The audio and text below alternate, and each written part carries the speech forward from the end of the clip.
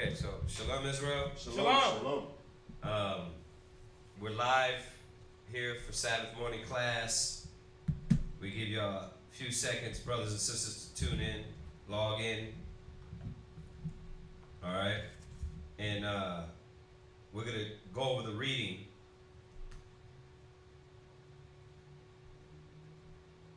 And if you, I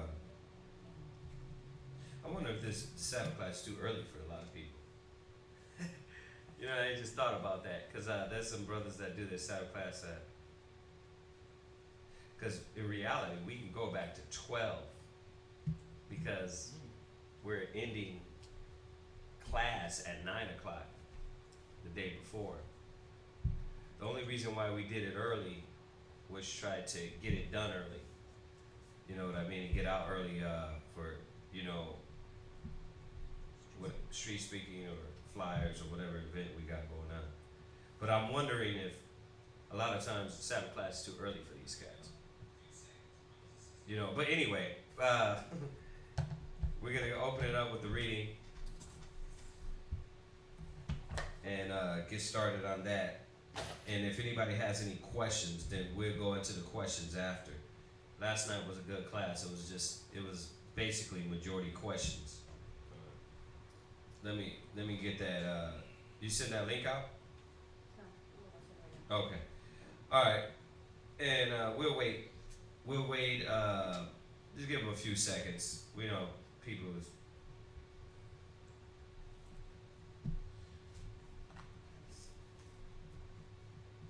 So we'll go over this reading and do our little announcements for the ones that do tune in. The ones that do tune in to us for our regular class days, and if you're new, you know what I mean. We welcome you. I'm Priest Kazakia. We got Zion Allah here and Lakara, Priest Lakara. So, all right. So we got Hanukkah coming up on the 24th. Today is December 17th. So we got Hanukkah coming up on December 24th to January 1st. Okay? If you don't know, we have classes Mondays, Wednesdays, and Fridays from 7 to 10. Mondays and Wednesdays and Fridays from 6 to 9. And then Sabbath morning classes. Of course, we start at 10.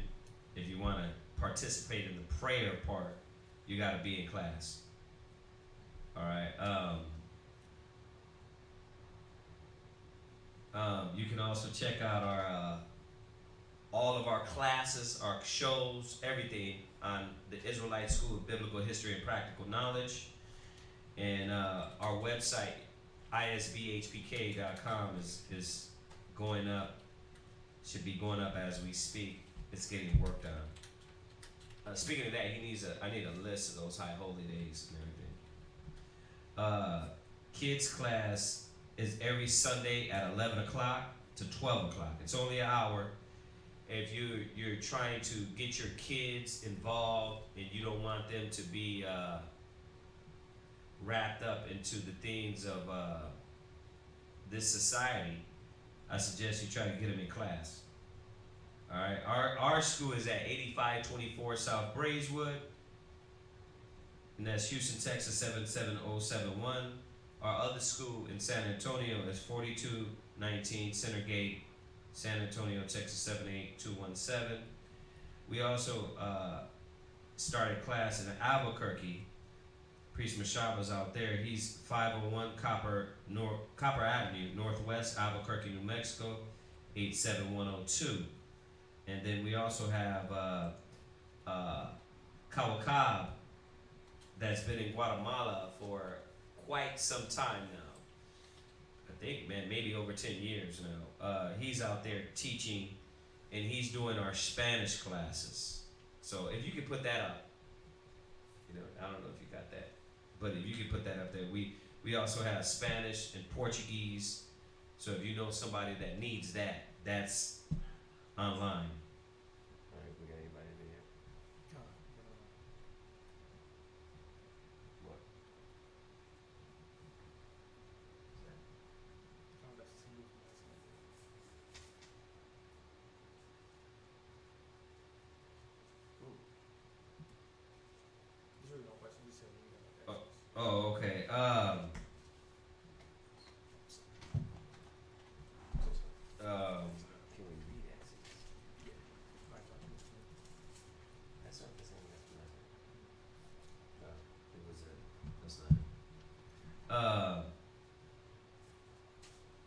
And then what else? What else I forgot on here? Our channel. Oh, sisters work on the garments. If you brothers and sisters want any garments before Passover, now's the time. Don't wait till the last minute to get your Passover garment done. All right. So we're gonna go into today's reading, and then if you have any questions, you gotta hold them till the end of reading. All right. What's up? Okay. All right. So let's go ahead and do that. If you tuning in to Sabbath reading, we try to go in accordance with everybody that goes to the summit. So we all should be on the same page, like all the other camps too. So that's when we do the portions. We all do the portions the same. So today we're starting at Genesis 32, verse 3. All right? God.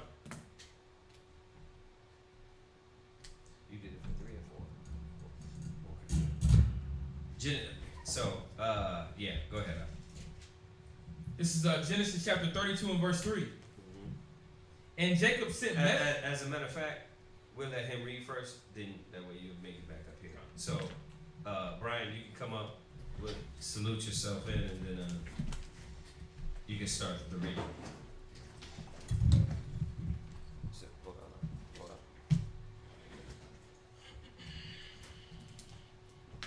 on. So you say Brian, Shabbatashal, Shabbata, Shaul, Yahawada, right? You do Judah? Yes. Yeah, Brian, Shabbatashal, Yahawada, Bun, Yasha'ala. So you're saying your tribe, your name, your nation, your name, your tribe, your nation. All right? All right. And then Amajib, and then you salute. Yahweh Shem Yahushai Barakatah. Yeah, Matai, come up. You're going to start the reading, and then after you're done, he'll make his way back up here.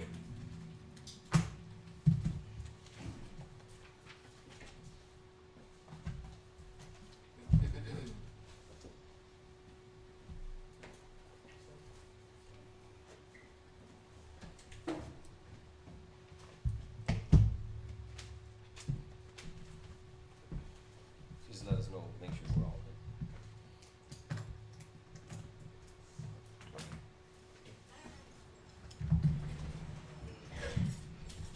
So you're at Genesis 32, verse 3. This is Genesis 32, 3. And Jacob sent messengers before him to Esau, his brother, and to the land of Seir, the country of Edom. Verse 4. And he commanded them, saying, Thus shall ye speak unto my lord Esau. Thy servant Jacob said thus, I have sojourned with Laban and stayed until now. Stayed there until now. Go ahead. Verse 5. Mm-hmm. And I have oxen and asses, flocks, and manservants, and womanservants. And I have sent to tell my Lord that I may find grace in thy sight. Verse 6. And the messenger returned to Jacob, saying, We came to thy brother Esau, and also he cometh to meet thee, and 400 men with him. Verse 7. Then Jacob was greatly afraid and distressed,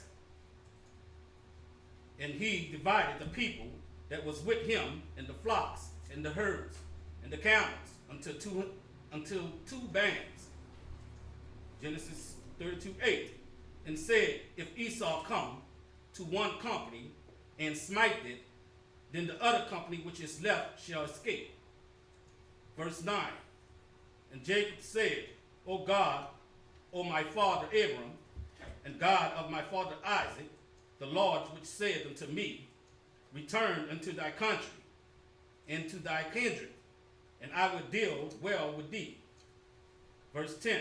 I am not worthy of the least of all the mercies, and of all the truth, which thou hast showed unto thy servant. For with my staff I passed over this Jordan, and now I am become 2 bands. Verse 11.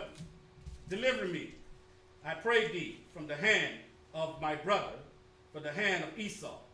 For I fear lest he will come and smite me, and the mother with the children. Verse 12. And thou sayest, I will surely do thee good, and make thy seed as the sand of the sea, which cannot be numbered for multitude. Verse 13. And if you tuned into last Sabbath class, it was all about showing that why the Most High chose Jacob, and that it was a plan. So we kind of knocked down, destroyed that lie that a lot of the churches start coming with. Basically, Jacob stole his birthright. He didn't steal his birthright. It was a plan of the Most High. So you got Esau coming, and Jacob is hesitant at this time. He's like, I don't know what's on this cat's mind. So let me watch how I'm rolling around him. Especially since he's coming with 400 men. Yeah. So he's thinking it's gonna be a battle. Go ahead. Verse 13. Uh-huh. And he lodged there that the same night, and took of that which came to his hand, and present for Esau his brother. Verse 14. 200 she-goats, 20 he-goats, 200 ewes, and 20 rams. Verse 15. 30 milch camels and their coats, 40 kine, and 10 bulls, 20 she-asses, and 10 foals. 16. And he delivered them into the hand of his servants, every drove by themselves, and said unto his servants, pass over before me, and put a space between drove and drove. Verse 17. And he commanded the foremost, saying, when Esau my brother meet thee, and asked thee, saying, whose art thou? And whither goes thou? And whose are these before thee? Verse 18. Then thou shalt say, they be thy servant Jacob. It is a present sent unto the Lord Esau.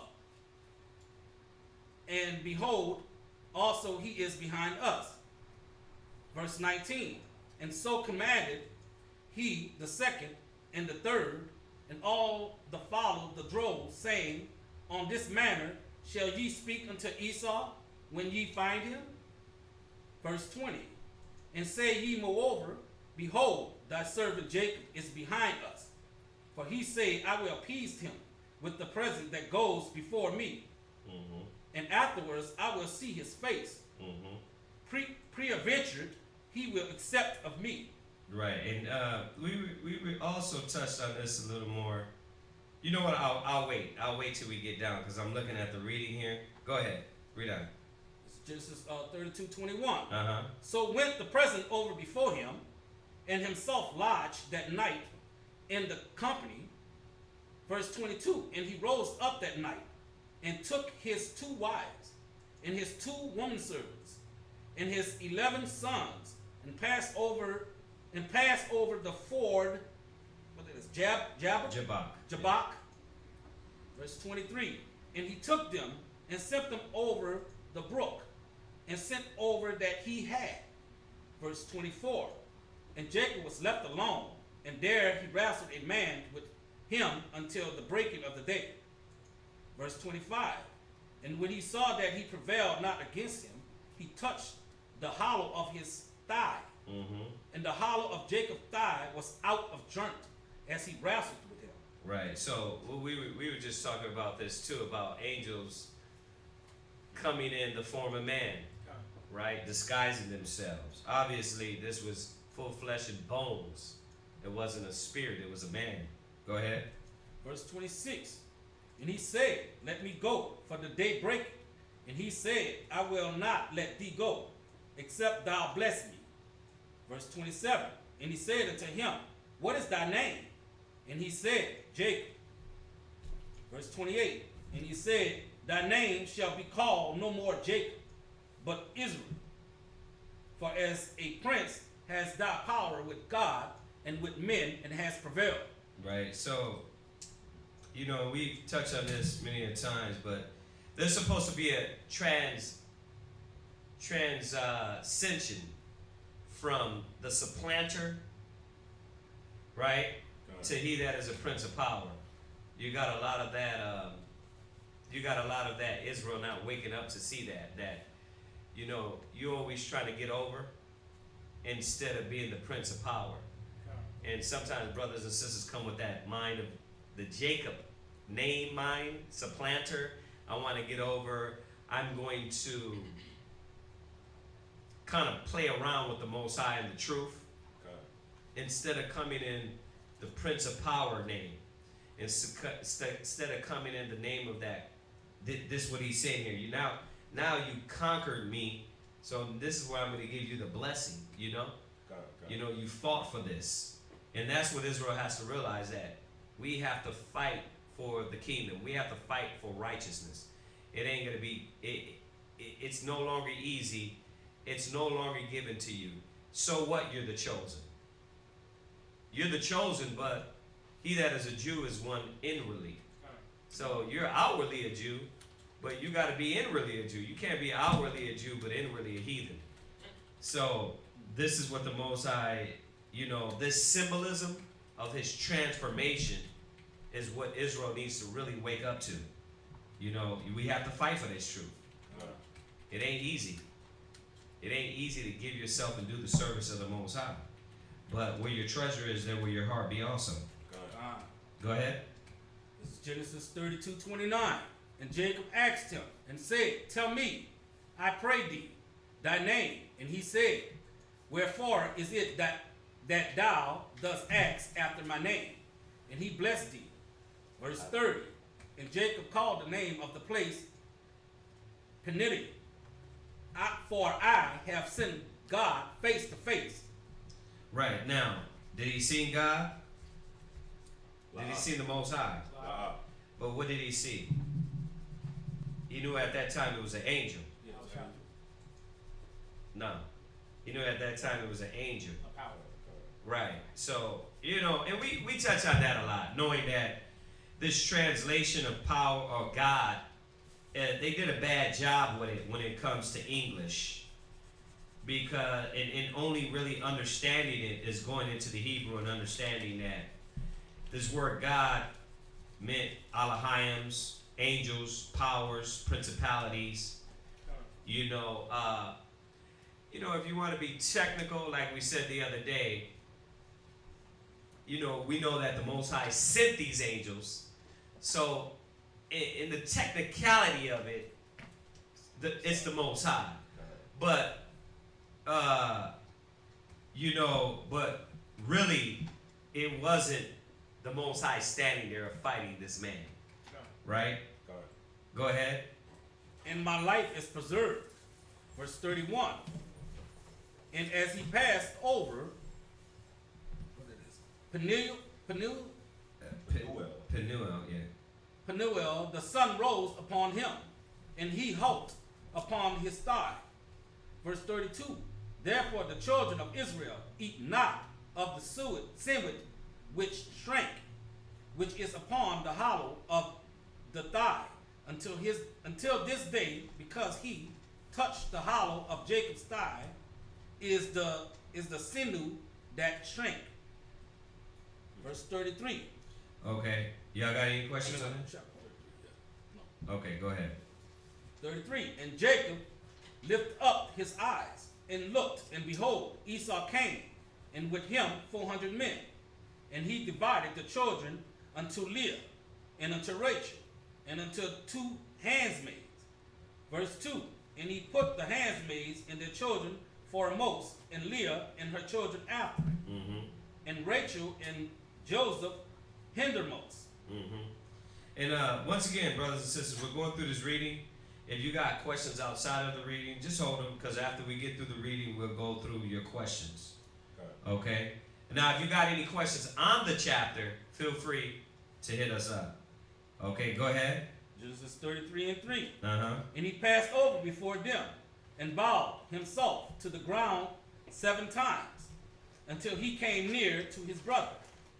Verse 4. And Esau ran to meet him and embraced him and fell on his neck and kissed him, and they wept. Verse 5. Right, so after all, Esau he wasn't going for war. Okay. See, but Jacob is realizing this spirit in Esau. And this is what these individuals don't understand, that the so-called white man, in all essence in his creation, was different. Now, if you caught Genesis the 25th chapter in the past Sabbath reading, Esau was in every way different. And we're going to go back there, Genesis 25, really 25, 23, real quick. 21. I'll read it real quick. And Isaac entreated the Lord and his wife because she was barren, and the Lord was entreated him, and Rebekah his wife conceived. And the children struggled together within her. And she said, if it be so, why am I thus? If I am blessed, why is this happening? And she went to inquire of the Lord, and the Lord said unto her, two nations are in thy womb, and 2 manner of people shall be separated from thy bowels. So this is where these individuals that think that Esau was just a light-skinned black man, they don't understand what we just read. It said 2 nations are in thy womb. We know it was born by the same woman, but it would be 2 nations that will be born in you. And one people shall be stronger than the other, and the elder shall serve the younger. And then the part in 23, it says 2 manner of people. See, they're not understanding that the Most High put a spirit on Esau. That's why when it said, and the first came out red, the Most High was showing us that this one is different. He wasn't a red-boned black man. He was a non-pigment human being, right? And the scriptures show us that. You know, we went over this. I just know there's a few of y'all probably that didn't get that. And I'm gonna show y'all something. Where's let me show y'all. Just right with this point about this spirit on Esau.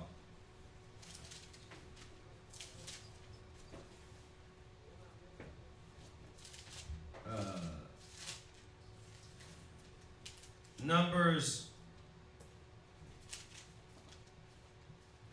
12 and 11. Numbers chapter 12, verse 11. Yeah, read that real quick. And Aaron said unto Moses, Alas, my Lord, I beseech thee, lay not the sin upon us. Right. No, verse 10, I'm sorry. God. Numbers chapter 12, verse 10. And the cloud departed from off the tabernacle, and behold, Miriam became leprous, white as snow. And Aaron looked upon Miriam, and behold, she was leprous. And Aaron said unto Moses, Alas, my Lord, I beseech thee, lay not the sin upon us, right, wherein we have done foolishly, and wherein we have sinned. Let her not be as one dead, of whom the flesh is half consumed, when he cometh out of his mother's womb. Stop. This is showing you how these cats do not read. That's why I asked that brother yesterday, how long you been in the truth?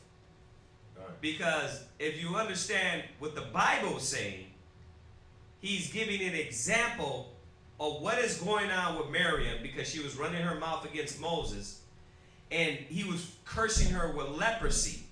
Now, read it again. Verse 10. I want y'all to get this in your head, that no, Esau is not a red-boned black man. These guys are out of their damn mind. They don't, first of all, you're not reading the Bible. And history, we got history books that tell you the Romans were Edomites. Okay? Now, but stick straight to the scriptures without the history books. Listen to what it said again. Go ahead. Numbers chapter 12, verse 10. And the cloud departed from off the tabernacle. And behold, Miriam became leprous, white as snow. Right. So she became white as snow because she had leprosy. Leprosy is a skin. It's not what the white man tell you today. I think today different. Leprosy is different. Like boils. Yeah, like boils. No. The leprosy of the Bible was you losing your skin pigment. It's going to tell us. Go ahead. And Aaron looked upon Miriam, and behold, she was leprous. And Aaron said unto Moses, Alas, my Lord, I beseech thee, lay not the sin upon us, Go ahead. wherein we have done foolishly, Go ahead. and wherein we have sinned. Let her not be as one dead. Right. She was as one what? As one dead. Right. So Esau came out as if he was one dead. That was the whole anomaly of him coming out. When you read on, it says Esau came out red all over like a hairy garment. That was the anomaly. He's the one that's different from everybody else back then. Go ahead. Of whom the flesh is half consumed. Of whom the flesh is what? Half consumed. Right, because your pigment is not on you. Watch. Now it's going to lead you into something we already read. Go ahead. When he cometh out of his mother's womb. Why is that? Why? Why? Why are you using that analogy? Now, I know you know why. I'm asking, I'm letting it sit in their minds a little bit. He's using that analogy because this is when Esau came out red all over like a hairy garment. He didn't have his skin pigment. This was that curse that he had on him. That's why the Bible says two manner of people. He didn't say, oh yeah, these are going to be these are brothers. These are brothers and everything's going to be just alike. No, they were brothers, but they were two different nations. If you didn't understand manner, he said, okay, two nations. Now, they didn't have 3 billion people in their belly apiece, in her belly apiece. These children would father two different nations. So, no, Jacob and Esau weren't, one was light-skinned and the other was, no, that's not what was going on. That's why you got to go through the precepts. I mean, there's many more precepts, but we're going to probably touch on it a little bit as we do this reading. But I just wanted to reiterate that because the subject came up yesterday about Esau and everything. And these cats don't study. They don't study. They don't read the Bible. They don't read just that basic scripture right there in Numbers. Okay? All right, so let's jump back to the reading. Genesis 33 and 5. Uh-huh. And he lifted up his eyes and saw the women and the children, and said, Who are those with thee? And he said, The children which God had graciously given thy servant. Verse 6. And then the handmaids came near, they and their children, and they bowed themselves. Verse 7. And Leah also came with her children, came near, and bowed themselves. And after came Joseph near, and Rachel, and they bowed themselves. Verse 8. And he said, What meanest thou by all this robe which I met? And he said, These are to find grace in the sight of my Lord. Verse 9. And Esau said, I have enough, my brothers. Keep that thou hast unto thyself. Verse 10. And Jacob said, Nay, I pray thee, if now I have found grace in thy sight. So you see, this is a perfect analogy, time, or I should say, not analogy, but perfect time to bring out, greater is he that is in you than he that is in the world. See, Jacob was the greater man. Knowing Esau had spirits on him and wanting to kill him, right? Because you go on and you find this out through the story. But Jacob was still keeping the spirit of peace and unity in righteousness. Con. So he was like, you know, he didn't go to him and say, you know what, you devil ass, you the devil that the Bible speaks of. You know what, you the Most High is gonna destroy you, right? He didn't do that. See, because he was the greater man. The spirit in us have to be greater than these demons. Con. And that means that we don't function like these demons. We don't think like these demons. Go ahead.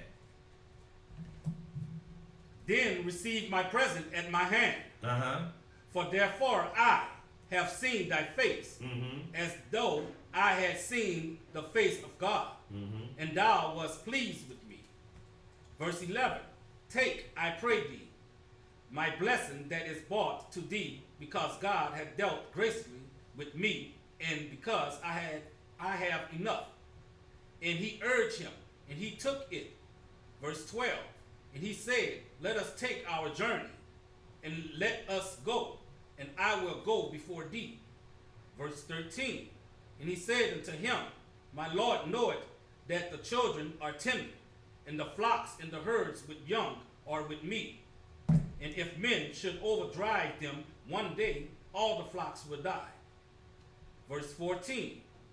Let my Lord, I pray thee, pass over before his servant, and I will lead on softly, according as the cattle that goeth before me, and the children be able to endure, until I come unto my Lord, unto Seir.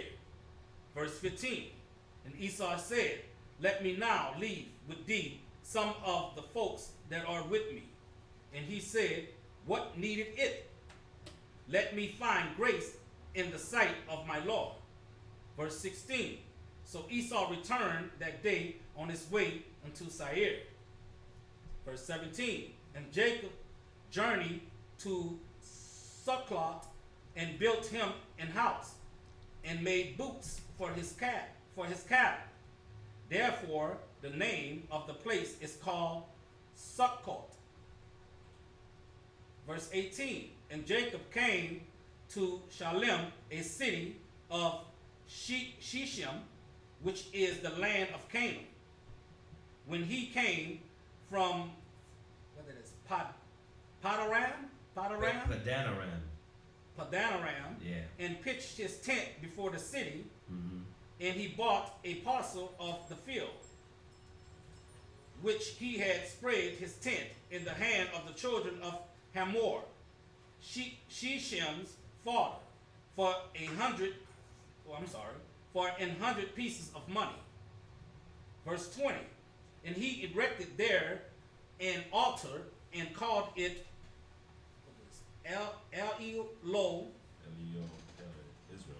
Elilo Israel. All right. So y'all got any questions on that? No. Okay. I mean, yeah. Well, you see. I mean, the main points were brought out on this. But what you got? Did you gonna say something? Okay. So where we at? He reads all the way to what? Oh, that was the end. That was in it? Got it. Okay. All right. So Zion.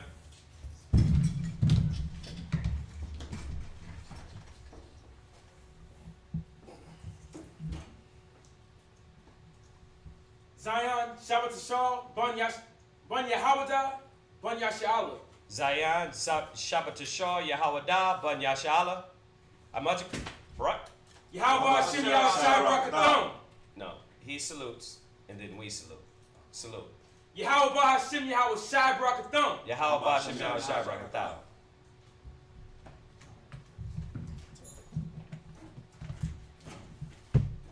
Yeah, because this, I'm looking at the reading here. We're going to go into Obadiah a little bit. Hebrews, yeah.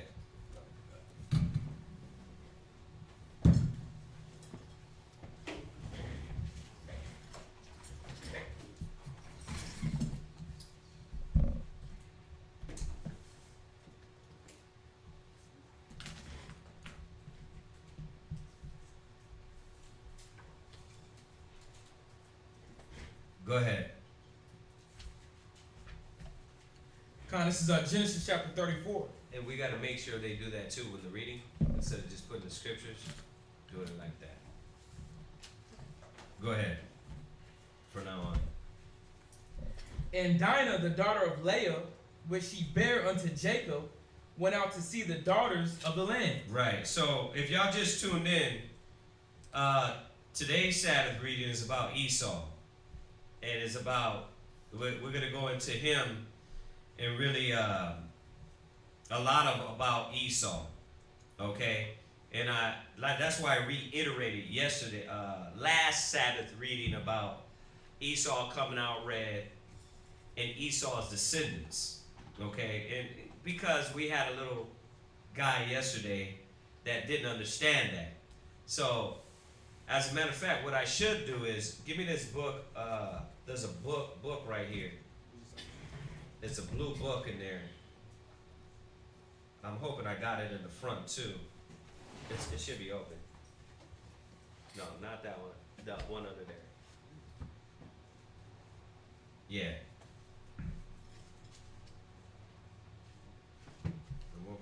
Ooh. Now I gotta find it. Go ahead. Go ahead and do the reading. Come. Verse 2. And when Sheshem, the son of Hamor, the Hivite, prince of the country, saw her, he took her and lay with her and defiled her. And his soul clave unto Dinah, the daughter of Jacob. Right. Now, this book is called The Apostle. Okay, it's by Shalom Ash. Now, these are so-called Jews, okay? And these are the ones, I didn't get a chance yesterday. And like I said, the only reason I'm bringing it out now is because it shows that these guys don't study. Numbers showed us that Miriam was getting blessed with the curse of blessed. Miriam was getting cursed with leprosy because she had disobeyed the Most High. And it shows that she was going to be, it was a curse. In her skin, she was going to look half dead. Okay? But that was biblically, and we're gonna go over more. But this is called The Apostle. This is on page 626. And it says here, Rome. It says Rome. Too bad we can't zoom in our little cheapy cameras, but city of Edom. If you didn't think the white man was the Edomites, and you thought Esau was a yellow-boned brother, that's a damn lie. No, the white man, two manner of people. All right? Let alone, let's look at the hostility that Esau has had against us over the centuries. Not centuries, but years. I say centuries because when you go back to Genesis, and you start to see how this hatred builds up. But this is a book. It's called The Apostle, and it's by Shalom Ash, and that's SHOLEMASCH.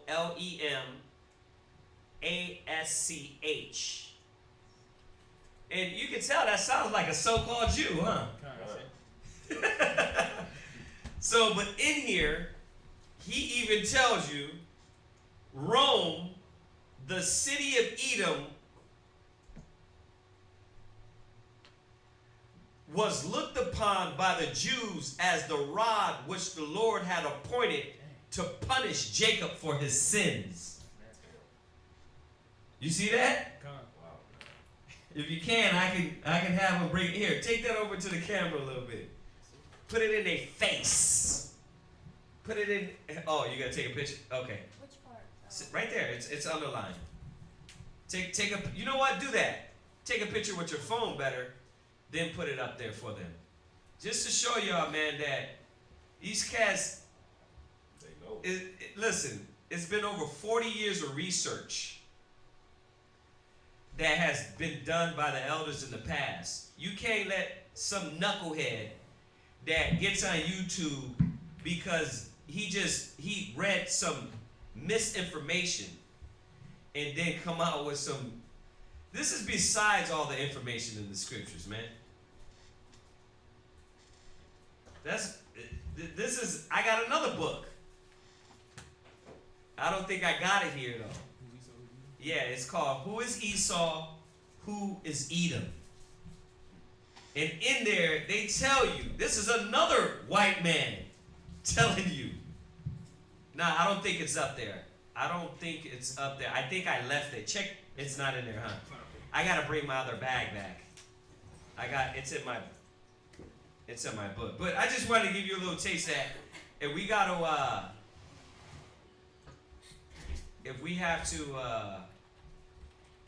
if I have to bring it back, we'll bring it back, all right? It's not up there, is it? Okay. All right. So let's go ahead and go on in the reading. This is verse 3. Uh-huh. And his soul clave unto Dinah, the daughter of Jacob, and he loved the damsel. Okay. So you got this Hamite that loved the sister, one of our sisters. And the only sister, Dinah, of all these brothers. Right? Got it. So, go ahead. And he loved Dinah, he loved the damsel, and spake kindly unto the damsel. And Shechem spake unto his father Hamor, saying, Give me this damsel to wife. And Jacob heard that he had defiled Dinah, his daughter. Now his sons were with his cattle in the field, and Jacob held his peace until they were come. And Hamor, the father of Shechem, went out unto Jacob to commune with him. And the sons of Jacob came out of the field when they heard it. And the men grieved, and they were very wroth, because he had wrought folly in Israel, and lying with Jacob's daughter. Right. Basically, he raped her, right? He raped Dinah. Okay, go ahead. Which thing ought not to be done. Mm-hmm. And Hamor communed with them, saying, The soul of my son Shechem longeth for your daughter. I pray you give her him to wife. Verse 9. And make ye marriages with us, and give your daughters unto us, and take our daughters unto you. Right, so you already raped her. Now you're talking about, you know what, maybe we should give our daughters to each other. It's too late. You done Right. you messed up. You raped one of the sisters, the one sister of all these brothers, the holy nation, and now you want us to marry in with you. So, yeah. This is where this is going, right? Go ahead. This is verse 11. Uh-huh. Actually, it's like verse 10. Mm-hmm. And ye shall dwell with us, and the land shall be before you. Dwell and trade ye therein, and get your possessions therein. Verse 11. And Shechem said unto her father and unto her brethren, Let me find grace in your eyes, and what ye shall say unto me I will give. Ask me never so much dowry and gift, and I will give according as ye shall say unto me. But give me the damsel to wife. And the sons of Jacob answered Shechem and Hamor his father deceitfully, and said, Because he had defiled Dinah their sister. And they said unto them, We cannot do this thing, to give our sister to one that is uncircumcised. Mm-hmm. For that were a reproach unto us. Right. So, Israel weren't supposed to deal with the other nations. So he said, all right, you got to be circumcised. Right? So if you're gonna deal with an Israelite, you have to be circumcised. We read that a few weeks back about the Passover. They couldn't come into the Passover unless they were circumcised. Right? The strangers. So he's like, okay, listen, you got to circumcise yourself. Go ahead. Verse 15. Uh-huh. But in this will we consent unto you, if ye will be as we be, that every male of you be circumcised, then will we give our daughter unto you. And we will take your daughters to us. These are powerful men back in the days, by the way, man. You got to think about it. You know what I mean? I'm talking about these Hamites. Okay. Because you, for this one woman, she must have been bad. Everybody's gonna cut their meat. Right. That's some powerful stuff, right? Go ahead. Then we will give you our daughters unto you, and we will take your daughters to us, and we will dwell with you, and we will become one people. Mm-hmm. But if ye will not hearken unto us to be circumcised, then will we take our daughter, and we will be gone. Mm-hmm. And their words pleased Hamor and Shechem, Hamor's son. Mm-hmm. Verse 19. And the young man deferred not to do the thing, because he had delight in Jacob's daughter.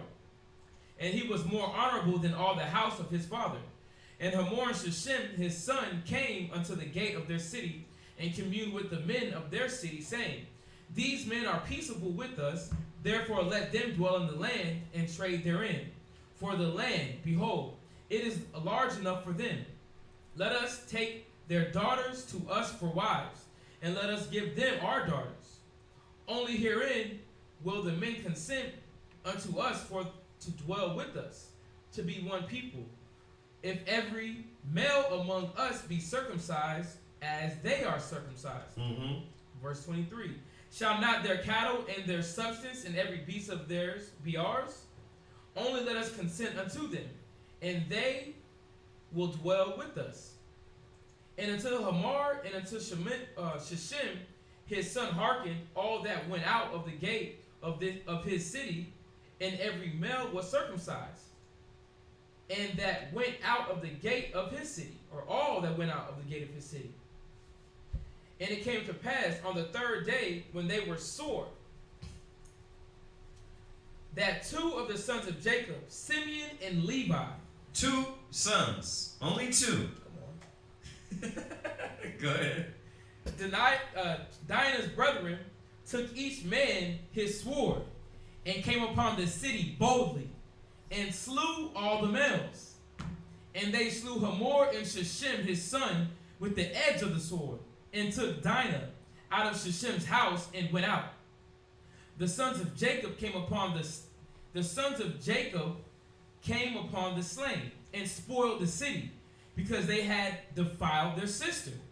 They took their sheep, and their oxen, and their asses, and that which was in the city, and that which was in the field. Another good point on this, man.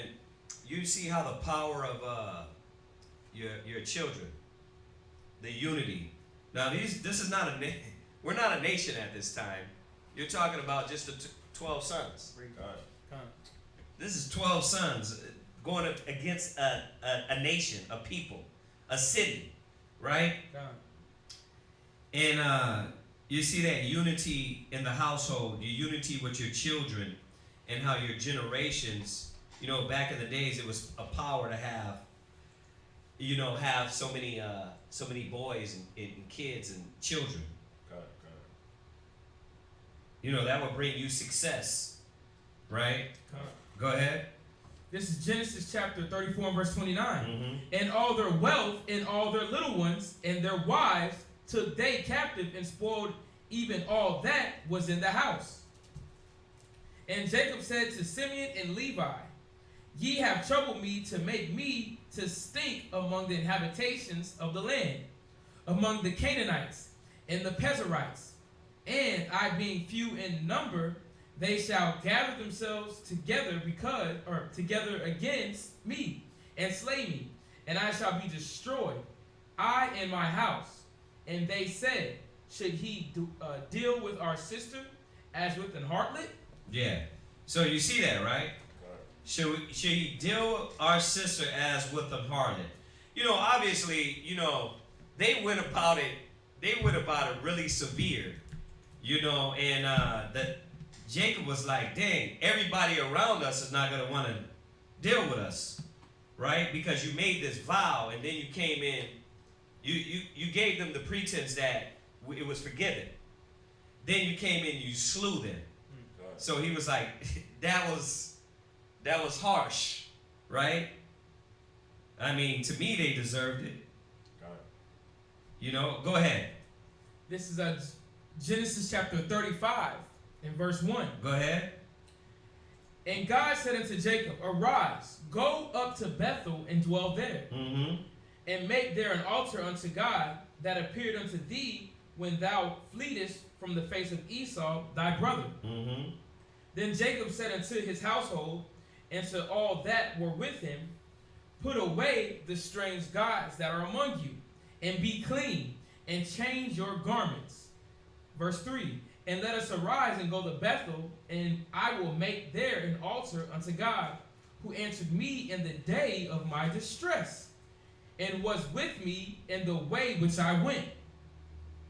Verse 4, and they gave unto Jacob all the strange gods which were in their hand, and all their earrings which were in their ears. And Jacob hid them under the oak which was by Shechem.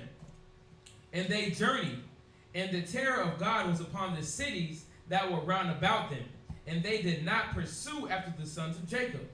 So Jacob came to Luz, which is in the land of Canaan, that is, Bethel, he and all the people that were with him. And he built there an altar and called the place El Bethel. Right. Now, let me remind y'all, and I've been doing this as we go down this timeline of reading in Genesis. We always fought against the Hamites. We always fought. The Egyptians, you got to think about it. So if Egypt was being built, right? These Africans was building their nation, right? The Most High was still dealing with the children of Israel above all that. Right.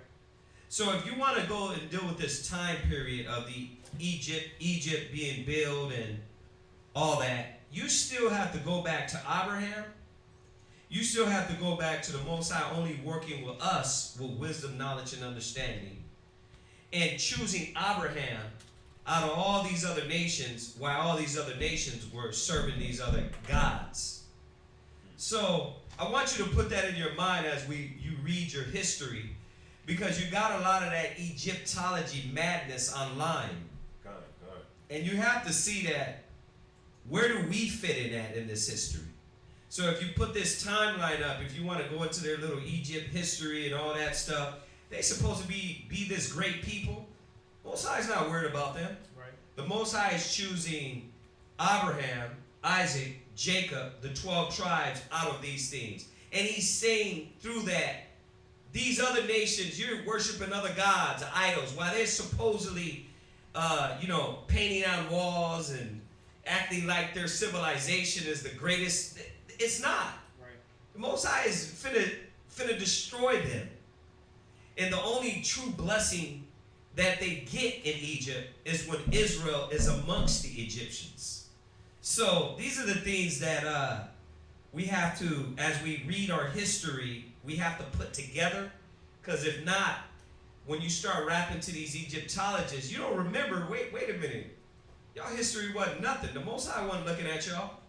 The Most High wasn't caring about y'all. Y'all was worshiping gods and idols and camels. Right. I don't know about camels, but Probably. probably. Go ahead. Alligators. Verse 7. Uh-huh. And he built an altar and called the place El Bethel, because their God appeared unto him when he fled from the face of his brother.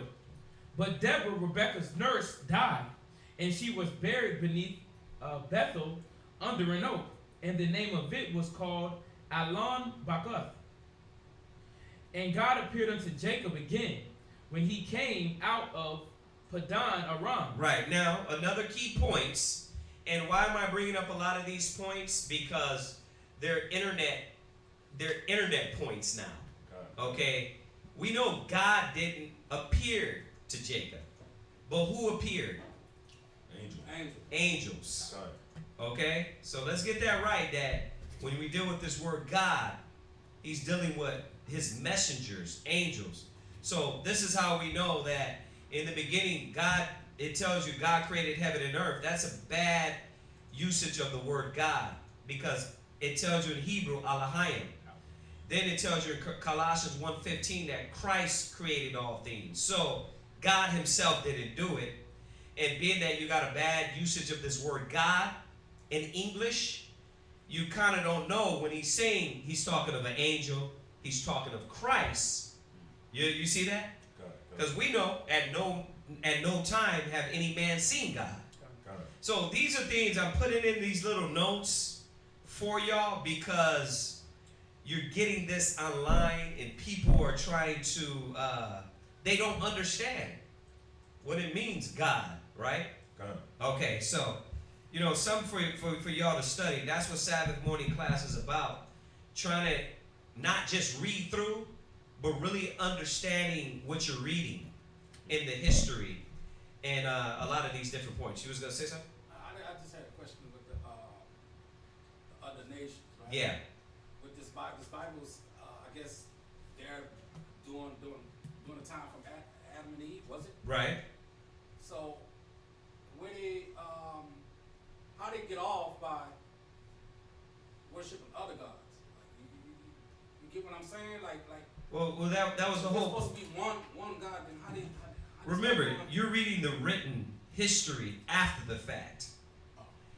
Abraham didn't have no Bible. All right. He didn't have no scrolls. He didn't have no New Testament. He didn't have no Old Testament. So the Most High chose Abraham because out of all those people in Mesopotamia, all of those people in Sumeria, Abraham was the one man that wasn't following all the other gods. God. So this covenant, this contract that was made with Abraham was because that same reason. When there was no Bible, nothing written, it was written in Abraham's heart to be able to look at the sky and say, wait a minute.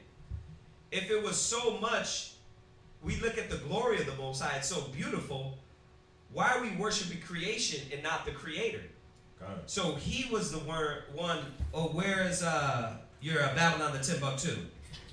It tells you in here a good point, and I'm going to start bringing these books, and I'm going to keep reiterating when these books bring out some good points, but we're not using these books as doctrine. We're just bringing out some points to prove the fact of the Bible that correlates with the scriptures. But when you go into, let me see here. Mine ain't in there? Dang, man. I gotta just leave my books here, man. I hate hunking that big thing around with all those books. But it tells you in the Babylon the Timbuktu,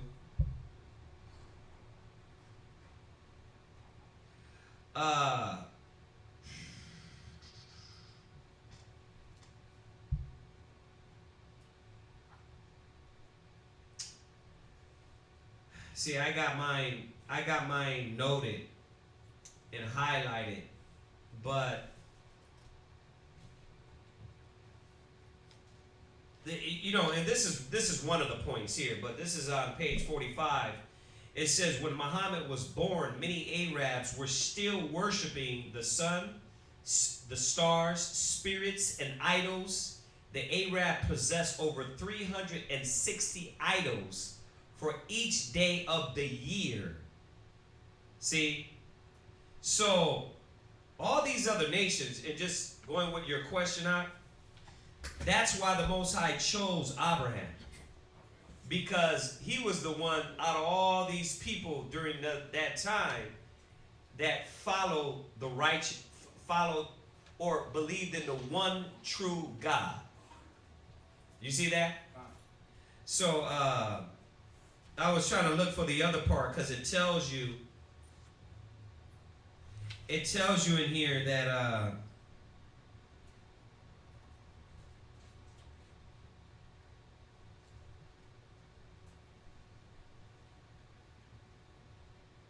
okay, this is the same chapter. This is page 45. And if you don't know, Babylon the Timbuktu is by Rudolph R. Windsor, but it says in here, after Muhammad became a camel driver, he traveled to the remote, intriguing lands. He led his caravans to Persia, Syria, and Egypt, transacting business with merchants of every kind. On his business trips, he met Jews, Christians, and many members of other sects. He integrated them concerning the tents. He interrogated them concerning the tenets of their religions. He frequented the environment of the Jews and their rabbis, mostly because he could not read or write. His ears were attentive and keen to everything that the Jews related to him. Muhammad learned and extracted much of the Jews' religion and compounded it with his new religion, Islam. Now, this is just from a destroying that Islam tip, but we're talking about the Arabs, we're talking about the Africans, you know, because remember, the Arabs are Africans. They come from Ham, okay, or if you want to use that word, African. All right, so just showing you that was the same concept back in Mesopotamia. All these other Hamites and other people were serving all these other gods while Abraham was serving the one true God. And that's in the Josephus too. We brought that out before. Okay. Yeah. Also, when you was talking about the circumcision and stuff like that, I want to ask why to do circumcision, and then second, I had a question is for the other nations, if from what they were saying, like if we wanted to accept them or whatever like that, when you circumcise, does that like connect you with that family or something like that? Is that like a blessing being circumcised? Is circumcising word? Well, the circumcision was the contract. That was the contract. You were coming up under the bond of the contract. Remember, Abraham was circumcised. Okay. What was the token of the covenant, right? That's why y'all can't be missing Sabbath class, because we went all over the reading, and it is going straight through this line of history. But Abraham, he was circumcised, the token of the contract, the covenant. So when you start going into the law, like I said, we went over the other day. Somebody had a question on about the nations coming into the Passover. And when you read down in that chapter in Exodus, it tells you that they couldn't come in unless they were circumcised. Okay? So, you had to be circumcised. You see that? Yeah, that was you coming up under the bond of the covenant.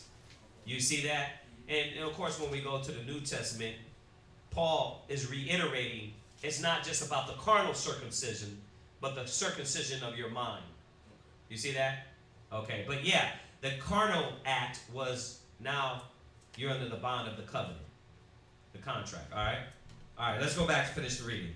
This is Genesis chapter 35 and verse 10. And God said unto him, thy name is Jacob. Thy name shall not be called any more Jacob, but Israel. Right. Listen, I'm going to say this. If y'all got any questions, just hold it. What do they got questions on there? If they got questions on there, they can hold them. All right? Y'all cats that come in, be ready to learn. Be ready to hear. If you're going to go teach. You know what I mean? Give the people a chance to listen to class. All right?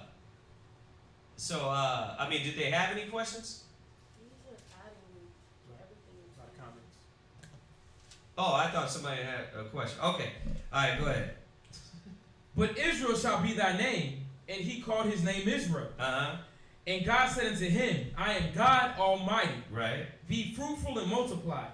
A nation and a company of nations shall be of thee, and kings shall come out of thy loins. In the land which I gave Abraham and Isaac, to thee I will give it, and to thy seed after thee I will give the land. Right, so that contract was made with Abraham, Isaac, Jacob. You see that? God. Go ahead. Verse 13, and God went up from him in the place where he talked with him. And Jacob set up a pillar in the place where he talked with him, even a pillar of stone. And he poured a drink offering thereon, and he poured oil thereon.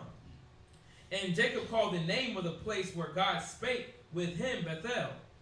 And they journeyed from Bethel, and there was but a little way to come to Ibrath.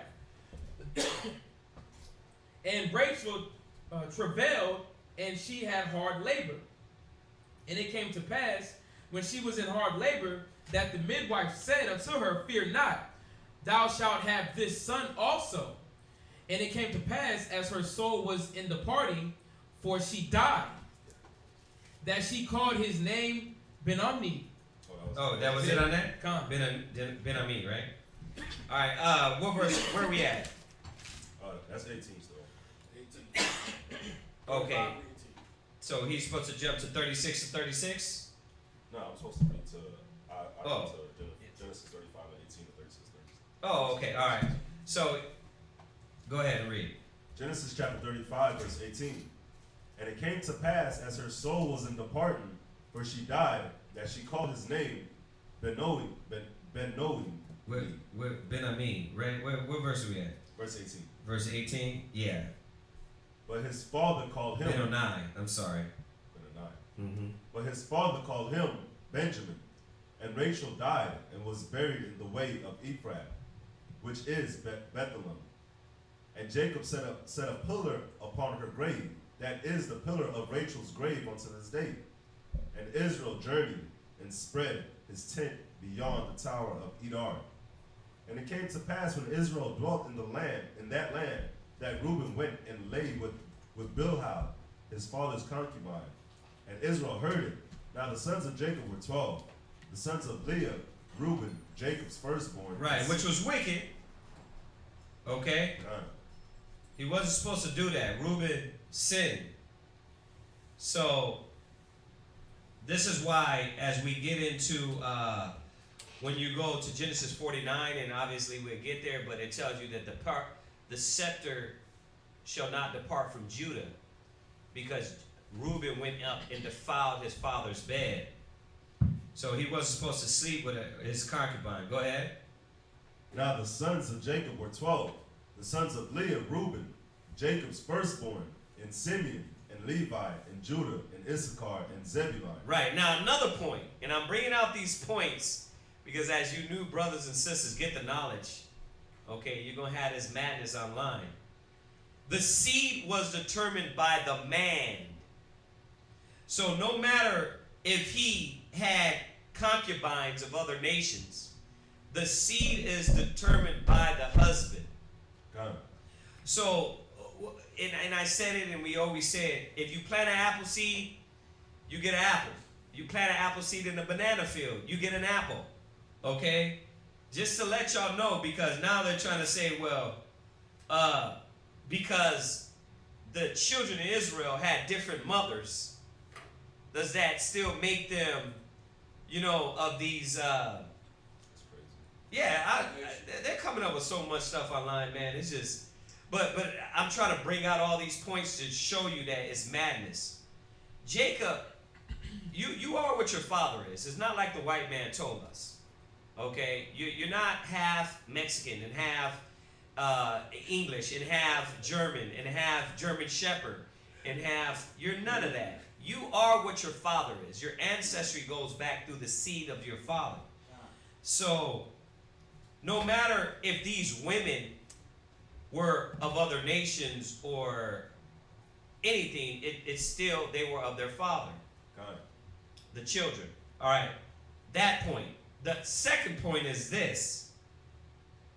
Now you can see how the Israelites look different. God. They had different mothers. That's another madness that go around, that all the Israelites had to be dark-skinned chocolate with big lips and big nose. No, we had different mothers. Just like you, if you have a different mother from your brothers, you look different. God. You can come out light-skinned, you can come out different hair. So it's points like this in the scriptures that you have to know, because you're going to go online and then you're going to hear that all Israelites are dark skinned, they're Negroes. No, they're not. They're Negroid in, if you want to technically in nationality, and we're using that word lightly only for you to understand, because there's no such thing as Negro in the Bible. Okay, we know that they were from the seed of Jacob. Jacob would technically today be a Negro, right? God. All right. So it's just showing you that he was a so-called black man, but his wives, his concubines that Israel came from, because he had 12 sons, they were different. You had Egyptian concubines, right? So then those kids are going to come out looking different. Okay, so that's another scripture point that you'll be able to say, wait a minute, nah, all Israelites weren't going to be dark-skinned with woolly hair, with big nose and big lips. All right, the Most High made all the tribes different because that's the beauty in it. Okay, go ahead. Verse 24. The sons of Rachel, Joseph and Benjamin, and the sons of Bilhah, Rachel's handmaid. Right, so Bilhah, Rachel's handmaid, was what? Concubine. Right, she was a concubine, but what was she? She's Say it in the mic. Say it in the mic. I don't have her nationality. Bilhah. Oh, It should tell you in there.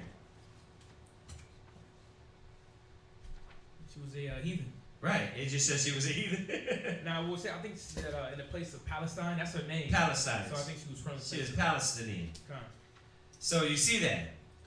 So yeah, they had these. He had these concubines.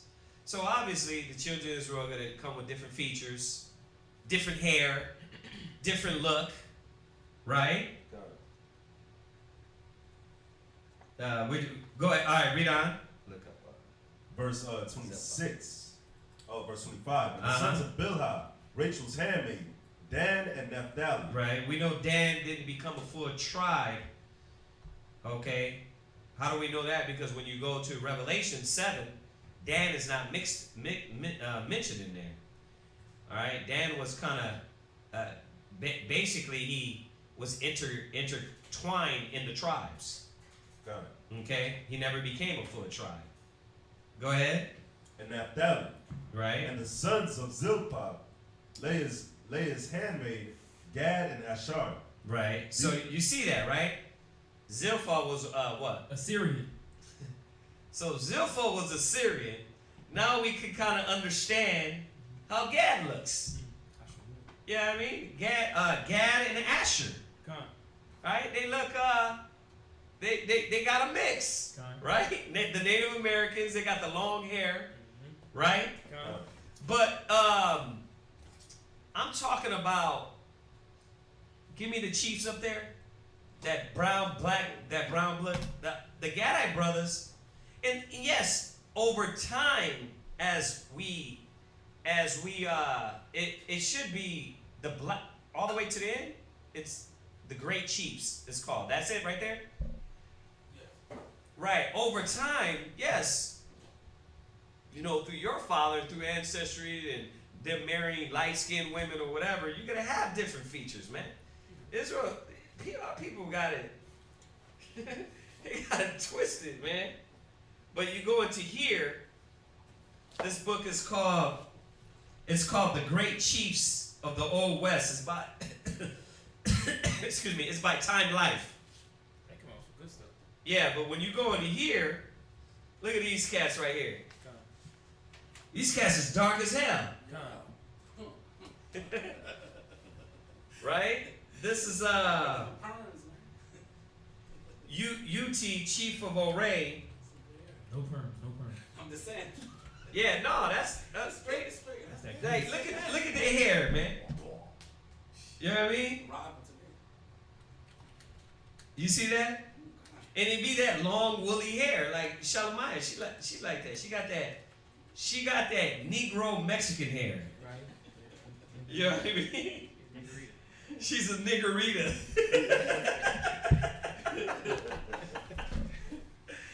Right? But that's how it is. We came with different colors. And the only reason we're pausing on this point is because you're getting a lot of this bullshit jargon online that all the tribes were Negro and Negroid featured. Bull crap. We had, like, yes, they were dark skinned. Obviously, even look at these cats here. They're dark as hell. Con. You can tell they got Negro features, but don't. right? You see that? Con. So, and the funny thing is, man, listen, I'm gonna show y'all something. See, I'm from the tribe of Reuben, Seminole Indian, right? Now, my dad, he was my color, right? Con. My dad was my color, but his dad, dude, was like this.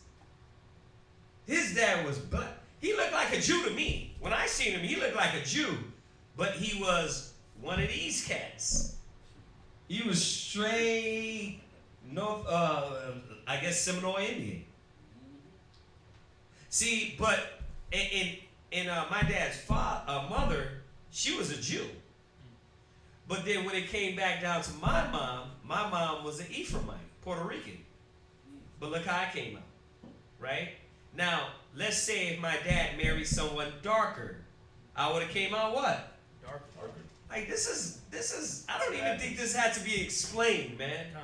But this is the thing to go into the Bible and show, wait a minute, why when you go to Bilhah, when you go to Zelpha, you find out that no, we're not going to have all the same features because the mothers were different in nationality. Okay, so I just wanted to throw that in there. It's the tidbits we're throwing in here today, man. Y'all that are getting this class, you're lucky because it happened to be on this topic that is bringing out a lot of points that there's a lot of garbage they're throwing in online to disrupt and cause confusion. And keep the hatred once again between the tribes. Yeah, it's stupid. So it don't matter if you're light skinned as hell. Right. If your father's of the seed of those Mexicans, Indians, Toltecs, Incas, Taino, Boricua Indians, right? You're of the nation of Israel. Okay, it don't matter because you're light skinned or not. All right, we just got to get that right. All right. So go ahead. What else? Go ahead. Read on. Verse 25. Verse 26. And the sons of Zilpah, Leah's handmaid, Gad and Asher. These are the sons of Jacob, which were born to him in Padanaram. And Jacob came unto Isaac his father unto Mamre, unto the city of Arba, which is Hebron, where Abraham and Isaac sojourned. And the days of Isaac were 180 years old. And Isaac gave up the ghost, and died, and was gathered unto his people, being old and full of days. And his sons Esau and Jacob buried him.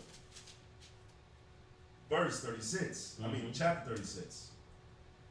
Now these are the generations of Esau, who is Edom.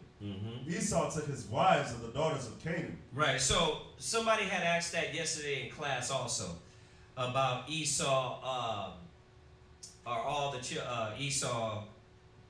all the white people Edomites? If they come from the Caucasus Mountains, then they are Esau.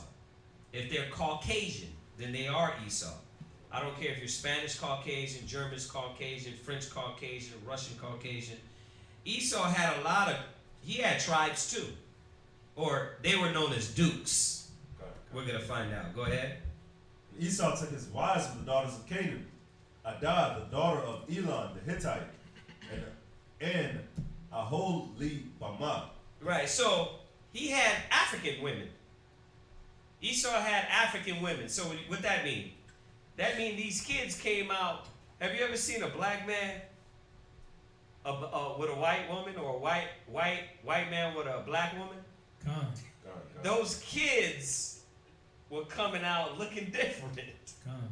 But the descendants, they are still of their father, Esau. Right? Yeah. But he didn't only have an African woman. So, go ahead. And Aholibamah, the daughter of Anah, the daughter of Zibeon, the Hivite, and Bashimah, Ishmael's daughter. Right. See, Ishmael's daughter. So he had an Arab wife. Wow.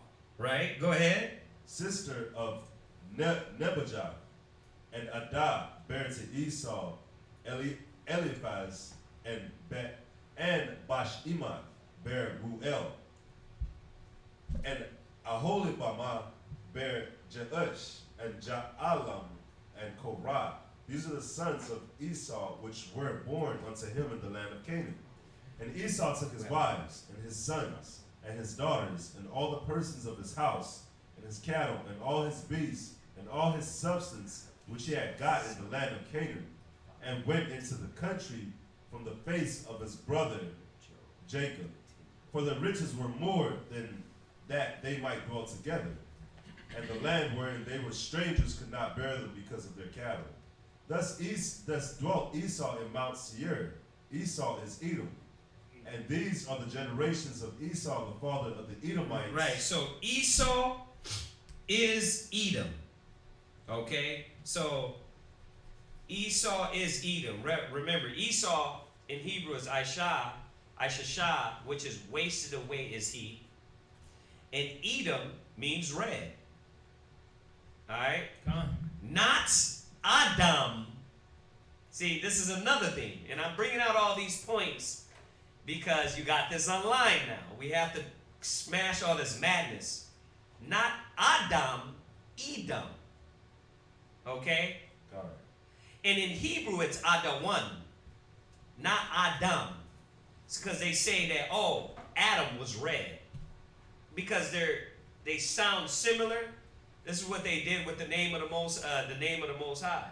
Because they don't understand this. It might sound similar, but it's not the same name. Right. They lack understanding in Hebrew. So Adawam is is Edom, which means red. Okay? Got it. Alright, go ahead. And these are the generations of Esau, the father of the Edomites, in Mount Seir. These are the names of Esau's son. Eliphaz, the son of Adah, the wife of Esau. Ruel, the son of Bashemath, the wife of Esau.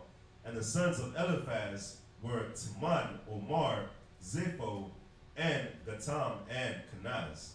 And Timnah was concubine to Eliphaz, Esau's son. And she bare to Eliphaz Amalek. These were the sons of Adah, Esau's wife. And these are the sons of Ruel, Nahath, and Zerah, Shammah, and Mizah. These were the sons of Bashemath, Esau's wife. And these were the sons of Aholibamah, the daughter of Anath, the daughter of Zibeon, Esau's wife. And she bare to Esau Jeush, and Jaalam, and Korah. These were the dukes of the sons of Esau, the sons of Eliphaz, the firstborn of Esau. Duke Tamah, Duke Omar, Duke Zepho, Duke Kenaz, Duke Korah, Duke Gatam, and Duke Amalek.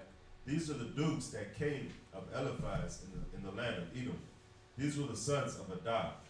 And these are the sons of Ruel, Esau's son. Duke Nahath, Duke Zerah, Duke Shammah, Duke Mizah. These are the dukes that came of Ruel in the land of Edom. These are the sons of Bashemath, Esau's wife. And these are the sons of Aholibamah, Esau's wife. Duke Jeush, Duke Jaalam, Duke Korah. These were the dukes that came of Aholibamah, the daughter of Anah, Esau's wife. These are the sons of Esau, who is Edom, and these are their dukes. These are the sons of Seir, the Horite, who inhabited the land, Lotan, and Shobal, and Zibeon, and Anah, and Dishan, and Ezer, and Dishan. These are the dukes of the Horites, the children of Seir, in the land of Edom.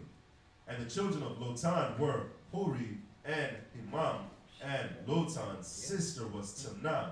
And the children of Shobal were these: Alvin, and Manahath, and Ebal, Shepho, and Onam.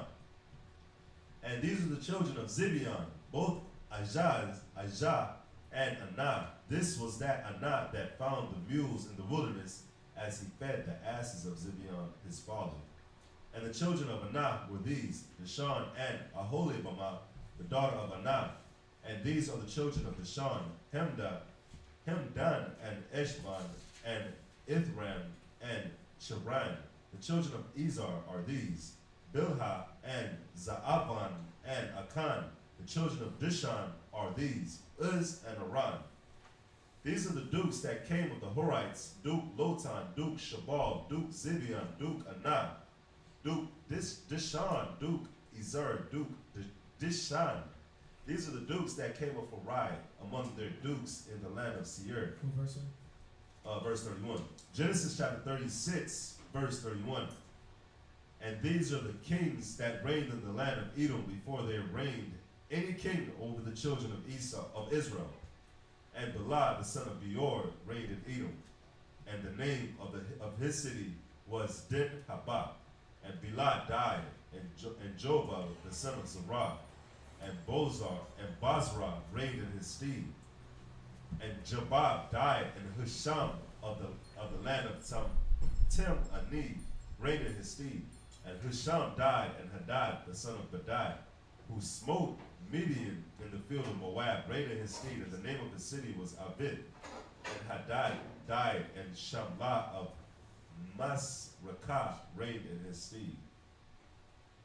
I think that's it. Okay, so anybody have any questions on that? I mean, that was obviously just his ancestry, Esau's ancestry. So,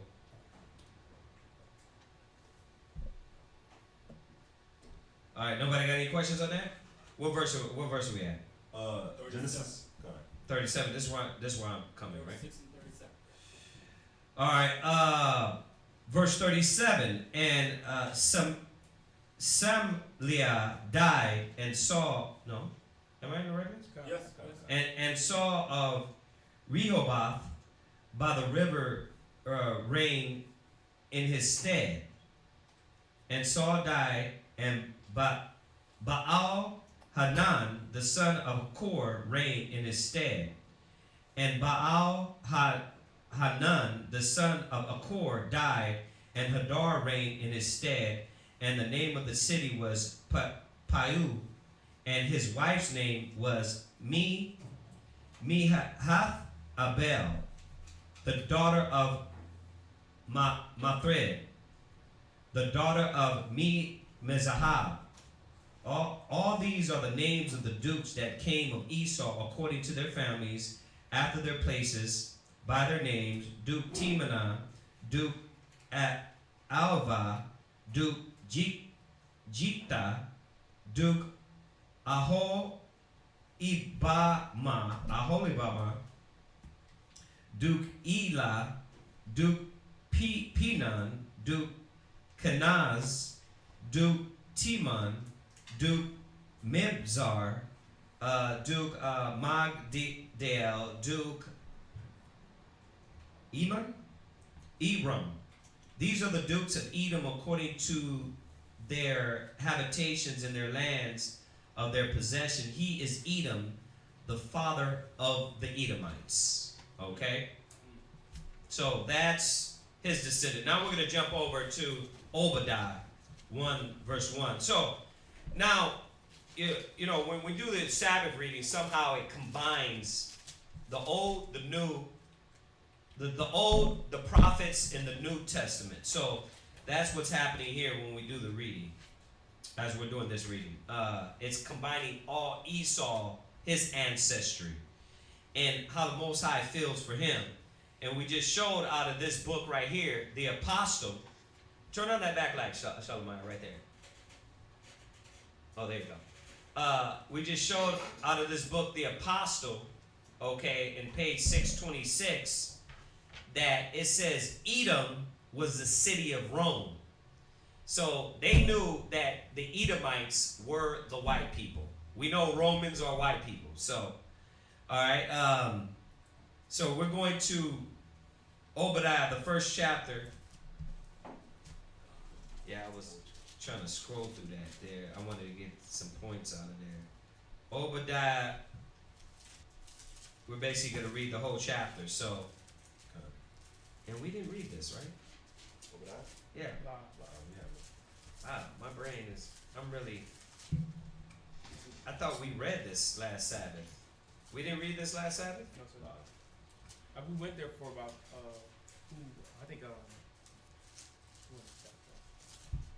Huh? I know already I went to it. Okay. That was a while back. I thought we did. We must. Anyway. All right. We should be right on track with the reading. Because at the end of basically by the Passover, we should have read the whole Bible, right? Go ahead. Or is it it's the whole Bible. So when we start fresh every year with the reading. So by the Passover, we should be done with the Bible. And then we start back over again. Alright, so this is Obadiah, the first chapter. The vision of Obadiah, thus saith the Lord Most High concerning Edom. We have heard a rumor from the Lord, and an ambassador is sent among the heathen. Arise ye, and let us rise up against her in battle. Behold, I have made thee small among the heathen, thou art greatly despised. Now we're understanding why, and we're going to get a little more understanding why the Most High's anger has been against Esau or Edom, right? And then we'll touch on a few extra things outside of the reading, because this is the perfect time to show that Esau is the so-called white man, and that Esau wasn't a light-skinned or red-boned brother. Okay, because that's the lie that's going around. He is the so-called white man. Okay?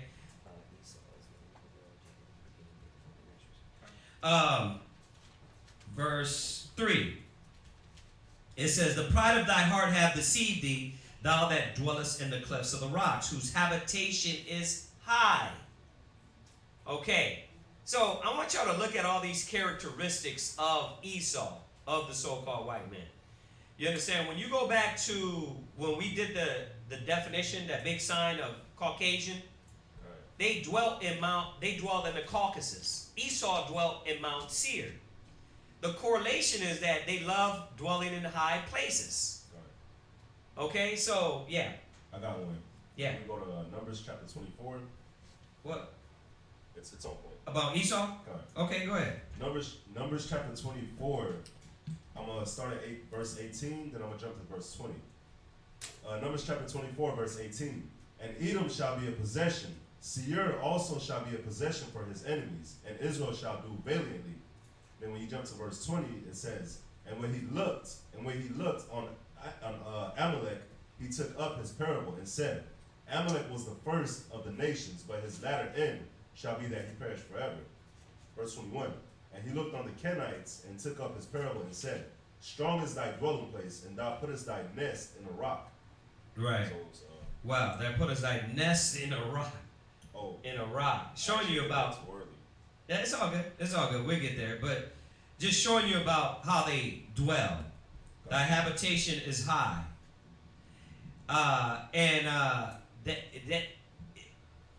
Let's just do this. Let's play this game. I want you to look around the world and see what people, besides the so-called white man, that it can fit. Well, we know the Asians, they like definitely high towers, right? Gone. Okay, they got some high towers out there. But what people like to live like this? You see that? So I want you to play that game with your mind so you can see, okay, well, we know, but you got to fit all the other things in there, all the other pieces too, right? As we go down, right? So through a process of elimination, you're going to see it only fits one people.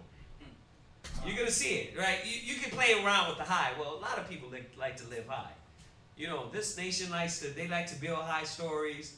Well, this nation, okay, so let's play it. Play it in your head. That way you can see how through this process of elimination, there's only one man that is going to fit these characteristics. Now, this is besides, he doesn't have skin pigment. He doesn't have melanin in his skin, right? Okay. This is so. We're going to get all these different points as we go through this. All right. So, the pride of thy heart hath deceived thee, thou that dwellest in the cliffs of the rocks, whose habitation is high, that saith in his heart, who shall bring me down to the ground? It's another characteristic of this nation. They're a prideful, cocky, disdainful nation. That no matter what you do, no matter what they do it with pride. I was looking at that Megan Kelly. She was talking about Santa's white and Jesus is white. And I was looking at that. It's showing you that they got no humility. That their spirit in them is to defy the Most High, righteousness in every way. God. You know, no matter how many Negroes they killed, how many people they killed as cops, they still will come back and tell you, we made the right decision. The way we're governing, the way we're ruling. God. Right? So, a prideful nation, unapologetic. They're an unapologetic people. Right? All the way to the end. Trump is the epitome of a so-called white man of the Edomite nation. He's the epitome. He's the best and the worst what they have. Why? Because he's going to show you to your face, I am what I am. Kiss my grits. You can't say nothing. God. You know what I mean? I can put down KKK members in my cabinet, ex-Nazis, ex-white supremacists, and guess what? Kiss my grits. You ain't gonna say nothing about it. So, when I look at Trump, I look at unapologetic. What? Now, when this would fit in now. Go ahead. Well, I'm reading. All right. Though thou exalt thyself as the eagle. Remember, you're going through this process of a nation, right? All right. Who exalt themselves as the eagle? Mentally and physically. Well, when you go back to the Greco-Roman Empire, the only one that had that symbol, like even us going over Daniel's, right? The Babylonians had the griffin. They had the griffin, right? Which was the lion with eagle's wings. But it wasn't the eagle. It wasn't till the Greeks and the Romans adopted the eagle, and then America adopted the eagle also. Because they know their ancestry comes from Rome, from the Greeks, right? That's when civilization started to them, right? That's when everything got right. We changed the calendar, we changed times and dates, right? So, I want you to ask yourself, look around across the world and see what light-skinned black man, his emblem is the eagle. Huh? See, in history, what black man's emblem, or what black nation, dark-skinned nation, emblem has been the eagle? You see how these guys, they don't know what the hell they're talking about. They do not know history. They don't know a little archaeology. They're not understanding that biblically that it only fits one nation. We're not done. Oh, that's nowhere near done. But these are the main points when you look at the symbols. Look at the dollar bill. Right. There's only one nation that took this symbol and ran with it. It's the eagle, right? Though thou exalt thyself as the eagle, and though thou set thy nest amongst the stars. Let's dial it back again. Okay, this we have to do this because you got people online saying, no, the white man is a dark-skinned black man, or I mean a light-skinned black man. Okay, what black man went to okay, they didn't go to the moon. What black man set his space program in the outer atmosphere of the stars, or what we can see? What black man? Tell me. Huh? What black man got a space station? What light-skinned black man? This is what tripped me out when they were talking about this. I'm like listening to them. I'm like, you don't know nowhere in the scriptures nothing about what the Bible is telling you. You know what's funny about that? What? No, answer that. I want to know. I was gonna say, well, with the whole space thing. Nah, answer it. No, just message you. Go ahead. Well, with the whole space thing, like we don't even think about going to space. Like us as a people, we don't care about going to Mars. We don't care about populating Mars. No. Populating Mercury or whatever. Now you got a few percentage that are rich, and they're realizing, damn, if America is destroyed, I need to get some billions up to be up there with the white man. And so they think, you know what I mean, or be below the earth, you know. But as nation-wise, none of us have achieved nor made it to that level, right? You haven't set a damn what are they the satellite. You haven't set a damn satellite, and that's probably a few million to get up there. 30 mil probably to get up there. You know what I mean? You haven't done that. The white man has got space stations. You see that? They've got space stations that hover in our outer atmosphere, because, if we want to say they didn't go to the moon. The bald eagle, U.S. national emblem. The bald eagle was chosen June 1782 as an emblem of the United States of America. So that's their symbol. Great strength and majesty, yeah. It says because of its long life, great strength, majesty, majestical look, really, and also it was then believed to exist only on this continent. Okay, that's what they say, right? But on the other side, the eagle is a scavenger. You understand? The eagle's representation is a lofty, to see beyond what can be seen. So we're talking about now these characteristics besides just the animal itself. All right? It says, though thou exalt thyself as an eagle, and though thou set thy nest amongst the stars, thence will I bring thee down, saith the Lord. Okay? If thieves came to thee, if robbers by night, how art thou cut off? Would they not have stolen until they had enough? If the grasshoppers came, if the grape gatherers came to thee, would they not leave some grapes? So Obadiah is giving an analogy here.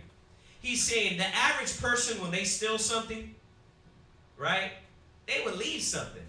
Like, what person have robbed you and took every damn thing? Like, listen, give me your drawers, give me your shoes, I want your everything, your social. You understand what nation has done that?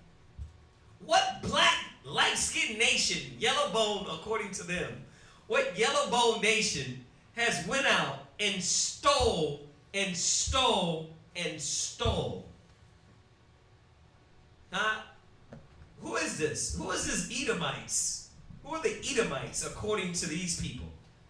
Man, there's only one nation that has raped, robbed, murdered. Now, you figure, well, other countries colonize. I'll put it in your mind. Other countries have colonized and taken over other countries. It's happened many a times. Right, but did they take your damn identity? Did they take your ancestry? Did they take your lineage? That's crazy. Think about it. Did they take all your pictures of everything and say, you know what, we're them? There's only one nation that has done that. The so-called white man came to America and stole everything. Now you got some of them walking around talking about, I'm Native American. Right? This is it. When I heard that you have this rumor going around that Esau was a yellow-boned black man, I was like, these niggas don't know the Bible. They don't have, and this is just basics. This is basics. But go to Nahum. Do you find that? Go to Nahum. I gotta throw this in here real quick. Gotta throw this in here real quickie.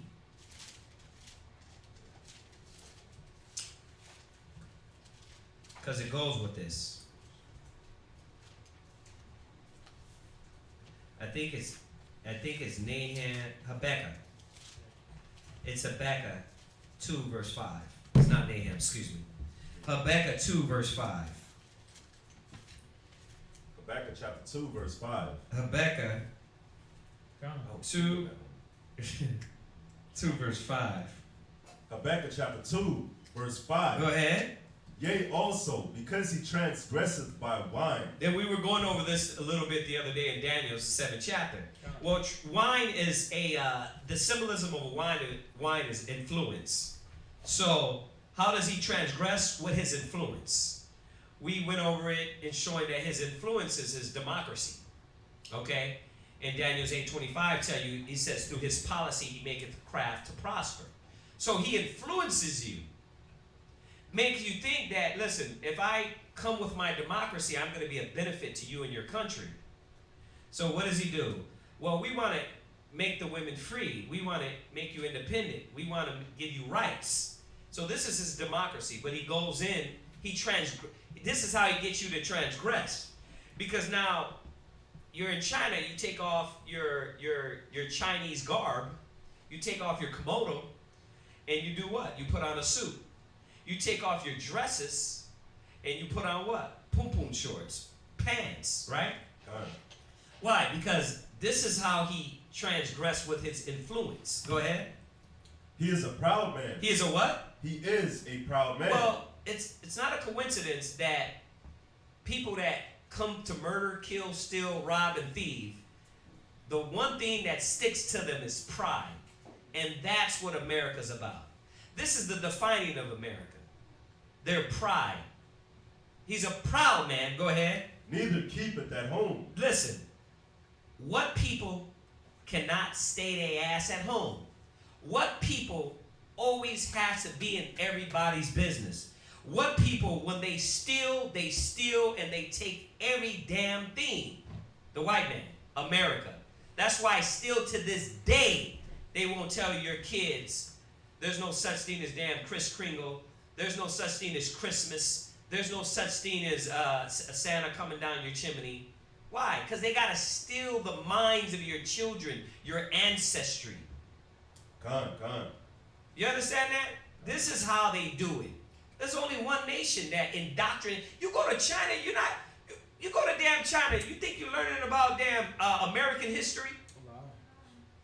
You think they're telling you how great damn the Greeks were, the Romans were, or they telling you about the dang Qing dynasty? Same thing with Africa. They're telling you about damn Shaka Zulu. Right? We're the only country, the black man, you don't got a history. Your history is you was butt naked getting whipped. What's your name, boy? Kunta Kinte. That's your history. Right? You have no history. You have no ancestry. Right? And then when it comes to you standing up for your history, your ancestry, oh, you're racist. True. Right? And this is what all the black media, a lot of these black commentators and our people out there are realizing now. That every time you try to stand up for yourself as a black man, Hispanic man, a dark-skinned person, you're brought down. The Indians, the Hindus, they have a nationality, identity, or religion. They're going to tell you about their beliefs. Right? So, ask yourself this. What nation came to another nation and took every damn thing? Go ahead, read. Who enlargeth his desire as hell. Yeah, and that's what America's about. That's what the wicked are about. They enlarge their desire as hell. How does this go with Obadiah? Because it's pointing about Esau, Edom, that when he goes somewhere, a regular human would take till they have enough, but the white man doesn't. He takes everything. So I'm going to jump back to Obadiah verse 6. How are the things of Esau searched out? Oh, it says, how are his hidden things sought up? All the men of thy confederacy have brought thee even to the border. The men that were at peace with thee have deceived thee and prevailed against thee. It says, they that eat thy bread have laid a wound under thee. There is none understanding in thee. Now, this right here, you're going to find out is a future prophecy. Because everybody that is confederate with Esau, or the so-called white man, are going to turn their back on him.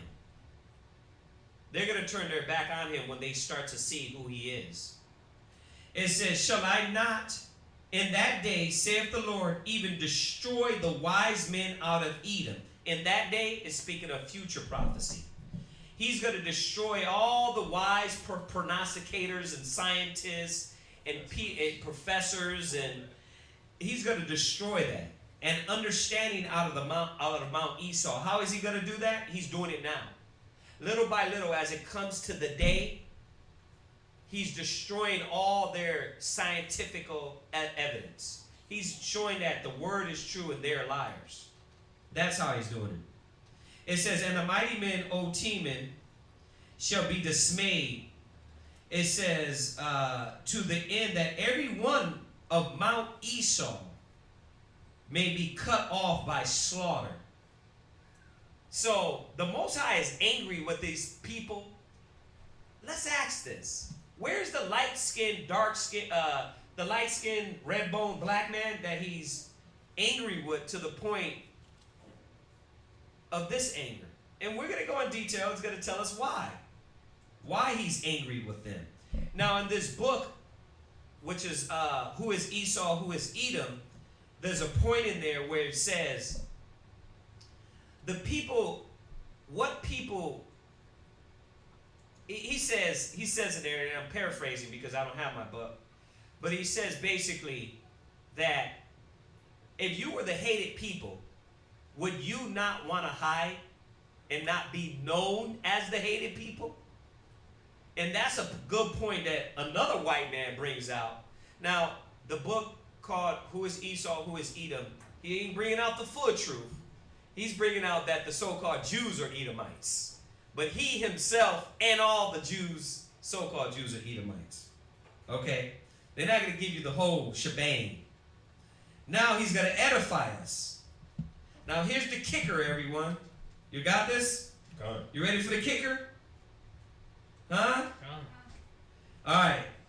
For thy violence against thy brother Jacob, shame shall cover thee, and thou shalt be cut off forever.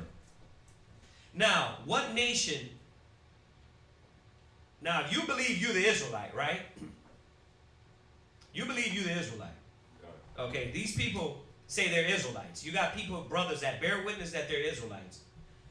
Well, where's the red-bone nation, red-bone people that has had violence against us over the centuries, to where God is so angry at it that he's going to cut you off? Put it together. Huh? Oh, the Crips and Bloods? Come on, stop it. We already know it's not that because you go up. We're finding out this nation hit you so hard that they destroyed you so much that they destroyed to where you have nothing really left. We're not talking about the Crips and Blood. Oh, brother, let's talk about the black man against the black. No. Where's the red bone nation? No. There's only one nation that has had a disdain for the black man, for the Mexican man, Puerto Rican man. They now to 2016 will pull you out the car with no regard, shoot you down dead in the streets. That's only the white man. That's only the so-called white man. I mean, you show me a nation that their violence it's been against their brother Jacob. That's been against the brother to that much to where they destroying you all the way down to your nationality. It says, in that day, it says, in the day that thou stoodest on the other side, in the day with, in that day that the strangers carried away captive his forces, and foreigners entered into his gates, and cast lots upon Jerusalem, even thou wast one of them. Now, this is when we were running. We were running out of Egypt. Esau joined in. So he's jumping back in history. Esau joined in with the other nations. Instead of being our brother and helping us, Esau was like, nah, you can't come through our land. So this is where the Most High said that hatred for your brother is consumed you. It says, but thou shouldest not have looked on the day of thy brother, in the day that he became a stranger. Neither shouldest thou have rejoiced over the children of Judah in the day of their destruction. Neither shouldest thou have spoken proudly in the day of distress. Thou shouldest not have entered into the gate of my people in the day of their calamity. Yea, thou shouldest not have looked on their affliction in the day of their calamity, nor have laid hands on their substance in the day of their calamity. Neither shouldest thou have stood in the crossway to cut off those of his that did escape. So you see why the Most High is angry against them? Because in the ancient days, as we were running, Esau partook in our destruction. He's supposed to be our brother. Neither shouldst thou have delivered up those of his that have did remain in the day of distress. For the day of the Lord is near upon all the heathen, as thou hast done, it shall be done unto thee. Thy reward shall return upon thy own head. Go to Revelation 13, 9 and 10. Where does this echo at? Revelations 13, 9 and 10. Where does Obadiah's sentiments echo at? Revelations 13, 9 and 10. Read. If any man have an ear, let him hear. Go ahead. He that leadeth into captivity Uh-huh. shall go into captivity. Now, once again, I'm going to destroy this madness once and for all the way through, so y'all can understand biblically what people led us in captivity. Huh? What people led the so-called black man, Hispanic man, Native American into slavery? What red-bone black man was it? That's stupid. That's foolish. You understand? It was the so-called white man that did that. It wasn't no red-bone black man. Okay? All right, hold that. Go to Esdras. Go to Esdras real quick. Go to Ezra in the Bible, in the Apocrypha, excuse me. Esau. 6. It's 2nd Ezra chapter 6 and verse 9. 2nd Ezra 6 and 9. 6 and 9. Yeah, 2nd Ezra 6 and 9. All right. Check this out. 2nd Ezra 6 verse 9. So, you know, it just happened to be that we're going over this in the reading, in the Sabbath reading. So we're just trying to take this opportunity to squash a lot of the madness that's out there now. Go ahead. This is 2nd Ezra 6 and 9. Uh-huh. For Esau is the end of the world. Stop. Esau is the end of the world. What people are bringing the end of the world? The Chinese? The Africans? Surely the Africans are bringing the world to an end. Man, we only know the superpower right now of this world that can really start is the so-called white man. And when I mean the so-called white man, literally the so-called white man. America, Germany. Russia, right? America and Russia. You know what I mean? China could set something off, but come on now. They're not going to do that. You know who's going to start this? The white man. Putin. Exactly. But really, on the back door, America is provoking this. Because they want to bring on this mass destruction. They think it's going to cleanse the people. That's the Illuminati mentality. To cleanse the masses, to start fresh new. Right? That's what that Inferno is about. With Tom Hanks. To cleanse the masses, to start new, through the ashes of the storm is when we become great as a nation. You know what I mean? Through the destruction is when we unite. That's what the Illuminati sentiments are. That's what they believe. So, who's going to do that? What red bone I'm going to keep pushing it in their face. What red bone black man is causing the end of the world? You don't know your Bible. You don't know history. You don't know what you're talking about. According to the Bible, Esau is the so-called white man. Why? Because all these things that the prophecies, the history, biblical history, the history that is proven.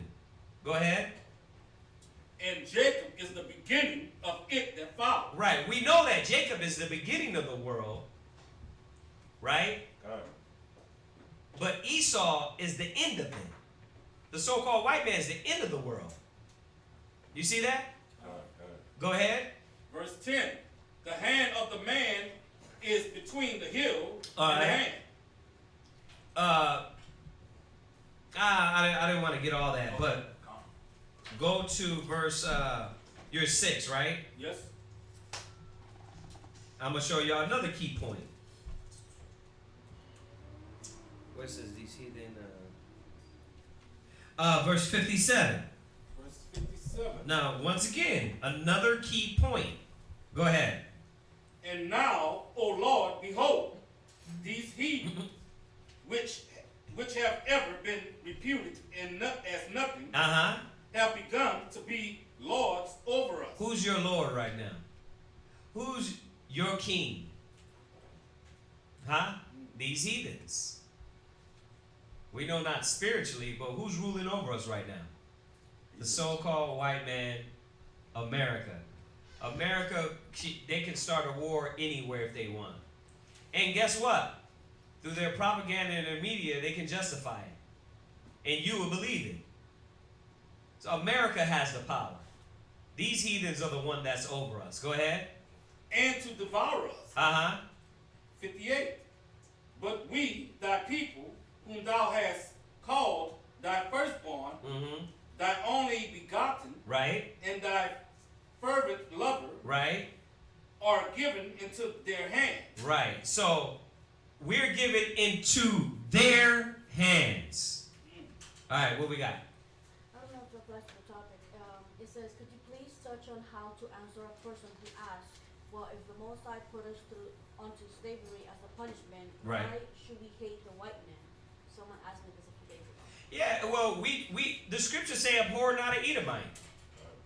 So no, you're not supposed to hate him.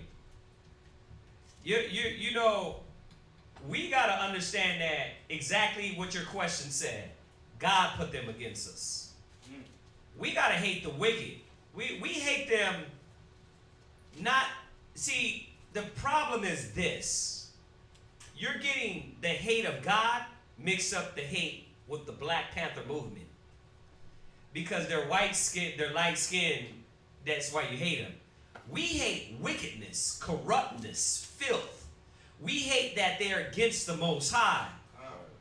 See, so this ain't about a Black Power, Black Panther theme when I want to see them on the street. I want to crack your forehead open because you white. This is about, we hate you because God hates. He hates that. Hold that. Go to Romans. Well, we're finished with that. Go to Romans 9:13. Go to Romans 9:13. So, yeah, you know what I would tell them? We're not supposed to. We're supposed to be getting on, focusing on how we're going to be saved.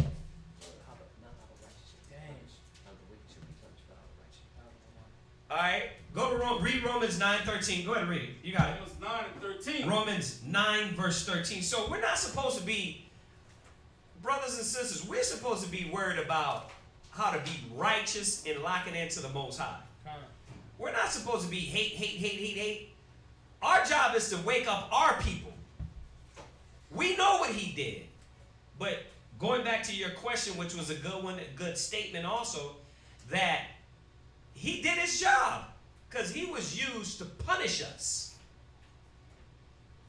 And he did it, but he went overboard. And that's where Obadiah is explaining. He went overboard in punishing us. He wasn't supposed to make us faggots and take our nationality and do the filth that he did. He wasn't supposed to destroy us to that level.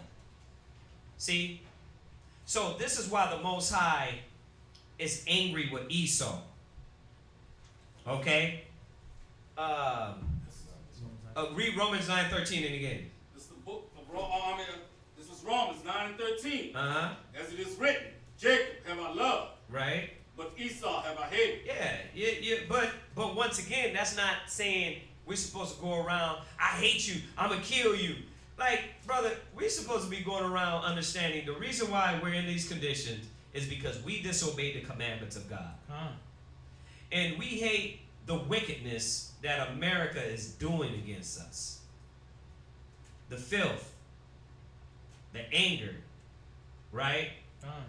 We hate them like the Most High hates them, with a perfect hatred. And that hatred is based off of the spirit in him. It says that because the spirit in him is not upright.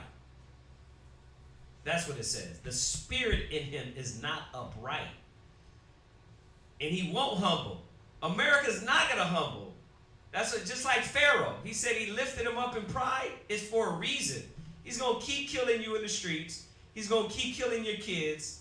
And guess what? He ain't going to humble. He ain't going to be like, you know what? We need to stop this.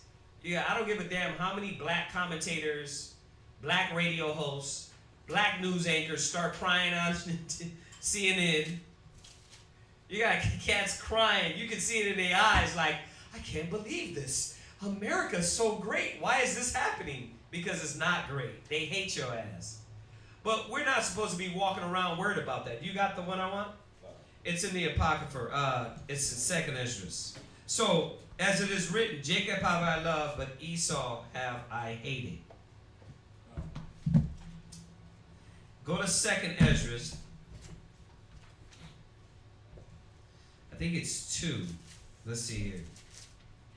And this is just we're on the question. We're on the class, but they kind of asked a little question off of the class, but on it. But so I want to answer that because it goes together. Inquire. Let me see.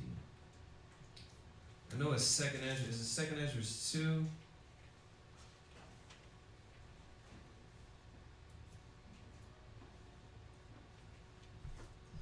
It says, but inquire not how the. Let me see. Because it goes right with her point. We got to get this scripture.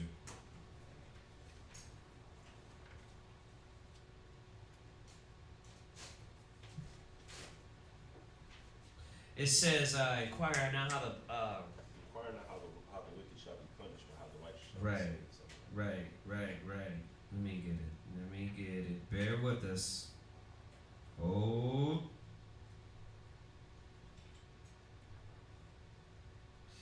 Let's see here. Oh, it's 7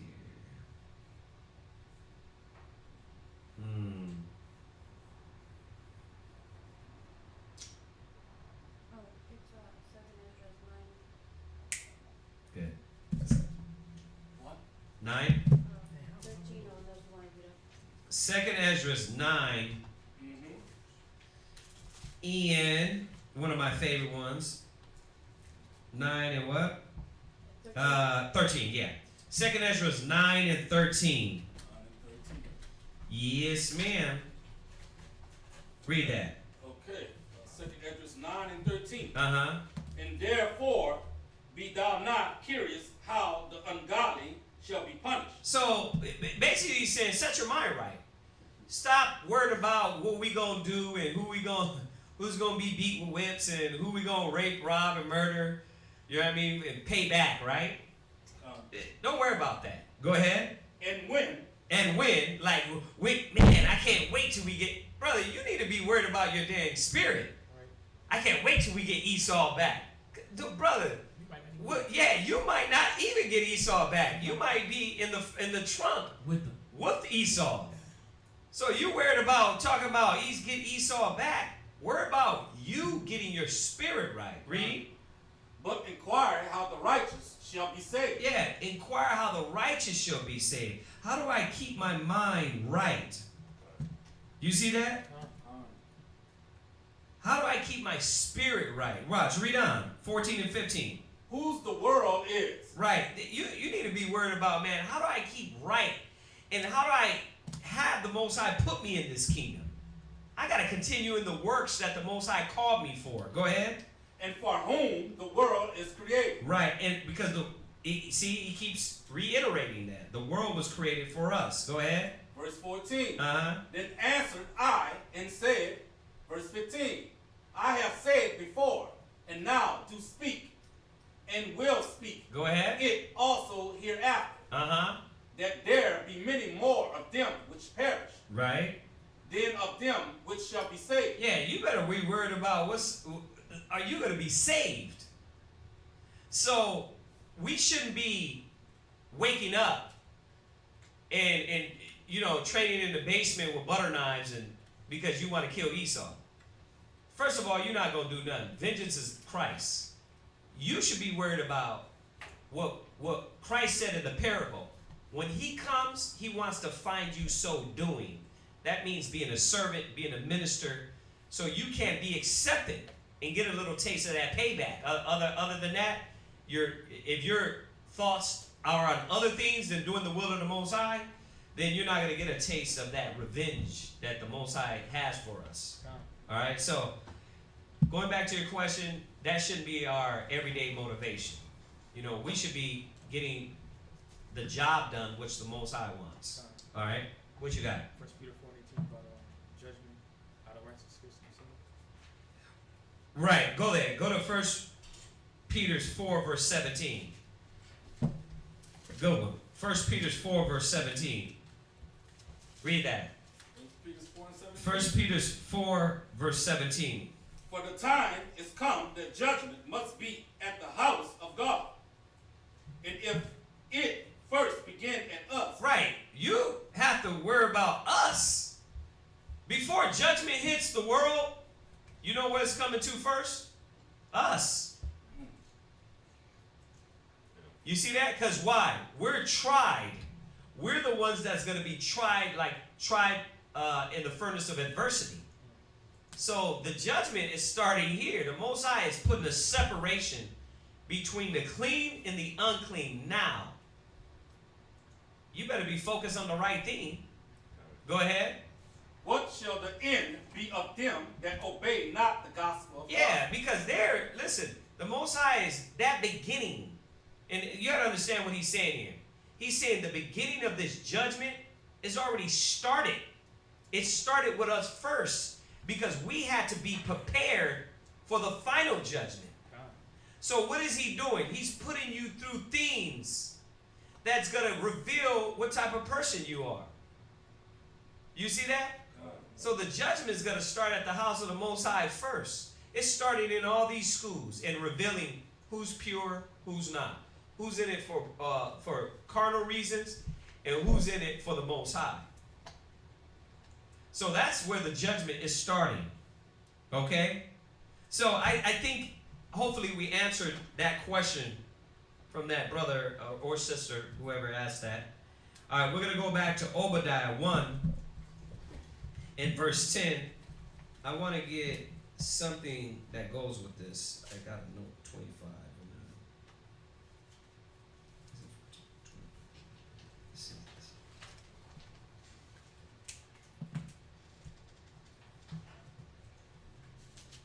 Oh, right. So Obadiah 1 and 10.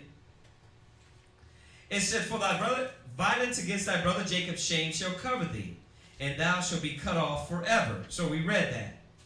Okay? I want you to go to Ezekiel 25, verse 12. Check this out.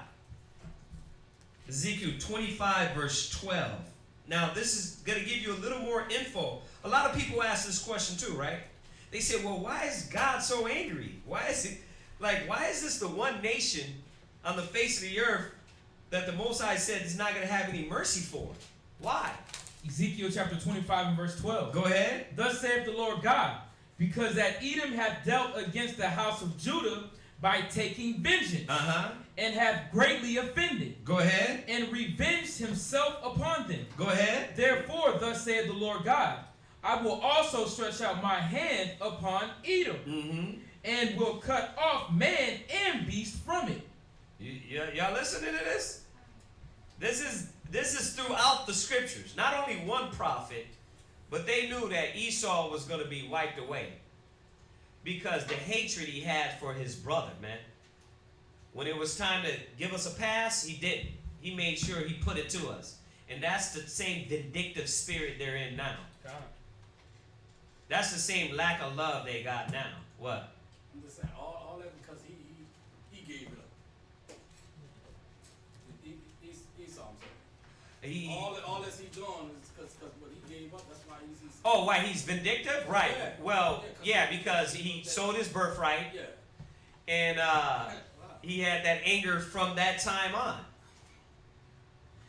That's why he did it. And then you were seeing how that, you can see this wasn't no, he was a fraternal twin, but you can see how he wasn't no real brother. He's our brother, but you can see, like, you know, somebody that treats you like that, man, you come from the same mother or father, you can see how the spirit in this individual is just way different than ours. And that's why the Most High is saying this. See, I gotta find it. It says the spirit in him is not upright. I gotta find it. But Where you at? This whole chapter. The triumph of the wicked, short, 20. Don't worry about that one now. Yeah. Go ahead, read on in Ezekiel. Con. And I will make it desolate from Timon, Teman. and they of Dedan shall fall by the sword. Mm-hmm. And I will lay my vengeance upon Edom by the hand of my people Israel.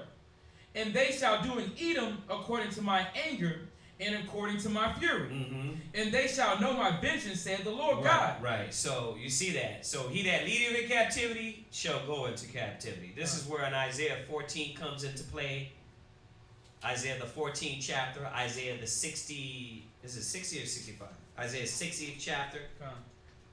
So, but if you want a timeline, remember Christ gets his vengeance first, and we're gonna get our vengeance after that.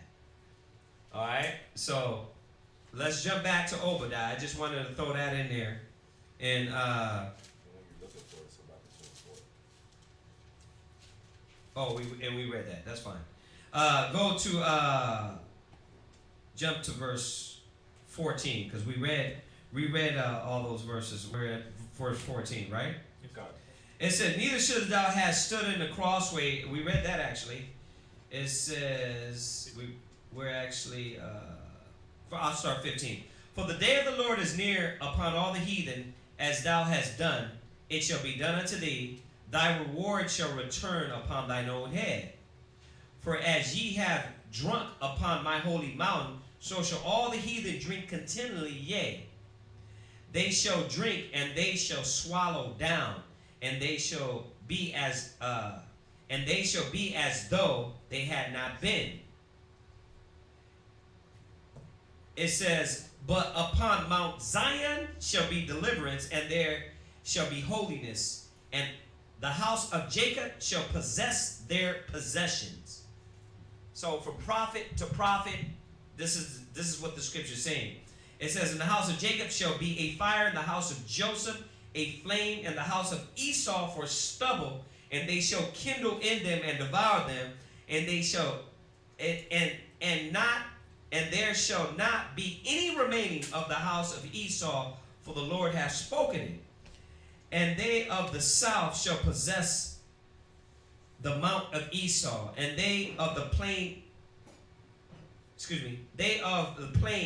the Philistines, and they shall possess the fields of Ephraim, and the fields of Samaria, and Benjamin shall possess Gilead, and the captivity of this host of the children of Israel shall possess that of the Canaanites, even unto Zephariah, and the captivity of Jerusalem, which is Zephar, shall possess the cities of the south. And saviors shall come up out of Mount Zion to judge the mount of Esau, and the kingdom shall be the Lord's." Okay, so that's it, right? Yeah. All right. So now going to Hebrews 11 and 11. Hebrews 11 and 11. And then we're going to jump. I'm going to read this to verse 20. Hebrews 11 and 11. It says, through faith also Sarah herself received strength to conceive seed, and was delivered of a child when she passed age, because she judged him faithful who had promised, which was the Most High. And I'm going to read this to 20, right?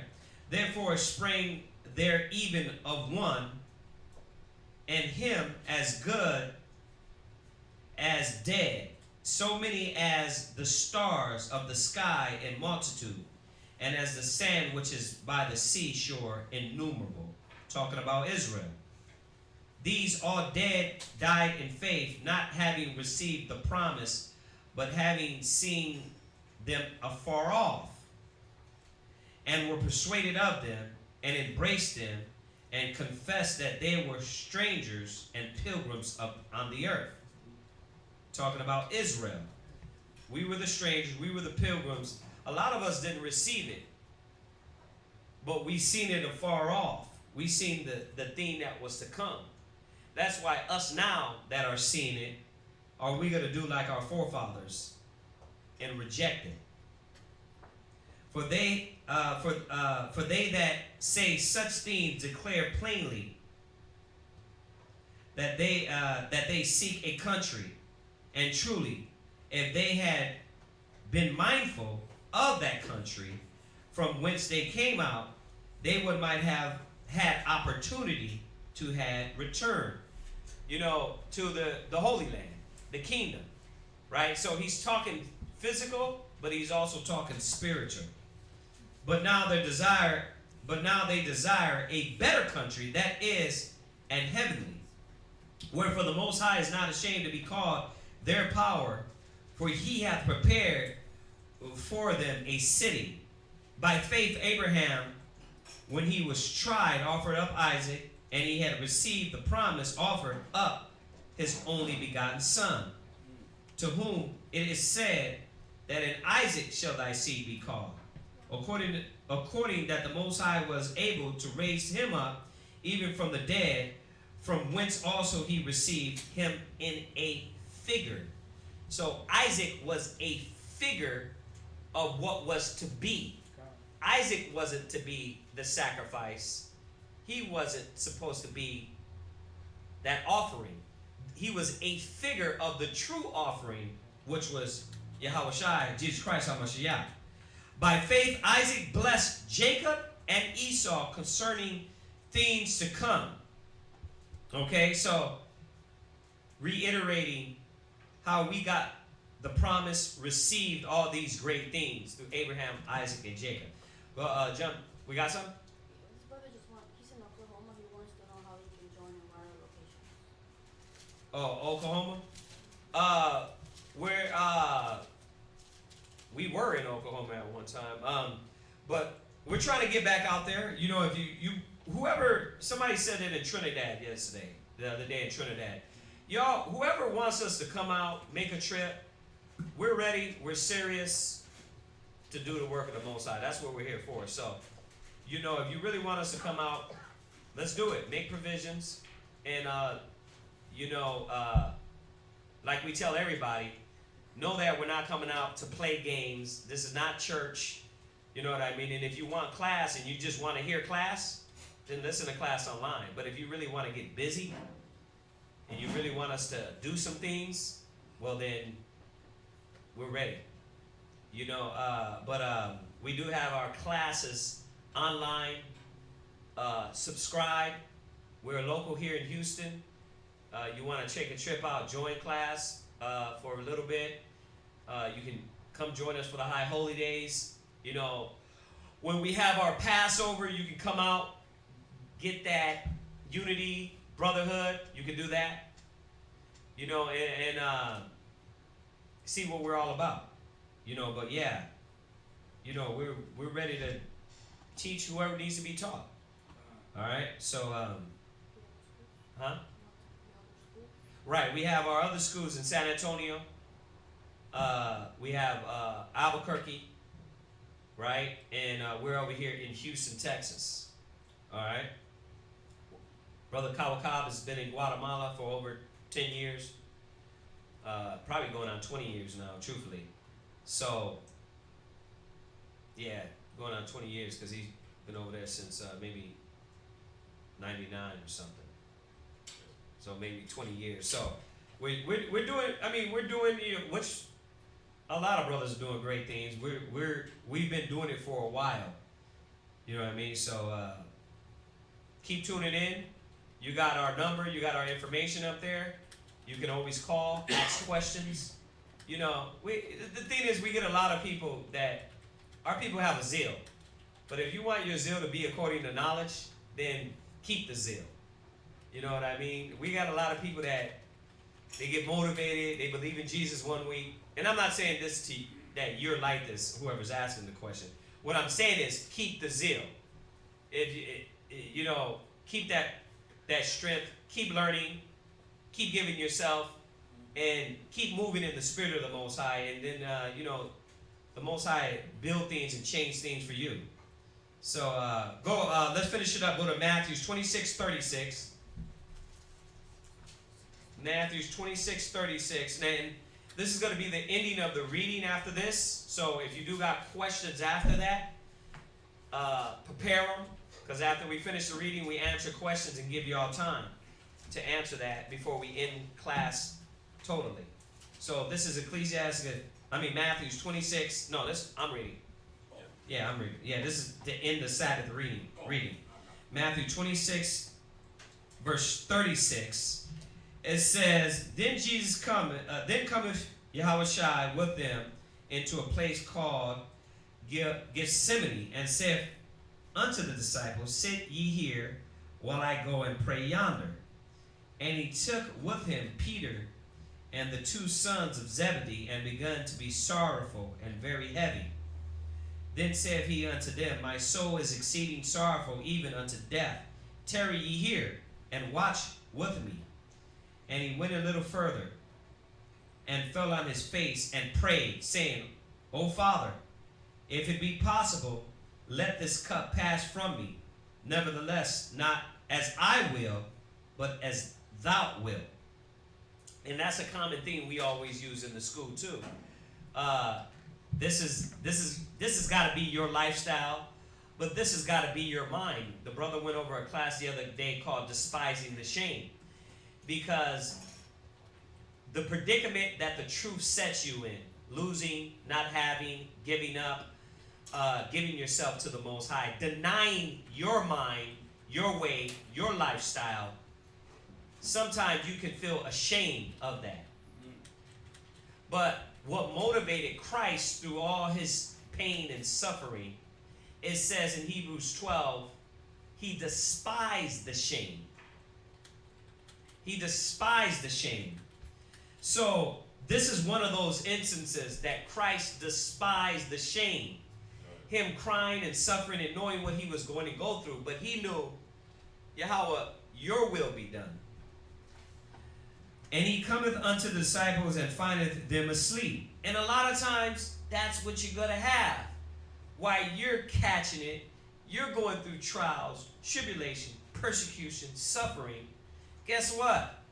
You got other brothers and sisters not really sympathetic. They're not going to understand. The only ones that will understand is the ones striving for the same purpose. Because I'm not talking about the suffering of the world. You're suffering because you can't pay your light bill. You're suffering because you're not sure, because you're double-minded. That's not suffering for Christ. Suffering for Christ is you going through the essential things that Christ said the righteous were going to suffer for. And we always talk about it, 2 Corinthians 6:4, where it says, being a minister, those things, 6 and 4 all the way down to verse 10, tells you what the righteous are going to suffer for. If you're suffering for righteousness' sake, then you're going to get people like-minded that's going to understand that suffering and tell you what Christ has said. Nevertheless, do his will. Keep fighting. You know what I mean? But you got people in the world, they're not going to understand that. They're going to be asleep. They're going to be doing their thing. They're going to be living their life. But us that's living this life, the only one that can understand it is brothers that live this life. You see that? But at this time, those men didn't understand the life Christ was going through. But they did. They did understand afterwards. And he cometh to find the disciples, findeth them asleep, and saith unto Peter, what? Could ye not watch with me 1 hour? Watch and pray that ye enter not in temptation. The spirit indeed is willing, but the flesh is weak. And he went away again the second time. Oh, remember, Christ didn't use that and say, you know what, I'm not going to follow through with the Most High wants. So, you know how they use that in church? You know what I mean? Oh, the flesh is weak. Yeah, but Christ, the context Christ was using it in was this, that if you lock into the flesh, you will be of the flesh. You will be weak. But if you lock into the spirit, you're going to fight in the spirit. And he went away again second time and prayed, saying, O Father, O my Father, if this cup may not pass away from me, except I drink it, thy will be done. And once again, reiterating the thought process of when we're going through. Thy will be done. When it gets hard catching it for the Most High in Christ, when it gets hard trying to continue, study, be diligent, give, minister, do the work, what do you got to do? You got to say, thy will be done. You know what? Strengthen me through this. And he went away again second time.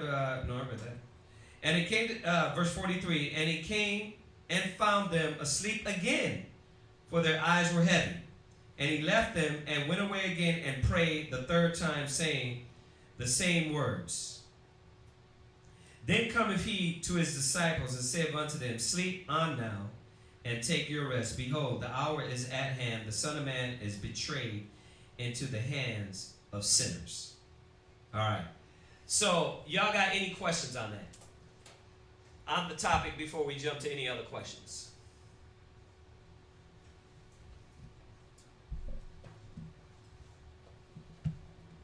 No? Nothing? Nothing in here?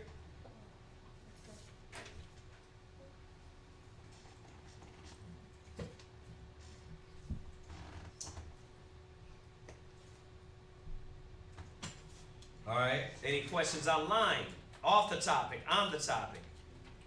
Before we conclude class. What? Somebody.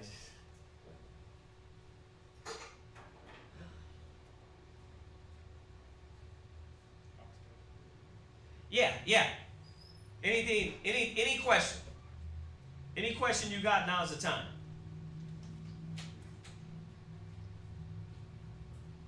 Any question, now's the time.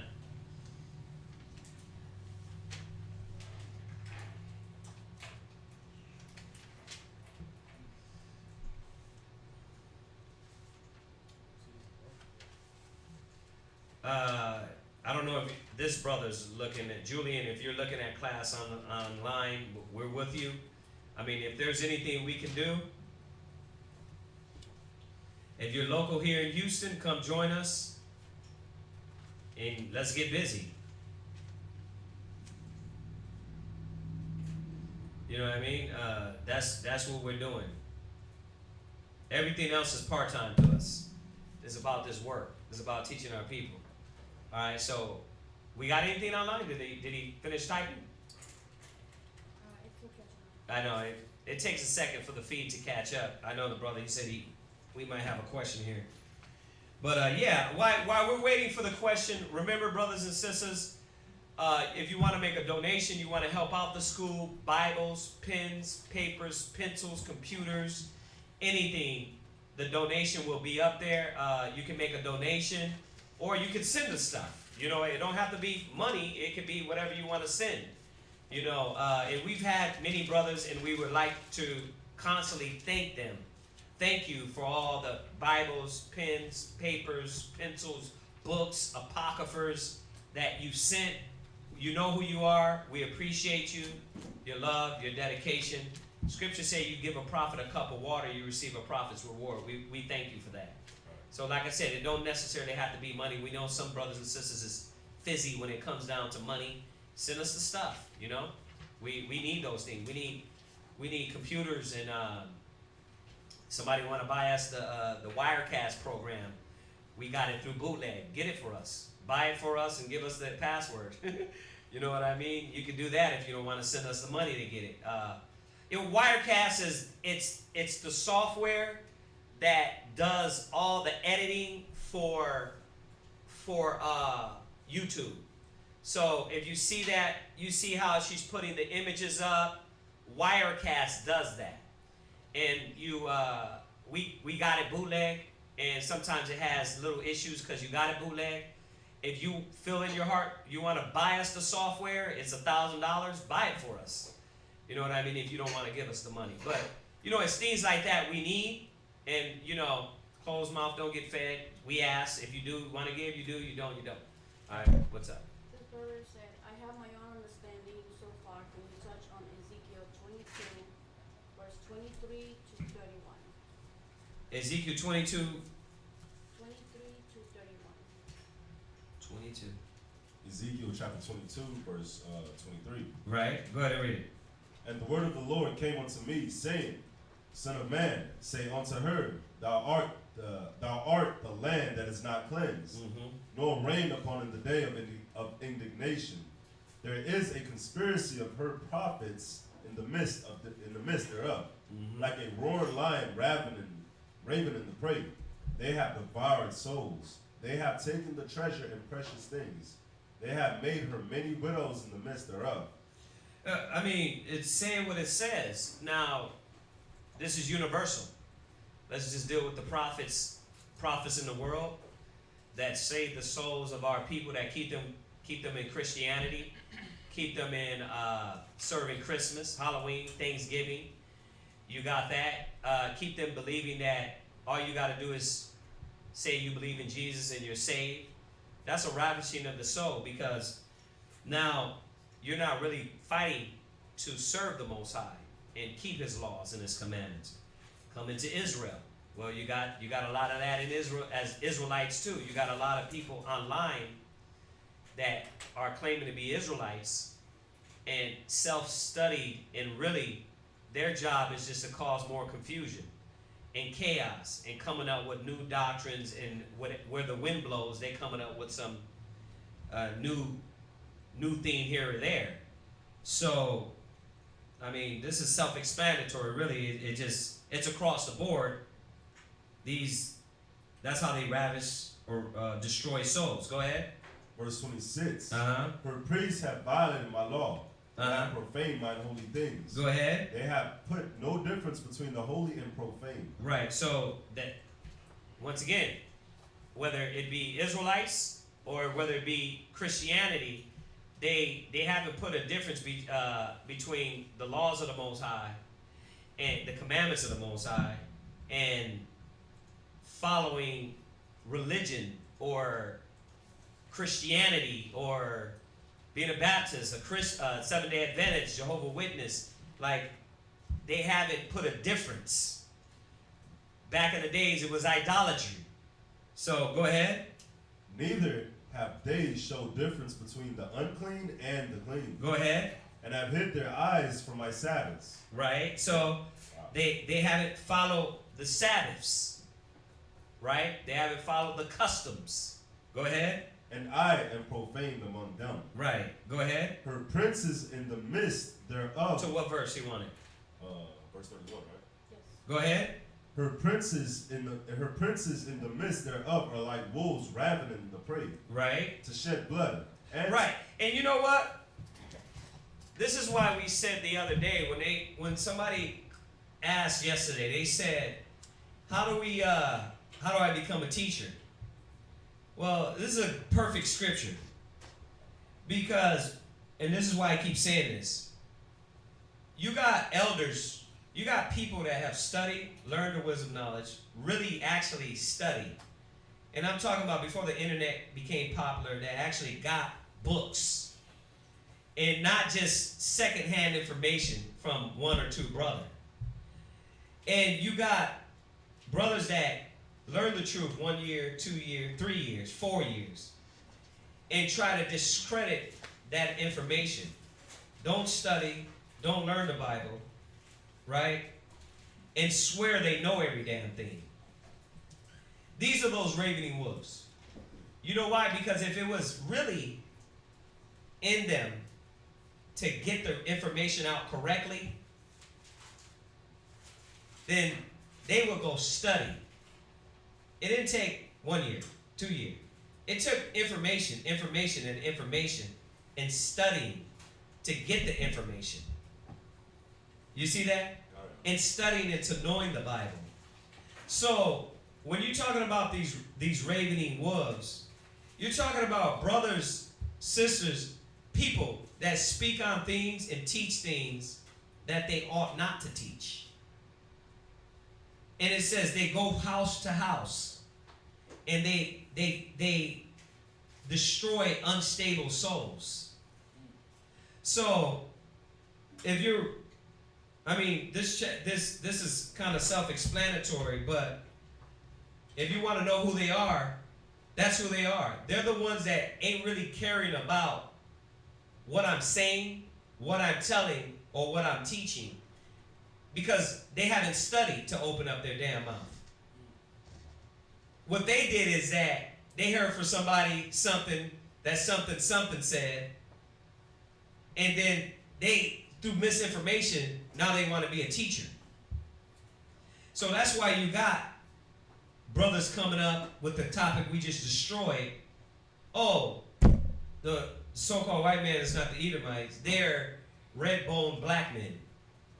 It's where these topics come up. I'll give you an example about a ravening that spirit. You have brothers that come up with this ahaya. And the ahaya thing. Now, I'm going to show you a perfect example of how they ravish and they destroy spirits. So the brother ran up to us and said, listen, the Most High's name is not Yahweh. It's ahaya. Now, I've been in the truth almost 30 years. This brother's been in and out of the truth, part-time Israelite, really not studying. And I'll give you, how do I know he hasn't been studying? Because afterwards, he asked me for the Hebrew booklet.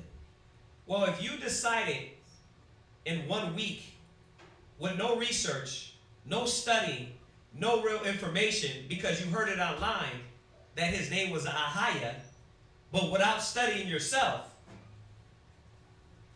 and you're already going to teach that, then you're not caring about the souls of the people. Because if you study, and you studied a little Hebrew, you wouldn't need to ask me for the Hebrew booklet, or the Hebrew pamphlet. Because you would be a damn scholar in Hebrew if you're going to say his name is not Yahweh.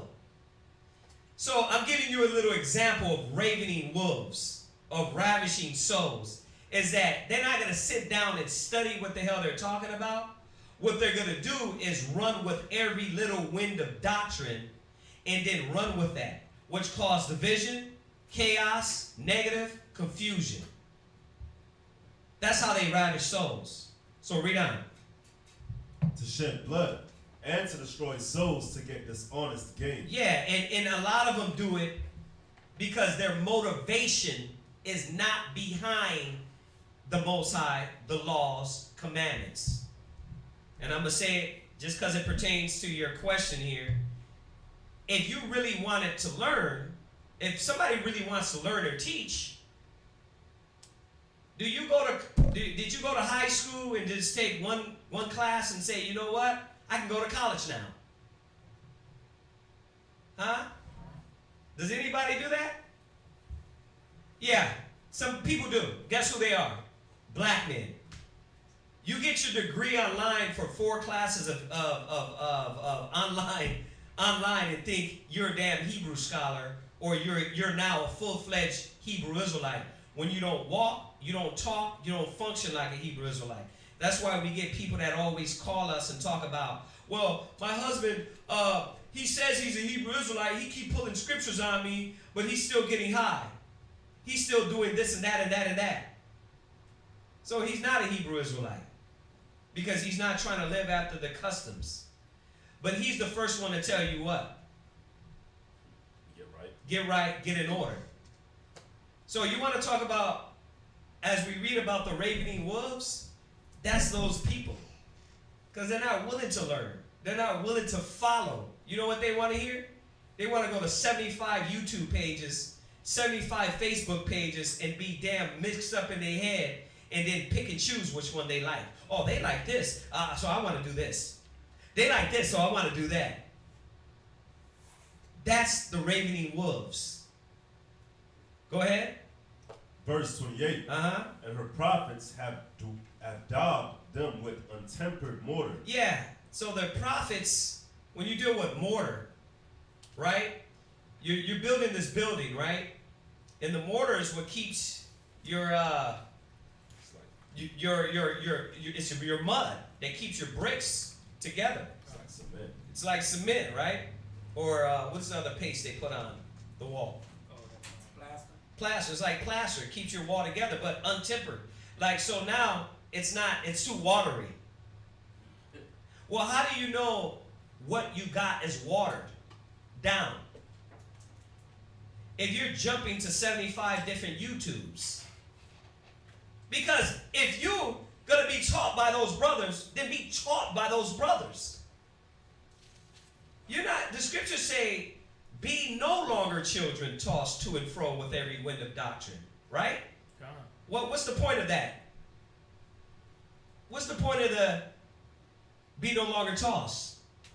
So I guess you're gonna get confused by that. Right, because if you have untempered mortar, then it's really not no stability in it. You need something else. And this is how you know where our people's minds are at. You see? Because they're dealing with untempered mortar. It's not stable. It's not stable things that keep them bound together in the laws, the statutes, commandments, applying the wisdom and knowledge and understanding in their life. Not just on the street corner yelling, but in their life. It's fortifying things. You understand? So, the ravening wolves are not worried about that. They're not worried about how is this going to work in your life in getting your wife, your children, your household in order. What they're worried about is, I want to look good. I want to sound wise. Right? That's what they're worried about. Why are they worried about that? How could I say that? Well, it's easy. You know them because you ask them, hey, how long have you been in the truth? I've been in the truth 4 years. And you're already teaching? It took me when I was a kid, I couldn't teach. I could teach. Stop. Let me rewind. I could teach. I could push scriptures. But I really wasn't a teacher because I really wasn't an example. So we want to talk about raving wolves. The raving wolves are those that don't sit the hell down and learn and shut up and listen and strive lawfully. They're the ones that are bouncing and so confused that they don't know where to go. And then you know what they say? Oh, you know what? I'm just going to do me. I'm going to take some from here, here, here, here, here, here. And you're confused as hell. That's where these ravening wolves come from. They're bred from that. They smoking weed while they studying.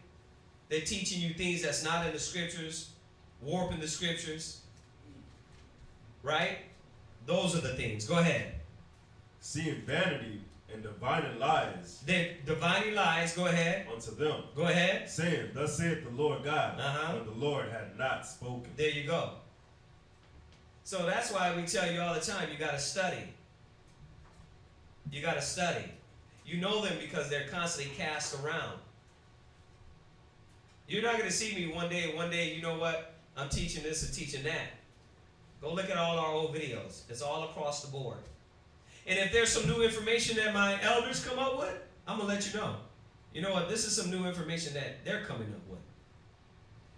I have to research it. And guess what? It ain't going to take me a week. It ain't going to take me 2. It ain't going to take me 3. It's going to take me a while. Because I got to research it. You see that? Not like these cats online, man. They read one book, one insert, one commentary from some white man and think that's it. You got to do research on research. Then, first of all, most of all, you have to have the Bible down. If you ask these brothers, and how many times have you read the Bible? Like the Bible itself in full. Oh, I read the Bible. But did you read the Bible over and over and over again to understand what you were reading? So, read on. Verse 29. Go ahead. The people of the land have used oppression. Go ahead. And exercised robbery. Read. And have vexed the poor and needy. Right. Yea, they have oppressed the stranger wrongfully. Right. And now you're getting into these more of the pastors and preachers that not worried about the poor brothers and sisters in the hood. They're flying over with jets and they're not giving a damn about the ones in the ghettos and the slums. What? You see, the strangers on. Read it again. Read it again. Verse 29. Uh-huh. The people of the land have used oppression and exercised robbery. Right. And have vexed the poor and needy. Right. Yea, they have oppressed the stranger wrongfully. Right. They oppressed the stranger, meaning that, going back, Israel got real wicked. You see that? They were oppressing everybody, their own people.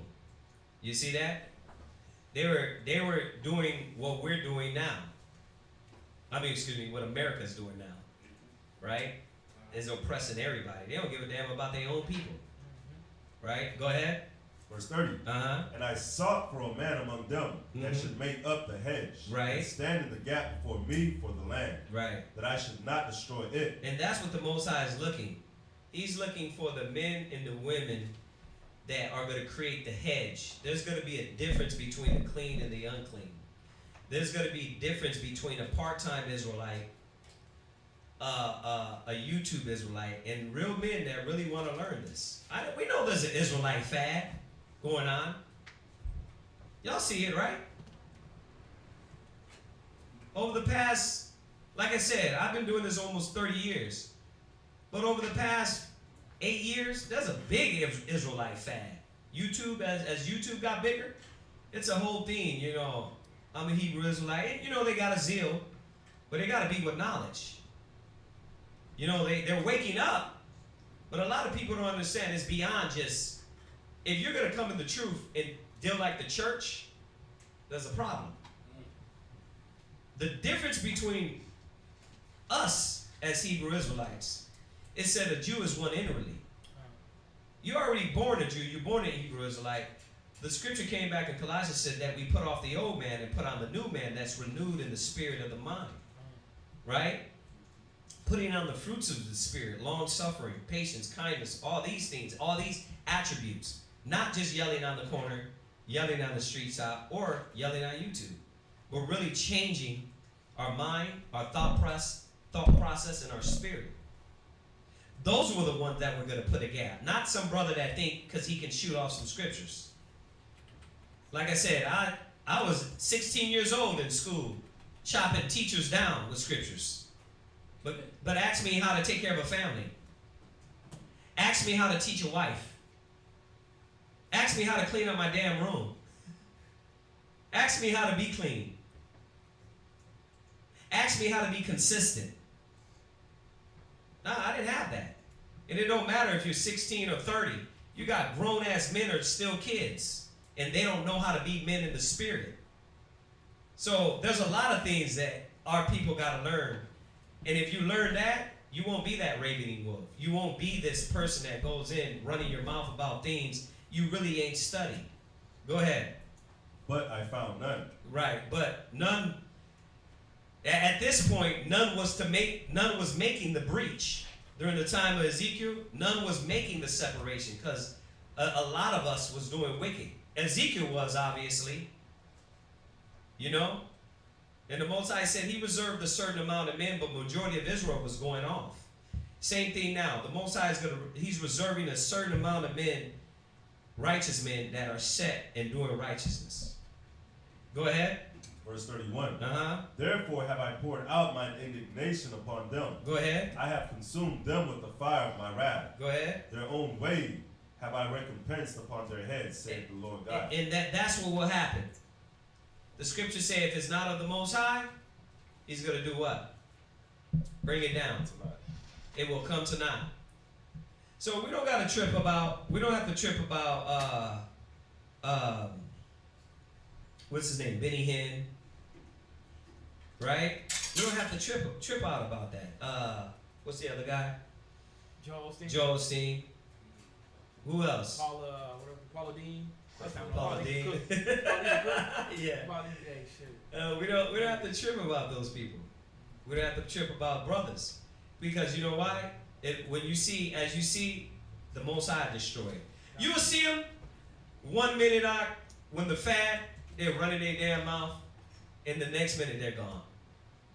You'll see that. They're teaching real strong, but then when it's really time to get to work and get busy, they'll be gone. They won't be doing it. You know what I mean? What else we got on there? This question says, should one be in a camp that has two elders? One has wife only, the other has no wife and kids, 2 years in the truth. Oh, man. You're not an elder if you've been in the truth 2 years. Sorry. I've been in the truth almost 30 years, and I don't even call myself an elder, because I'm only 39. I haven't got 60, 70 years. Okay, if you want to use it, if you want to use elder like the word priest, fine. But if you've been in the truth 2 years, you got a lot to learn, bro. There's no way nobody can be an elder in 2 years in the truth. No way. You haven't even learned a lot of things. You understand? I could name all brothers that been in the truth in this camp alone, been in over 3 years, and still have emotional problems, emotional baggage, don't know how to take. We went over this yesterday. So, you know, you can look at yesterday's class. Let me go to one scripture I didn't go over yesterday. This is one of the essential things that we have to learn in being a priest. Now, yesterday I went over 2 Timothy 2, because somebody else had the same question. And it's okay. We know that a lot of the questions are asked a lot. It's cool. It's fine. But I'm saying that because you that are hearing these questions constantly, you should be getting sharp as hell in answering these questions. But go to, you found it? Yeah, 1 Timothy. Go to 1 Timothy's. What is it? 1 Timothy chapter 3 and verse 5. Go to 1 Timothy 3 verse 5. You can't be an elder 2 years in the damn. Oh God, help me, Israel. You, like I said, I didn't start teaching. I knew the Bible. I was sharp in the word when I was 16. Brothers didn't let me teach, you know, until I was about 20, 21. You understand that? Why? Because I was basically born in the truth, but that you gotta start living your life, man. You gotta live life. You gotta have these experiences to understand what is needed for your people. So this is one of the points that I'm speaking on that's biblical. Go ahead, read that. This is 1 Timothy 3 and 5. Go ahead. For if a man know not how to rule his own house, And he know how what? not how to rule his own house, The first thing is, an elder should know how to rule his own house. He's got to learn how to take care of his own household. So this is to brothers that are saying they're elders. Could you even take care of your own house and your own rib? And that's not talking about finance. Wait a minute. Let me rewind. Did y'all think that was talking about finances? No. That's not talking about, oh yeah, I make sure I pay the light bill. That's talking about taking care of their mind, their spirit, their spiritual functions. First of all, go ahead. How shall he take care of the church of God? Yeah, if you can't take care of the house of the Most High, your house, you can't take care of the church. Why? Because the same sentiments that you learn in your household, you learn that you have to apply for the people. So, I'm going to attack it another way. We went over 2 Timothy's yesterday. Let's go to Ephesians 5. The same things you learn in learning as a man and the things that, the attributes you need, patience, long-suffering, love, forgiveness, you need that in your house first. So go to Ephesians 5. Read that. Ephesians 5 verse, let's see here. So, now, I'm going to say this. I'm not trying to tell you to leave, though. These brothers ain't righteous, ain't trying to do the will of the Most High. They're not trying to be righteous. I'm not saying that. What I'm saying is that these brothers, man, they need to get their act together, go learn. They need to go learn before they call themselves elders. And you've been in the truth 2 years, you're not learning. You haven't given yourself a chance to learn. Right? If you want to go to a good nursing school, who's been a nurse in here? Raise your hand. Yeah, you're a nurse, right? Well, yeah, How much school you had to go to? Well, I'm a nurse assistant. Nurse assistant. For being an but they assistant. usually do four years. Whopping 4 years for a nurse. Yeah. I'm not saying a nurse is bad or, you know what I mean, but that's the easy way out, right? Yeah. What about if you wanted to become a doctor? Oh man, it's gonna be at least over 10 years. Over 10 years being a doctor, right? Yeah. But apparently to be a Hebrew Israelite elder, it only takes what? 2 years. It only takes a year or two? No. No. Thank God. No. Stop it. Ephesians 5, sacrifice.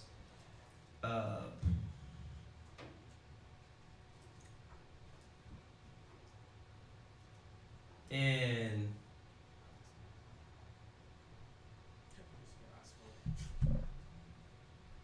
you said what? He said no lies, smoke without Sabbath. I don't smoke on the Sabbath. Right. He smokes, but you don't smoke on the Sabbath. But it's a battle. And I'm not saying we're not trying to, I'm not better than you. Let me give my disclaimer. I'm not more righteous than thou, because I've been in the truth more. I'm definitely not coming from that level either. I'm just saying if you want to be sincere, you really want to do the will of the Most High, then shouldn't you dedicate yourself more? Shouldn't you be sincere just like if you was doing it for the white man? So I'm not trying to say I'm better than you because I've been in the truth. I know more than you. What I'm trying to say is that dedicate yourself, because if you're sincere, give yourself to studying, to walking the life before you start telling people. And then, not taking a shot at this brother, but there's many people, you're not the only one that said it. I smoke, you know what I mean? You got brothers that literally get high while teaching the scriptures and saying now that that's okay. That's just, yeah, there's a sect of Goonies, a sect of damn gremlins that smoke weed and say it's okay because the Most High, and try to go to the Bible to say it. And this is what people are doing. They're going to all the Hebrew Israelites online, learning how they talk, learning how to flip through these scriptures. And that same thing, the skill of going through the Bible, they're using it in deceit. And now, you know what? You can smoke. The Most High gave it from the earth. Look, all the herb was given. Yes. But they didn't take you to the scripture that says to do righteousness, not to do wickedness. Yeah, and they're not going to the scripture that said as meat, meat, not as smoking or put it in your body. But Ephesians 2 and 21, 5 and 21. Read that. 5 and 21. Yeah. Ephesians 5 and 21. Submitting yourself one to another. Go ahead. In the fear of God. Right. So this is what the Spirit teaches us, right? So when you get in a household, you get in your family, you get a family, you learn. You submit yourself to your wife. Now, not as America submits. So let me get that straight out there. Not as, nigga, you gotta, I'm over you. Nah, not at submitting in the sense of, you know she's the weaker vessel. Now, these are some, listen, I can go into this topic many different ways. But this is just one topic, one way to understand why it's needed for you to understand. You need to learn things about yourself, your life, your family, your household, before you start saying you're an elder. If you don't know how to submit yourself to your wife, and she's talking to you, and you like, bitch, get out my face. I'm going to punch you in your mouth. You really haven't learned what it is to be a teacher. If she's talking to you, and every time you get in an argument, you walk out, you haven't learned what it is to be a man. Why? Because you don't know how to deal with your problems. If you, every time the kids come in and it all boggles down on you, the world weighs on you, you go hit a 40, a blunt, a cigarette, a pill, a bottle, you cannot call yourself an elder. Right? Because you haven't really learned that Christ is supposed to be your foundation, your way out. So these are the essential themes. If a man can't take care of his own house, he's submitting himself to the rib to do what? Wusa, talk to me. Go. You're not listening right now. I'm listening. I'm just getting my mind prepared. And I'm not saying I'm perfect in it either, because we're all flesh. But at the same time, I had to learn not to walk out, not to run, not to hide. That's not going to solve the issue with her mind. When your kids running up to you and your family and your this and that and your job and all that, and they need you to be there, you can't say, you know what, I got to take a break. That transcends to the congregation. Because if you're like that with your family, the ones you're supposed to love, then when it comes to brothers and some strangers off the street, you're going to be like, nigga, I ain't got time for you. You know what I mean? I got to go with my rib. Well, Christ said, if any man love father, mother, brother, sister more than me, is not worthy of me. So, how you can't give yourself to the congregation because you really never gave yourself to your household. You really never gave yourself to your family. See, these are the essential things. Why was a priest not a priest till 30 years old? Because you see, he had to match up to his life experiences. I seen that within myself. I knew the Bible. I was sharp as hell in scriptures. But it ain't until 30 where I learned how to settle my ass down and be a damn man and take responsibility and fix a lot of problems that I created as a young man. You understand? I created a lot of problems. But luckily I had women that to say, you know what? I'm going to stick in there with you. You was an animal, right? In return, you stick in there for them, right? For your wives, right? So this is the thing that brothers and sisters don't understand. That brothers don't understand. They think it's about, I got scriptures, I'm a Hebrew Israelite, Barakatei, Haba, Shimei, Ashad, a white man's a devil, go here, go here, go here, read, I'll kill you right now. Right? And that's all good, but that's not it.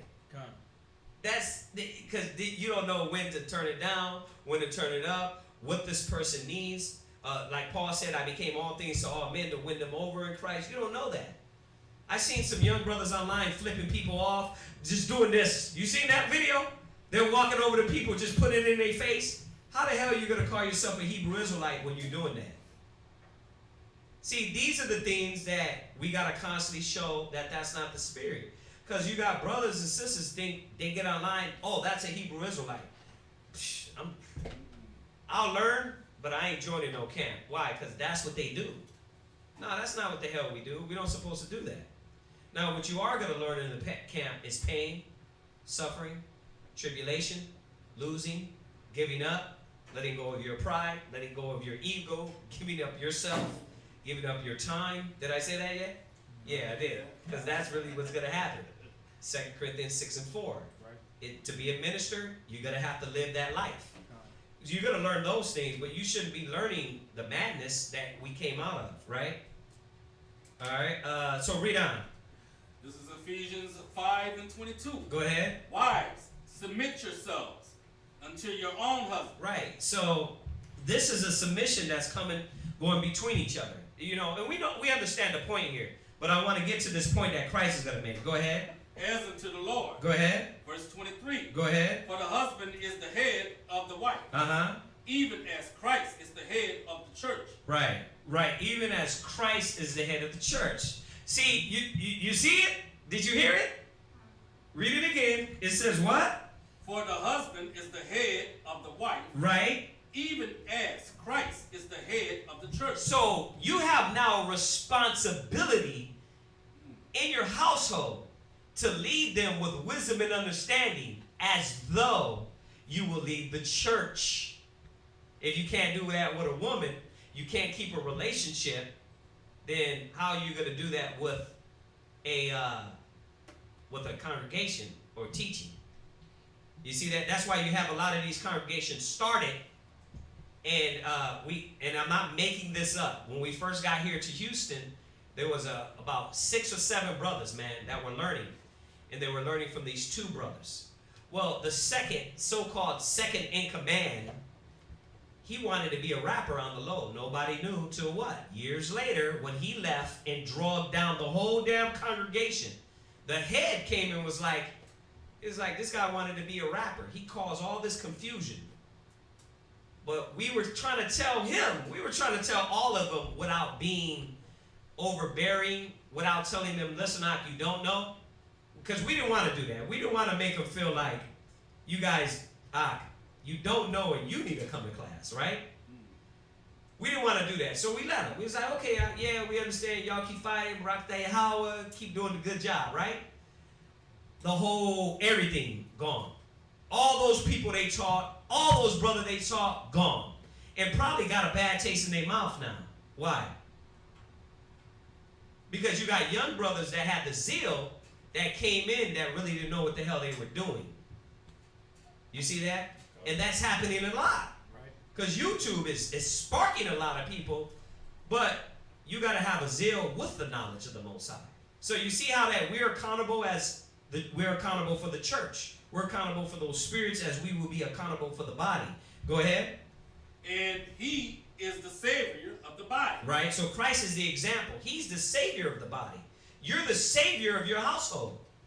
So you got to be that savior. You got to be the teacher. You got to be patient. You got to be kind. You got to be long-suffering. Because your rib is going to do what you do anyway. If you a nigga in the household, your rib's going to be a nigga with you. If you're unforgiving, your rib's going to be unforgiving. Your kids are going to be that way. So you have to learn to live that example in your household. Then you come to the church, and then guess what? It's easy. Because why? You functioned, you lived, right? Go ahead. This is Ephesians 5 and 24. Go ahead. Therefore, as the church is subject unto Christ, so let the wives be to their own husbands. Right, and we get this point, all this point he's talking about. The women have to be subject. We know that. Go ahead. Verse 25. Go ahead. Husbands, love your wives. Read. Even as Christ also loved the church. So you see that. You see how if you can't take care of your household, you can't take care of the church of the Most High? That's why I said a lot of brothers need to learn. You should be willing to learn and walk the lifestyle first before you call yourself an elder or a teacher. You can't be in the truth 2 years and say you're an elder and a teacher. You can teach somebody, really, but really how to walk the life is another thing. Go ahead. And gave himself for it. Uh-huh. Verse 26. Uh-huh. that he might sanctify and cleanse it. He gave himself for the church. That is the question. Would you give yourself for your family and sacrifice, put yourself aside to teach them and to dedicate to them? You know what I mean? Would you do that? You see that? Then, in return, would you do that for the church of the Most High? That is the question. Will you do that for the church of the Most High? Would you put your life aside for the Most High? We know, brothers, man, you won't even make it to class on time. You won't even sacrifice a class day. You know it's your off day, but you're like, nah, I gotta get rest. Where's the sacrifice? Where's the commitment? Right? You won't even, you haven't even really put time into reading the Bible, the stories. You fall asleep still. Right? Isn't that that babe spirit? You come in, you're reading, like, think about it. We've been in class this long. Most people really can't take this. You gotta really want this. To stay in a damn class for 4 hours, you gotta want it. Or else you what? Falling asleep. Bored. I need something else. But you do it for the white man. You do it for work. If your girlfriend wants to sit up and talk with you about some bush, right? You'll sit there, girl, for real? Wow, time has went by. Because you're sitting there and drinking wine. Because it's sparking you. Right? Well, most brothers can't do that. But you call yourself an elder?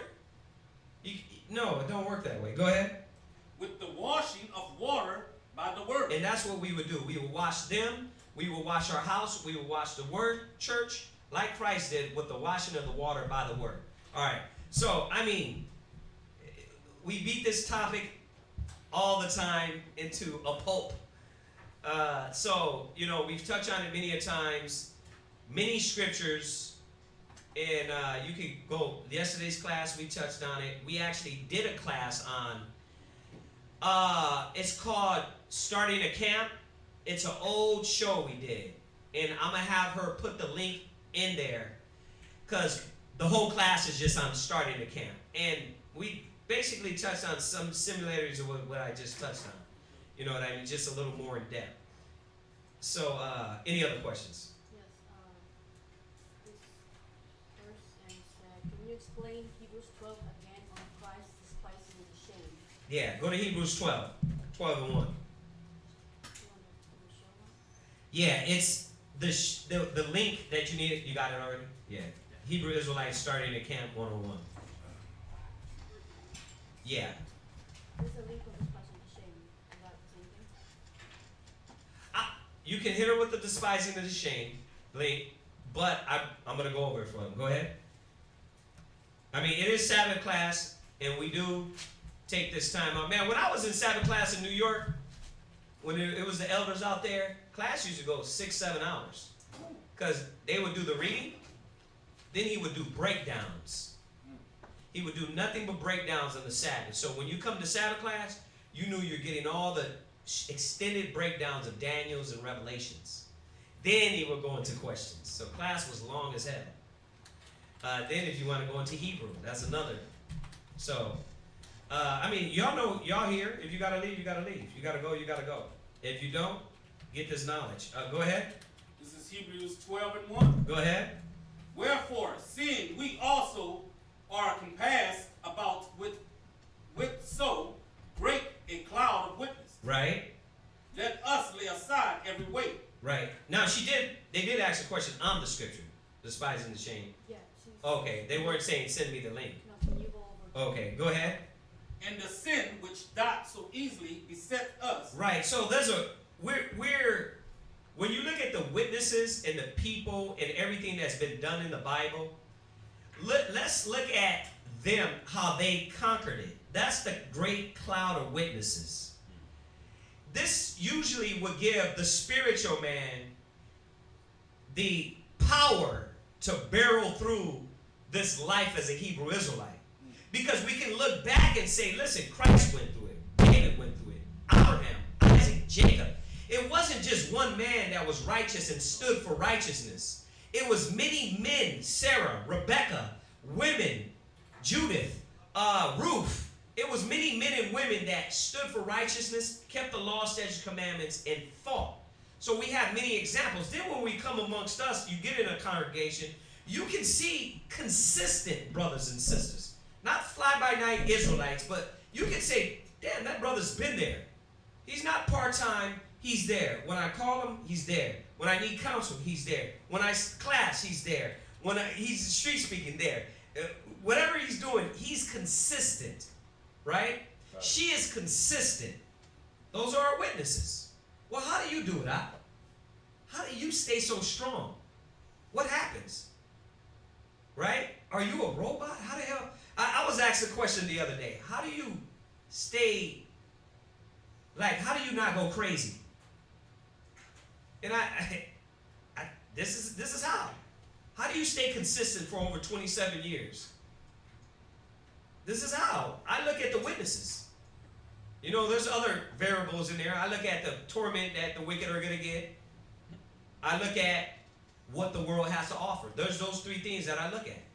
I look at the witnesses. I look at the torment of what the wicked's going to get and what they're getting now. And then I ask, will I really invest in this world? In America? So those are my witnesses. You have to have those witnesses that gets you in the right mode. It says, and the sin which so doeth easily beset us. Well, how do I not let it take me all the way and drive me back into the world? Because I look at those things. That way I know I'm not, a righteous man falls 7 times. I might get weak in my mind, but in my mind, my knees are going to rise again. And I'm going to rise back up in that moment to say, you know what, I'm not going there. Go ahead. Hebrews 12:1, last precept.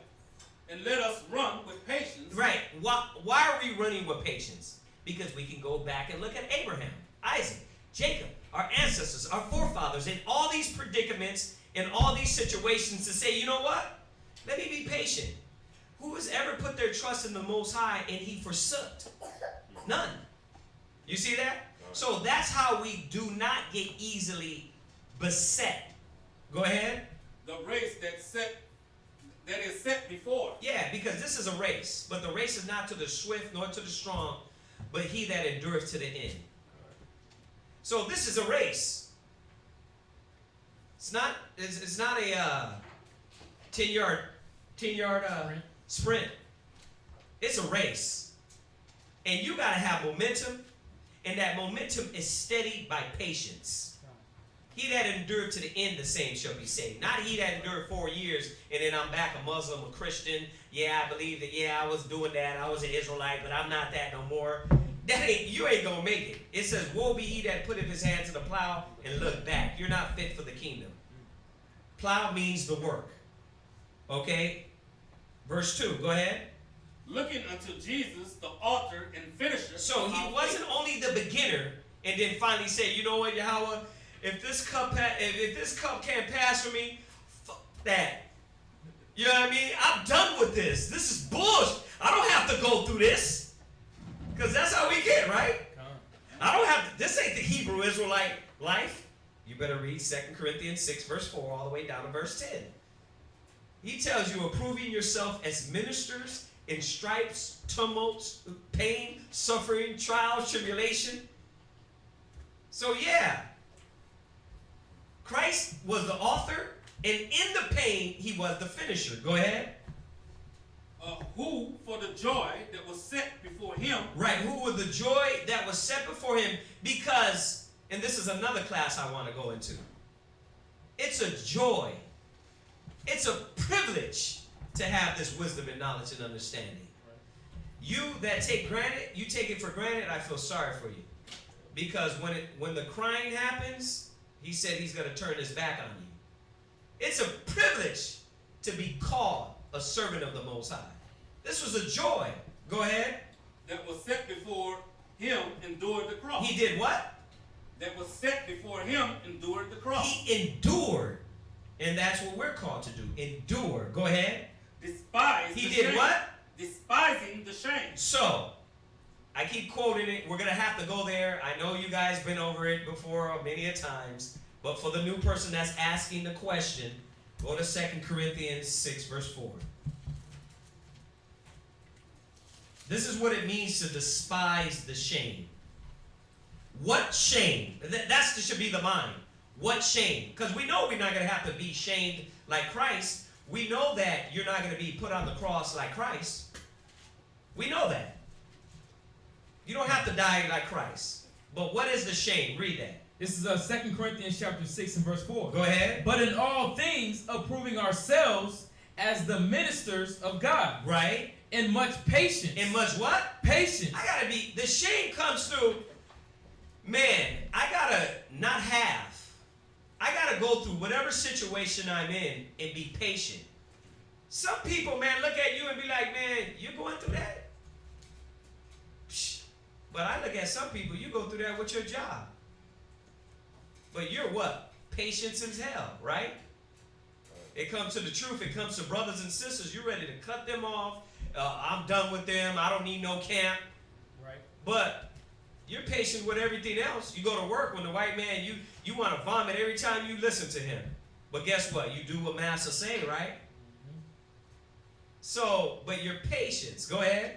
In affliction. In what? Afflictions. In what? Afflictions. In what? You got to move quick. In afflictions. So you're catching it to try to be righteous. Family's leaving you. Households leaving you. The mother's leaving you. This person don't want to deal with this. But you're proving yourself as ministers. This is the shameful. Because remember, you're going through all this and people are looking at you like, why are you doing that? Why you like, you don't wear no pants. You don't celebrate Christmas. You don't celebrate, like, why are you over there with these people doing that? Right. It's a shame to them. They're like, man, you need to live your life. You know what I mean? You can be going places, doing things. But this is the shame that we bear, that Christ bear. Afflictions. What do you got? Afflictions. The state of being afflicted. A state of pain, distress, or grief. Yeah, you're in pain and grief, but you're steady, what? Learning, giving yourself, being a minister. Right? You're doing that. This is how you barrel through the shame. This is the shame that Christ puts us through. That the work of the Most High puts us through. Go ahead. In necessities. In what? Necessities. Yeah, you want. But guess what? You've been giving you want time for yourself. You're like, I can't have time for myself when I got to be at the sister meeting. I got to be at the garments. I got to be at the brothers. We got to go pass out flyers. We got to go teach. I got to go learn. It's like, dang, because you gave your life up. You gave your life up for the ministry. But a lot of people don't despise the shame. Some people, they're like, nah. That's why it says, it tells you about, if you deny Christ, he will deny you. Well, how do you deny him? By not despising the shame. You deny him by saying, nah, I'm not, I ain't with that life. I'm going to go back to church. Shit, church is easy. You got to just show up one day a week, right? Right? Put money in the tray. In a Zion laugh. That's his laugh. I'm sorry. Right? So, I got to go to church Sunday, pay my tithes, and that's it. I'll see y'all niggas next Sunday. Donuts after. Yeah. What this is telling us is saying you're living the life. To be a minister, a worker in the Christ, you're living your life. So which one did you just read? In necessities. In necessities. You want, you need, right? But guess what? You're putting all that aside because you know in the spirit, the things you're giving in the spirit, you're going to gain more. So when that sister needs time, you what? You're giving her that time. Hey sis, I don't know how to do this. I don't know how to do that. You know it's a necessity for the body. So you say, sis, come on over. I'm going to show you how to do it. I'm going to show you how to make these garments. I'm going to show you how to sew. I'm going to show you how can we benefit the camp, the body. Every brother and sister that's coming in and learning from the street, the Israelites. Because that's what this is about. We're not just sitting here doing this for no reason. We come up with it one day. Hey, what are you guys going to do? Oh, we're going to come up with some outrageous to do. We're going to come out with some stuff to do so we can act like we're busy. No, we're doing this for everybody that comes in learning. Right. So they can see a goal, a lifestyle, a thought process, right? Because if not, well, what would be the difference between us and church? Nothing, right? How would I prove myself as being a minister if I was just to come in, read the Bible, and go out and do what the hell I want to do? Minister means you're ministering, right?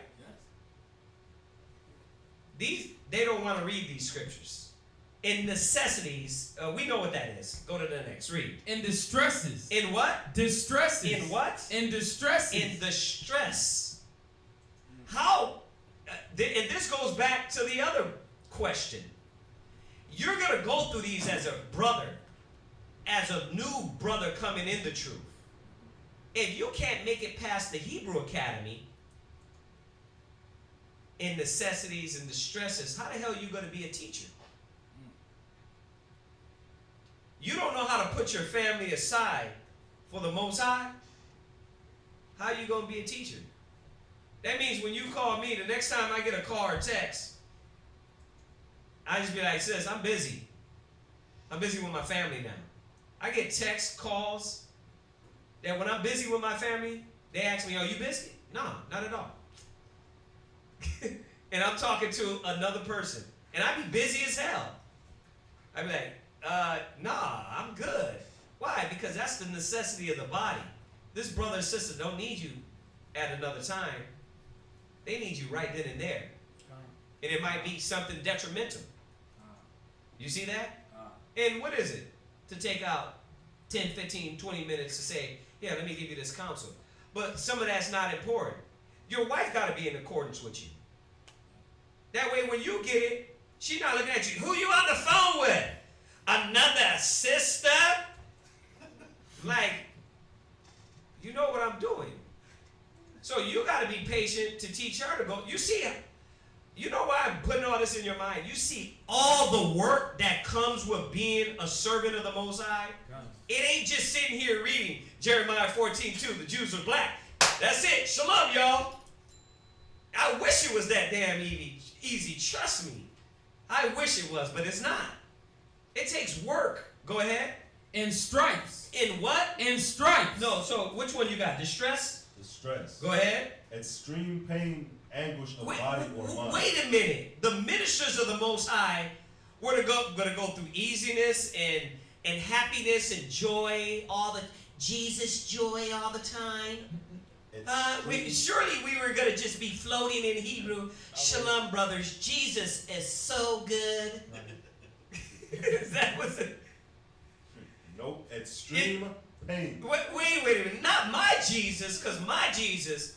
See, when it says joy, the joy is knowing that the suffering is for Christ. That's what it said in the Hebrew, the first verse, joy. The joy was knowing I'm going through for this for Christ. Christ went through it. The apostles, you know what? I know I'm catching it, but you know what? That's what the Most High want. My son, despise thou not the chastening of the Most High, as we read down. I'm going through this for the Most High. That's what I got to keep telling myself. I'm suffering. And a lot of times you got to realize you're suffering because of your actions. Right? You know what? I got to fix my mistakes. Right? Go ahead. So you're reading what definition? Distress. Go ahead. It was saying extreme pain, anguish of body or mind. Anguish in body. You got to be pain. You're sitting in class. Right? Some of us got illnesses. Right? Back problems. Right? And mind too. You're in distress. Right? But you're barreling through it. Why? Because you know you need your spirit clean. You know you need the word. You know you want to show to the Most High and prove to Him that whatsoever you do, do it unto the Lord and not man, knowing the reward you're going to receive, right? Go ahead. To pain, to afflict with pain or anguish applied to body. I don't want that one. To afflict greatly. Right. To harass. Don't you feel like you're being harassed all the time? And that's why we have Hebrew Academy. Because if you don't know that you're going to be harassed, then you disappear. Hey, Shalom, brother, where you at? That's why I just told him. He said we got a brother here. He's in the Hebrew Academy. And how long you been in the truth? 2 years. He been in the truth 2 years. He just took his, we have these tests. He took his soldier's test and he took his officer 50, right? All right. Okay? And he said, I'm ready to take my last test, which is an officer 100. And I asked him and I looked at him and I said, brother, are you ready for that? Because as much is given, much is required. More commitment. Rank is not for power. To be a bishop, a pastor, a deacon is not to walk around and throw your thing about. It's to take on more duties. So I'm asking him, I'm looking at him in an outright way saying, are you ready to be responsible? Because his problem is what? Communication. Got it. If you're a deacon in the church, then now you got to get your communication up. Because you're going to be needed. You see that? I don't get to turn my phone on you. You understand? I don't get to. I don't get to ignore. You understand? When I do, trust me. The woman next to me will get the call. Like, brother, yeah, we've been trying to call you. Why? You don't get no free time. Got it. Why? Because we got things to be done. We got a school. We got a body. Y'all see that? Got it. And a lot of time, let's be real. Let's be real. You just want to be alone. I want to be alone. I don't want to be bothered. Oh, I love my peace. You niggas just want too much. That's the shame. You deny Christ, he's going to deny you. Because the one thing he's going to say when he comes back is what? You fed me, you clothed me, you visited me in prison. You did these when you did this to the least of my brethren. He's not going to say, hey, were you at home comfortable? Huh? Did you get peace in yourself? Did you get rest? He's going to say, what did you do for your brothers? Well, they wanted a lot, Yahweh, and I had a lot of stuff to do. Right, but I gave you talents, and what did you do with those talents? Oh, I buried it. I got it right over here, and I got it waiting. I got it for you, Yahweh. He's going to say, oh, you slothful worker. Cast him in outer darkness. We're going to take what you have, and we're going to give this to somebody else that really wanted the work of the Most High. But you were fine, right? You were at peace at home, right? Doing your thing, right? You deny Christ, he's going to deny you. This is what it means to despise the shame. Go ahead. Read on. Imprisonments. In what? Imprisonments. And it will get to that point. And the first prison is what? Paul said it himself. I'm a prisoner for Christ. Come. You feel like you're in prison. And that's really what it is. Your world no longer becomes your mama world, your daddy world, your job's world, grandpa's world, Oprah's world, Will Smith world, Lil Wayne's world. It no longer becomes that. Guess what it becomes? The Israelite world. That ye be no longer conformed to this world, but that ye be transformed by the renewing of your mind. Romans 12 and 2. Right? It's no longer that world, but people resent that. They hate this. They hate the lifestyle. They hate that I'm going over it like this. Why? Because they're knowing in themselves, they didn't deny me. They ain't denying you. They're denying the path, the work, the duty, the office. It ain't got nothing to do with me. I didn't call you to trust me. We all have to get busy. Go ahead. In tumults. In tumults. What is tumults? Commotion. In what? Commotion. You misunderstood this sister. She misunderstood you. Or you misunderstood this brother. He misunderstood you. But now you got to work through it. You don't get to do like the world and what? Right. Delete. Mute. Yeah. Yeah, I see the text, but beep, beep, muty. That's how I did with you. You don't get to do that in Christ. In Christ, now you have to follow what the Bible says. Go to that brother and fix the problem. Well, I did that. Well, take another. I did that. Well, then, what now? Forgive thy brother 70 times 7. I don't want to forgive. Bear not a grudge against thy brother, lest thou be condemned. I don't want to not bear not a grudge. I can't do this. This is just, it's too much. I want to do me. I want to bear anger, resentment, and regret, and hatred. And you're just forcing me. It's too much. I'm done. Mute, delete. It's like I've been calling. I don't feel the love. I'm loving you by calling you, but you're muting me. You're deleting me. There's no real love because you're muting the love. This sister calls you. That sister texts you. This brother, you get the cam text, but you're muted. There's no love in Israel.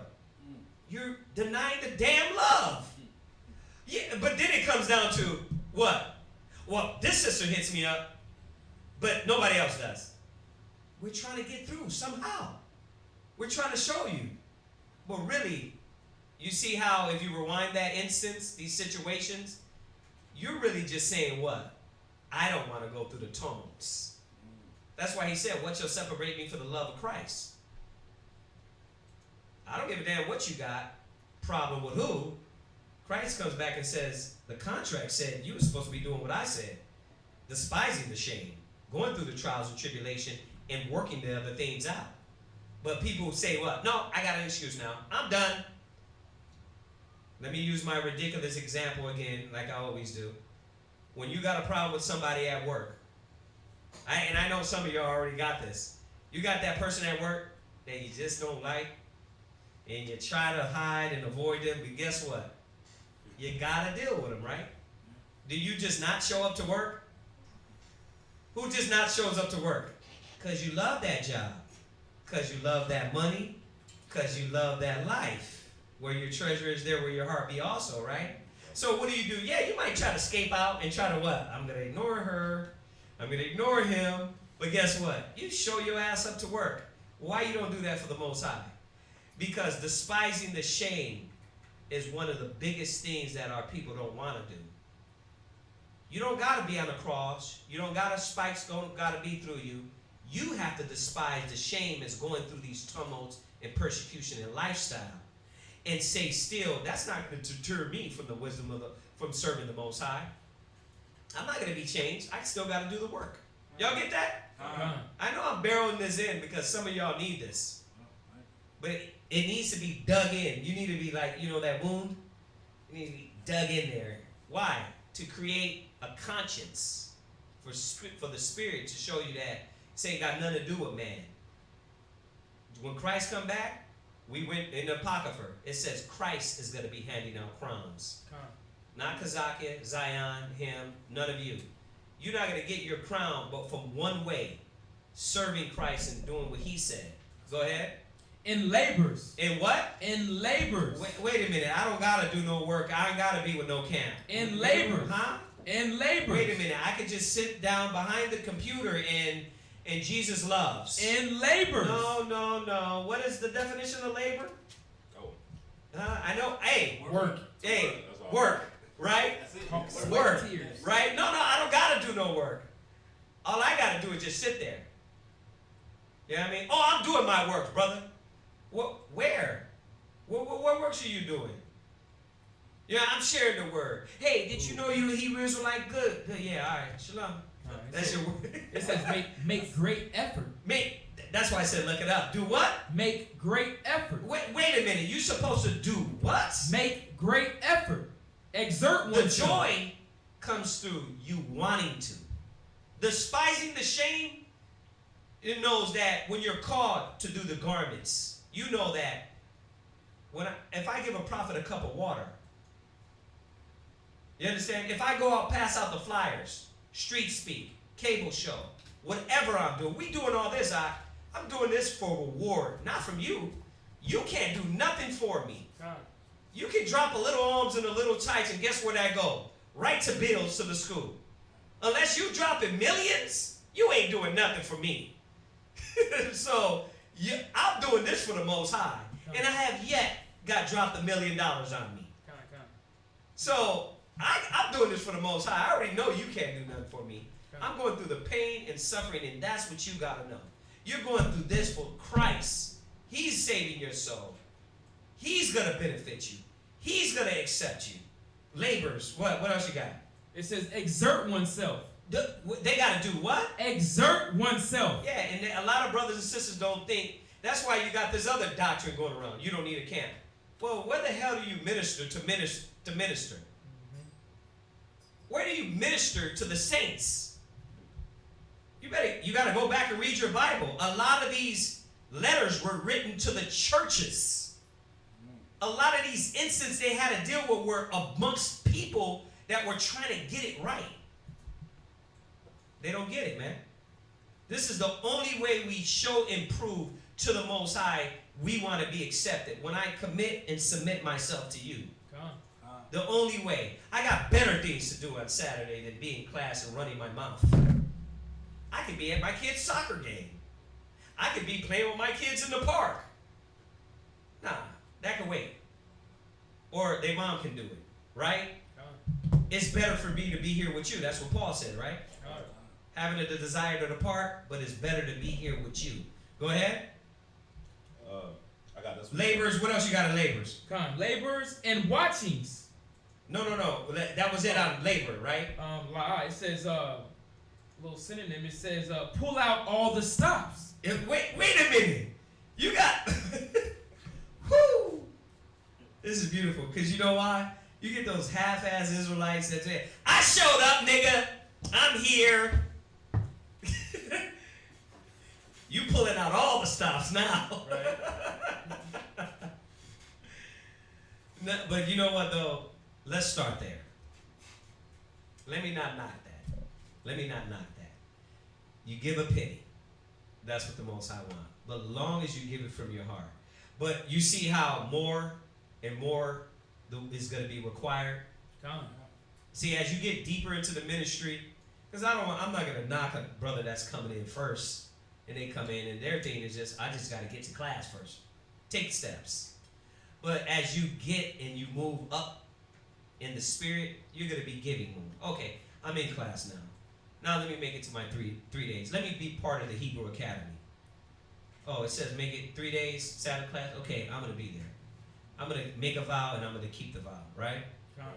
So, I don't want you to think that putting in a little at a little, but it has to grow, right? Go ahead.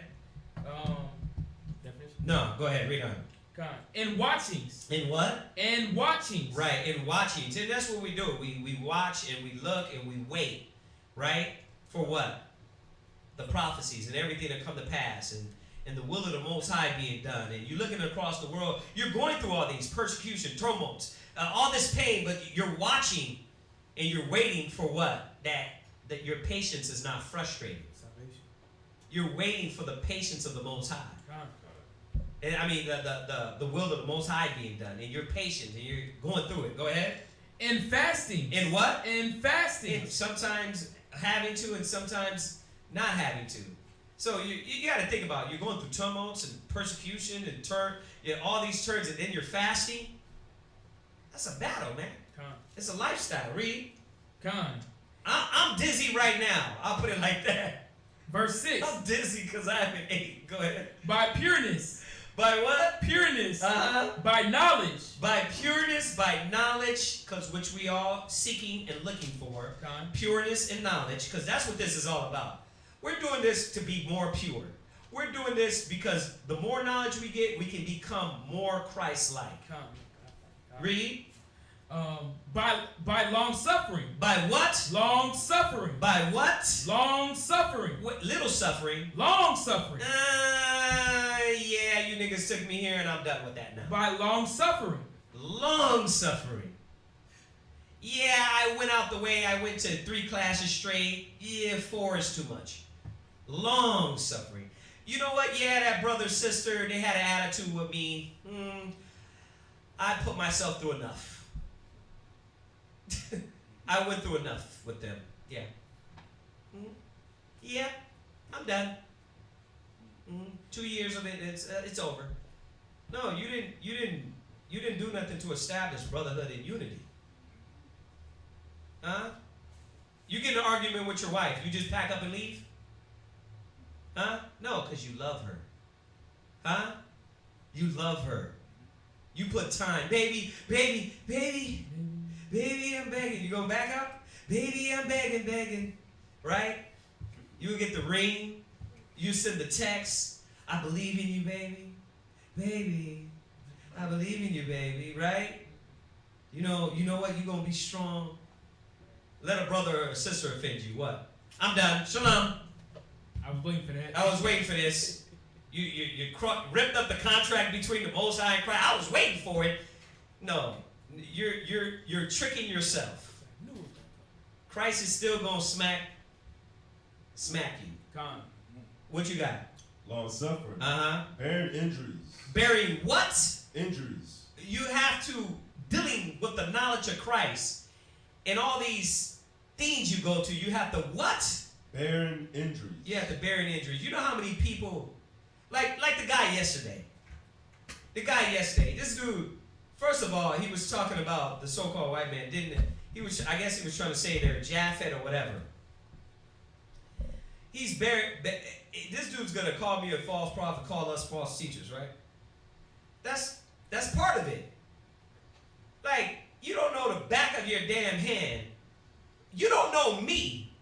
You don't know my works. You don't know what we teach. You don't know nothing. But you want to just shamefully disdain our name. Right? That's what you get. You help brothers and sisters. They talk about you.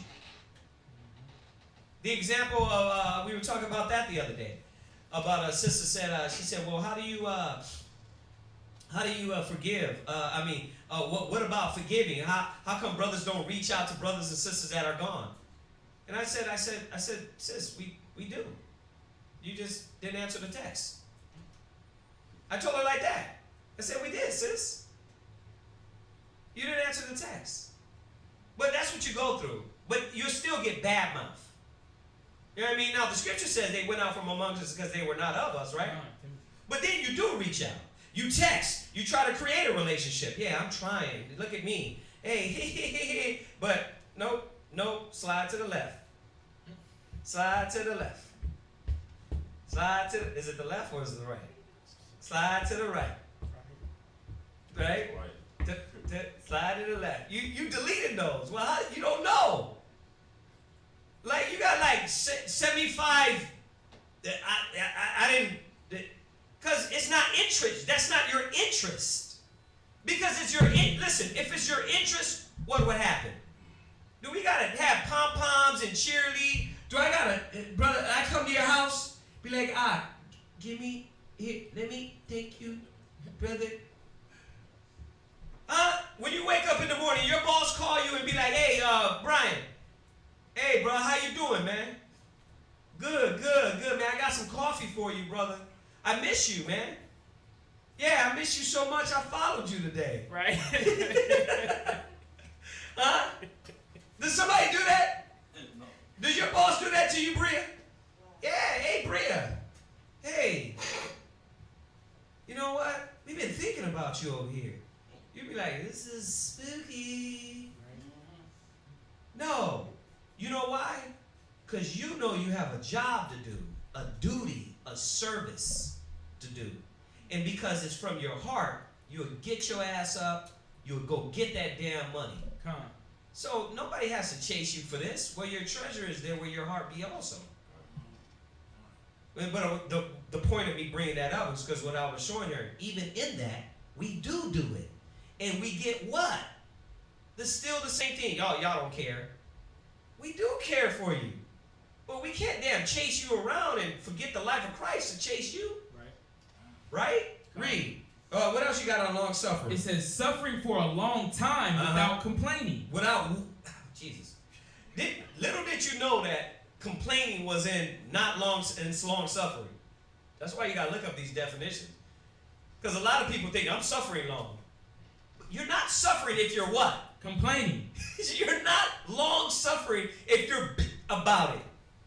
Right? If you're crying about it, talking about, see, why do I have to go through this for Christ? Okay, Christ, here.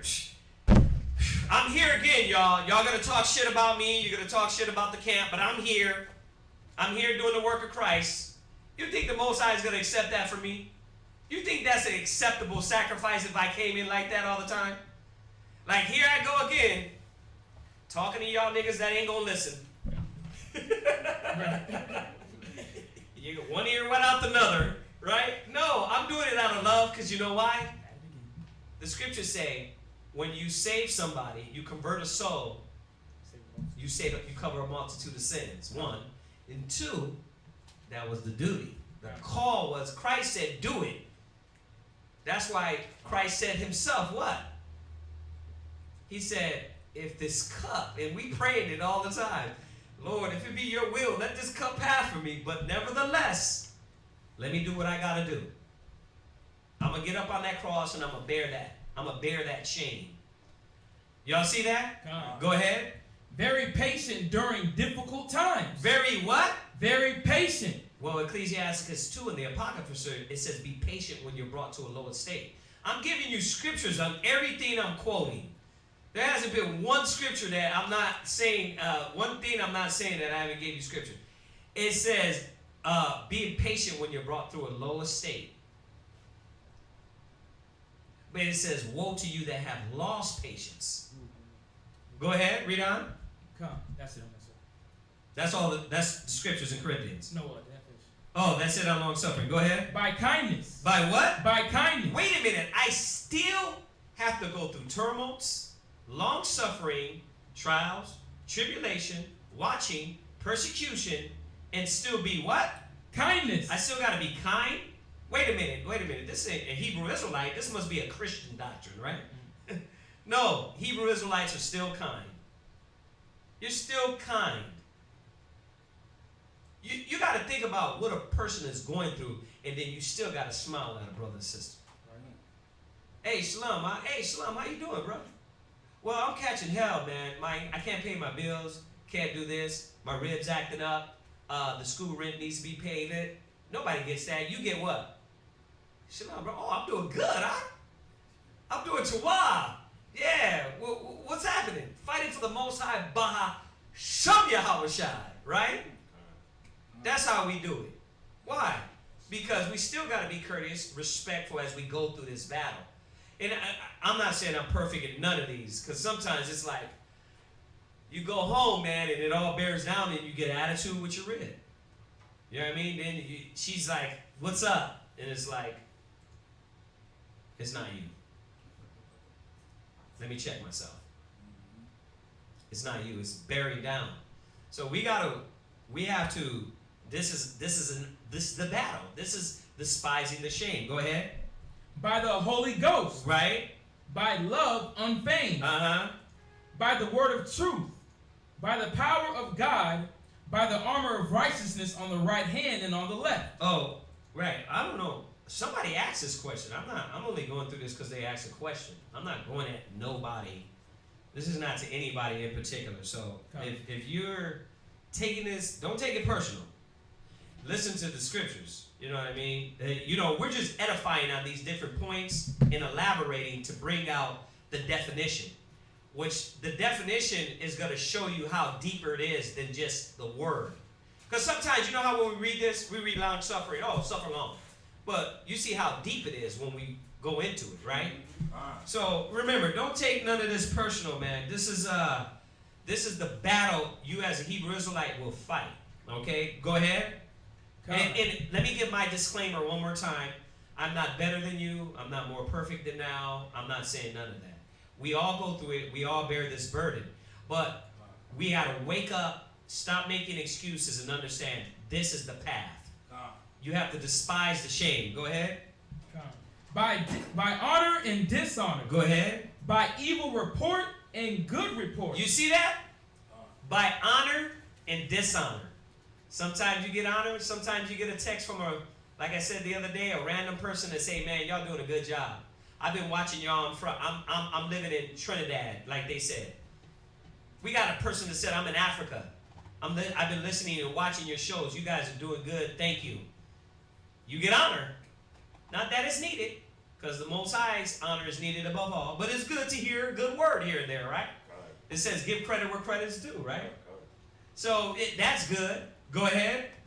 As deceivers. It says, and dishonor. And sometimes it's like, oh, y'all bullshit, y'all lies. As what? Deceivers. Deceivers. Go ahead. And yet true. And that's really how it comes off. So you got to think about, if you were to put this in a psychological place, in a psychological way, you got to think about this. How could a person go through this? Well, a righteous man will. A righteous man will suffer this suffering for the Most High, for Christ, and to do the will of the Most High. So this is what we I know I kind of went into your question a little more, but it's needed. This is despising the shame. So that's it on that. I mean, I can keep going.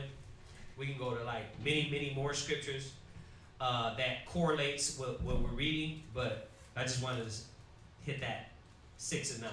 All right. So go back to 12 and 2 and finish that up. Hebrews 12 and 2. Read it one more time. Oh, okay, I don't have to. And was it the sister or brother that asked the question? Okay, well, the sister that asked the question, without me taking class another 3 hours, read all Hebrews 12. Because when you jump down in Hebrews 12, it's going to tell you what was the shame. The same thing we just read in 2 Corinthians, and it tells you right in the chapter. It says, despise thou not the chastening of the Most High. Now we know what the chastening is. The chastening is all these things that we go through. The chastening is Ecclesiastes, the 2nd chapter. When you come to serve the Lord, prepare your soul for temptation. That's the chastening. Go ahead.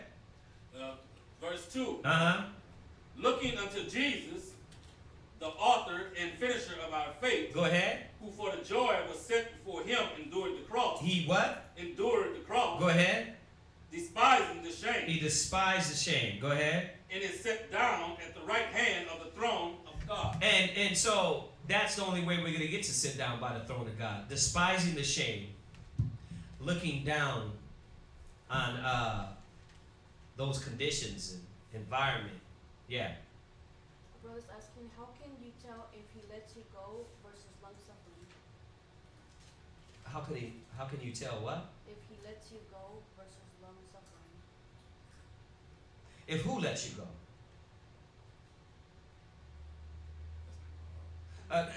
Edify that question a little more. Get a little more detail in that. Because I'm not sure what you're saying. And to the brother,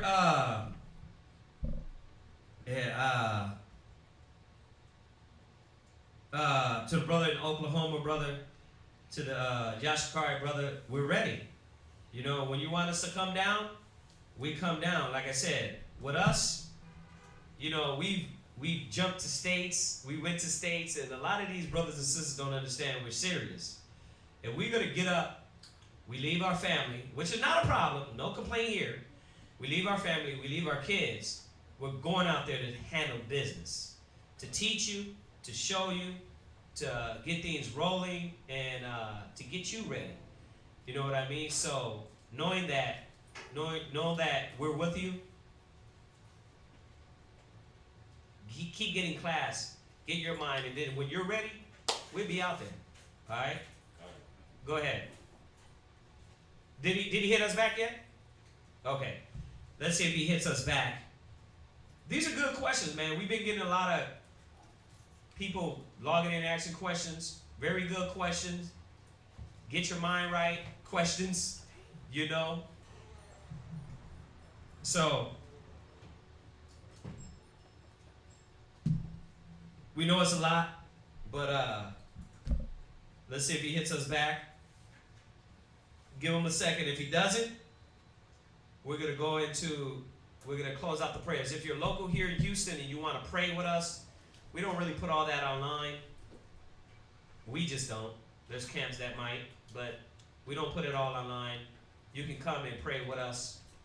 And we do everything you're getting now, plus you partake in the fellowship. All right? So, what we got? I'm just trying to wait till this brother hit us back.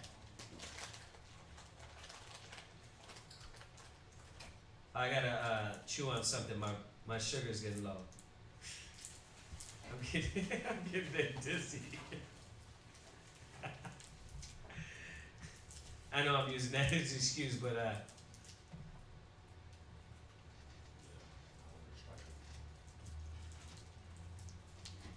How can you tell if the Most High lets you go versus long suffering?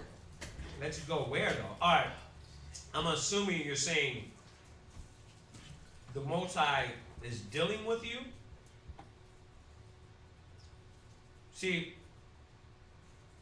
in the context Paul was bringing out long suffering was like what we would have to deal with, like dealing with other people and things, right? But suffering through trials and tribulation that you're going through, long suffering that way, you know when it stops. Right? You know when it stops. Know this and ask yourself this. I don't know, but are you suffering for punishment or righteousness' sake? We got to know that too. Because a lot of times the scriptures say you're going to be corrected for your actions. Right? The Most High will correct you. It says thine own wickedness will correct you.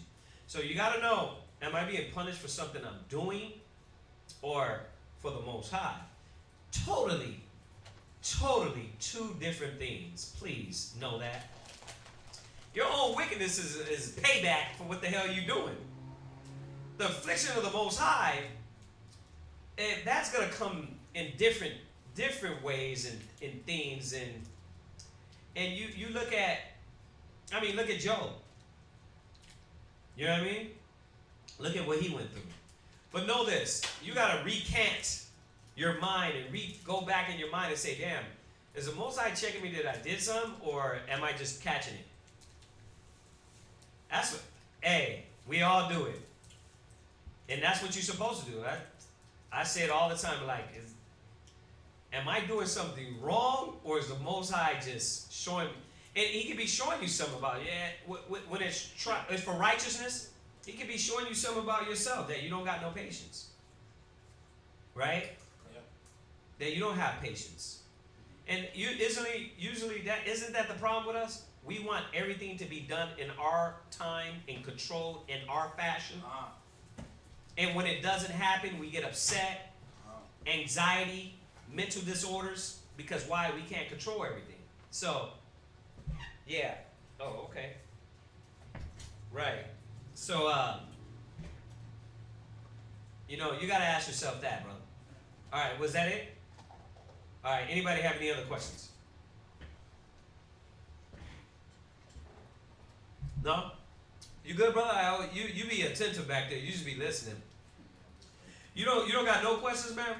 I know you come through with Bria all the time, man. You don't got nothing, huh? All right. I was like that too. I didn't ask a lot of questions. I just really just listened. You know what I mean? But asking questions is good too. There's nothing wrong with that if y'all have questions. Yeah. All right. The Lord do. Like, I can't realize sometimes, like with me, because I know I work and all like that,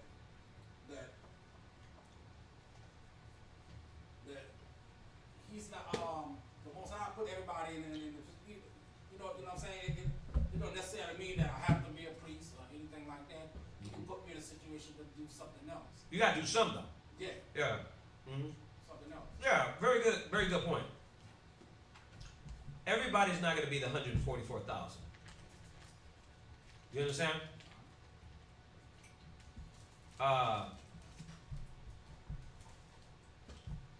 Psalms. Everybody's not going to be 144,000. A lot of cats, if you read the scriptures, it says some are going to come in at the end of the day. But here's the point.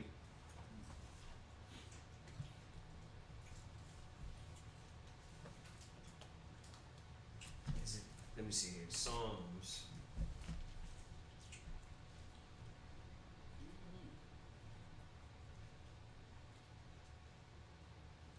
Now, he already ordained you, brothers, the men and priests.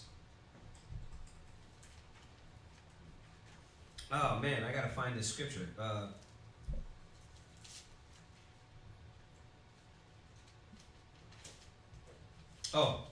Psalms 84 verse 10.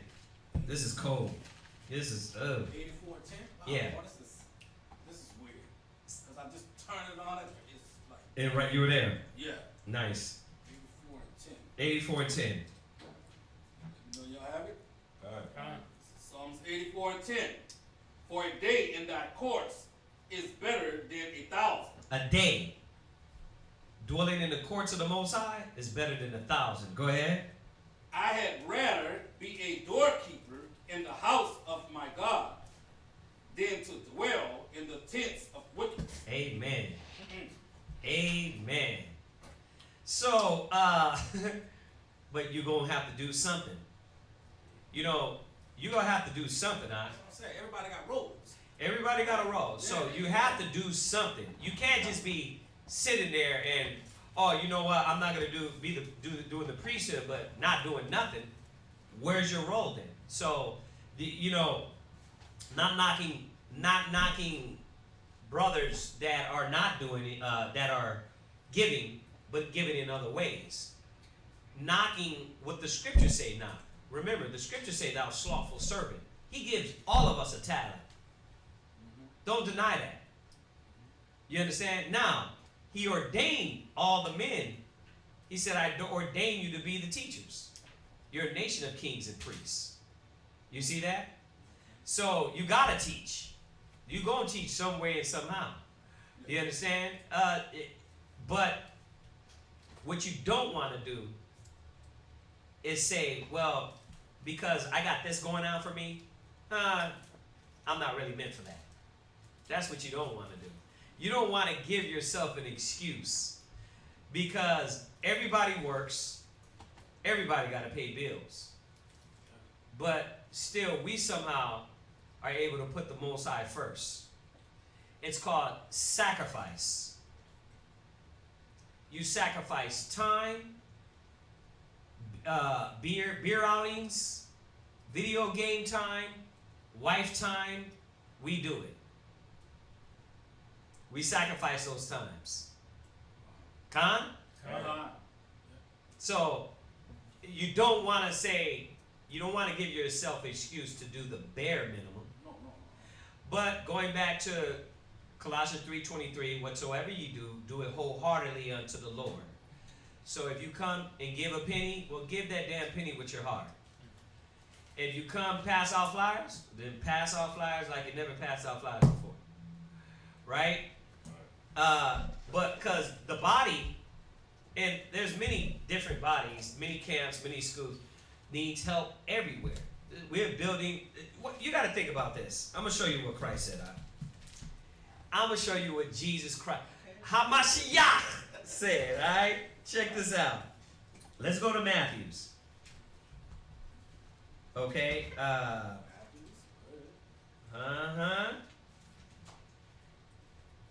And we pray this at the end of class a lot. Go to Matthew's 9. 37. 37. Can I read that? Read 36, my brother. Thank you. Read that. All right, this is Matthew 9 and 36. Go ahead.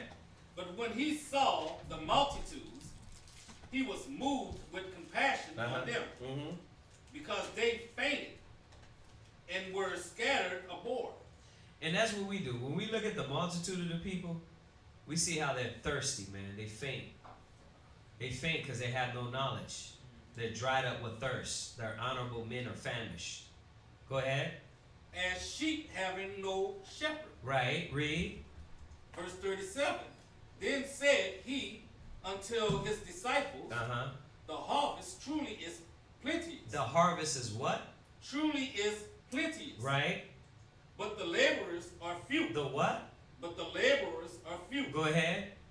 38. Pray ye therefore the Lord of the harvest that he will send forth laborers. That he will send forth what? Laborers. You hear that word again?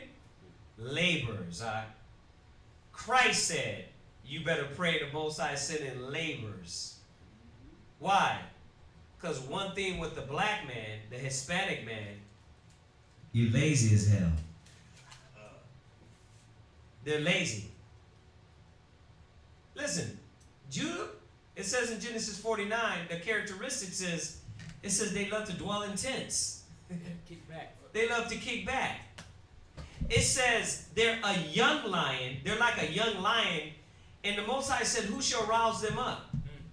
Because if you left it up to the black man, yeah, they'd be online, send you a few arms and tights. And I'm not saying that ain't helping. What I'm saying is, think more of yourself, man. We're the kings and priests of this earth. So you can do a lot more things. You know what I mean? So all I'm saying is, don't settle. I'm not saying everybody's going to have the same office, because we know Corinthians the 15th chapter tells you there are many offices. But what I'm saying is, don't settle. Don't give yourself an excuse why not to be the man. The Israelite killer, gangster, fighting for the Most High Christ on every level. You see that? That's all I'm saying. Yeah. Now, because I know not all Israelite people are lazy, but is that some kind of curse that's brought upon us too? Is that No. They just laid back. They just just a laid back people, man. You know what I mean? I mean, think about it. Come on. We are here at 10 o'clock in the morning. I had to wake up at 8:30. Man, I'd rather be home. But what compels me is this work, the love of the work, to do this. You know, snuggled up with your boo at 9 o'clock in the morning.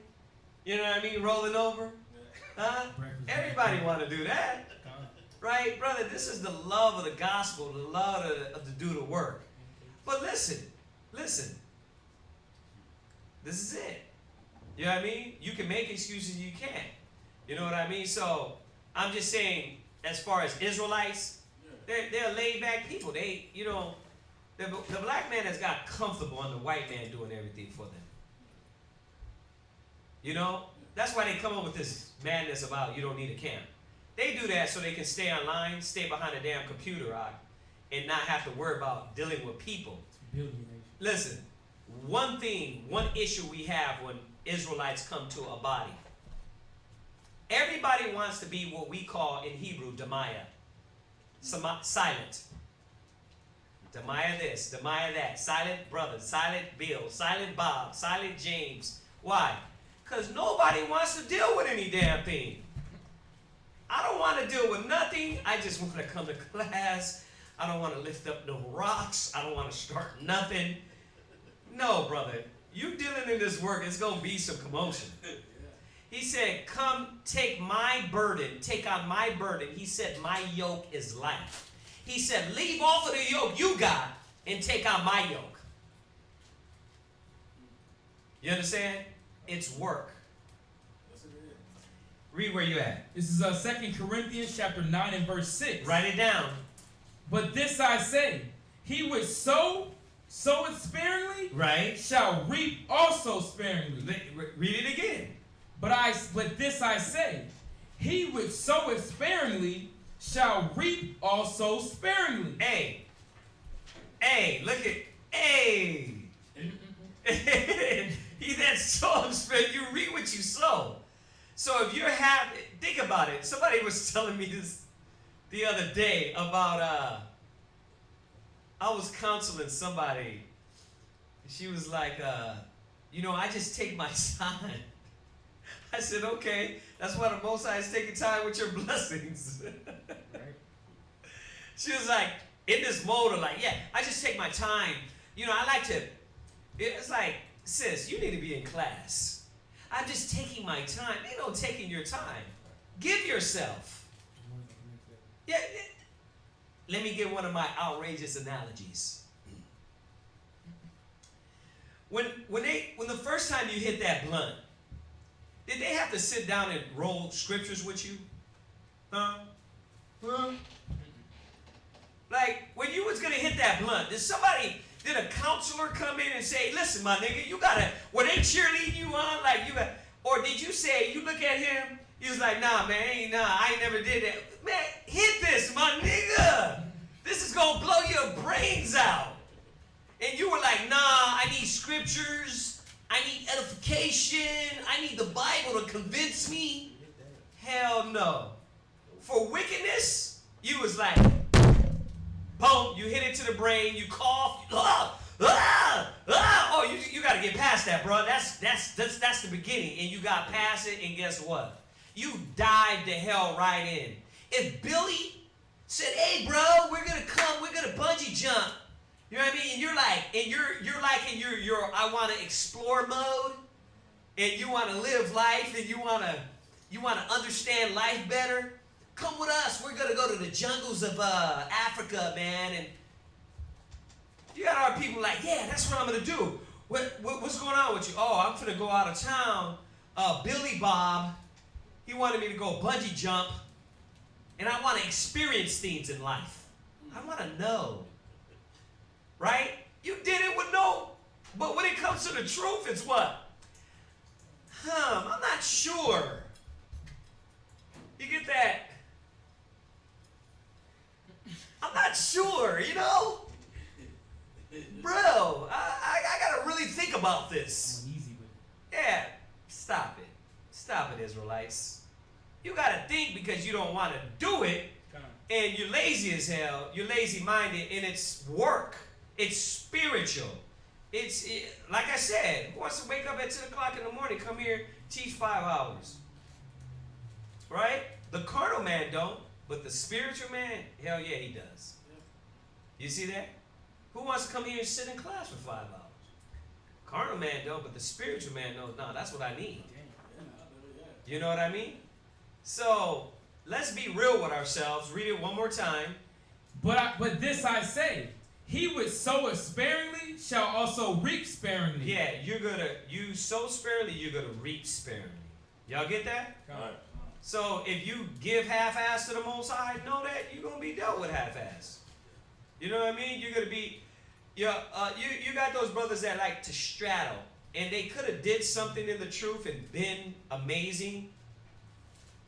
But is that strange? Don't we got our people like that in the world? All right. That always, wanted to do something in their life and never got off their ass to do it because they never did it? That's the same thing. The ideals, the psychological bull-esque game that we play on ourselves in the world, it comes to the truth. And you do the same thing. You're like, yeah, I wanted to play the piano all my life. I love the piano, but you never sat down and learned it because you were lazy. Because if it was really that much a desire, you would have sat down and what? Took piano classes. You would have did it. And then at the end of the day, you would have what? Been playing the piano.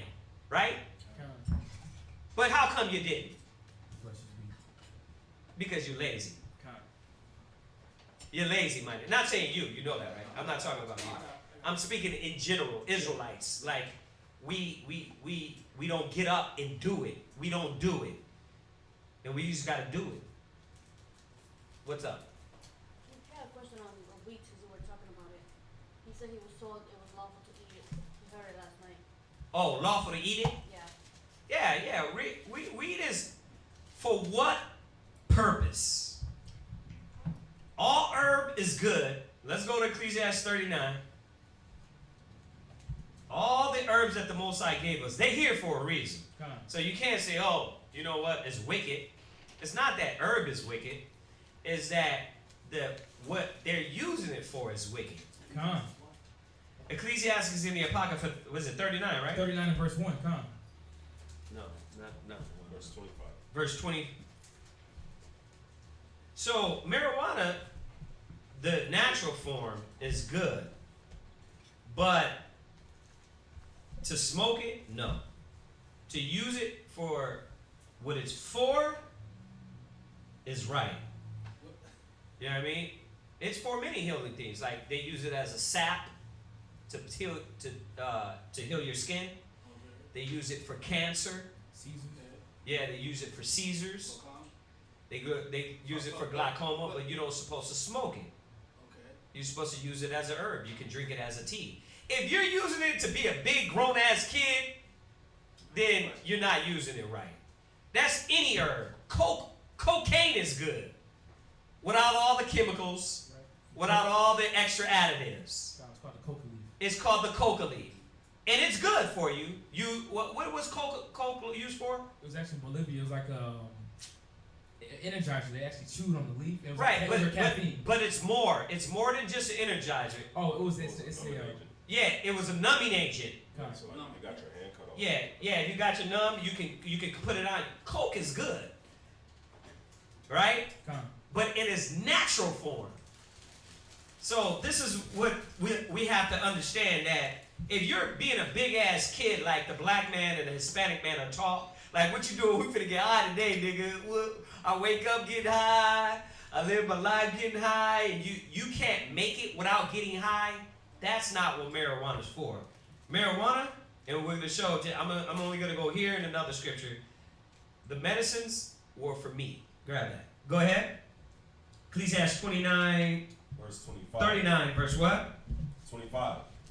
Yeah, read that. For the good are good things created from the beginning. So, once again, good things are created from the beginning. When he said the herb was for meat, that was good.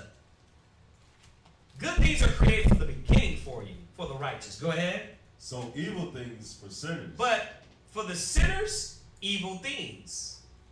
Once again, metal is good. God gave metal. He gave it from the ground, right?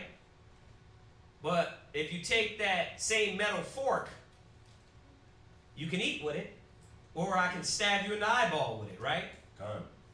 I can just go around killing people with a damn fork, right?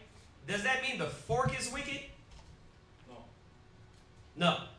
It means that the person that's using it is wicked as hell, and how they're using it. Same thing with a knife. Same thing with a bullet, a gun. Y'all see that? You can take a butter knife. It'd be hard, but you could stab the hell out of somebody with a butter knife. It'd be hard. You'd be working hard, but you can do it. You understand? But it's not to stab. It's for butter. So for the wicked, the sinners, they turn everything.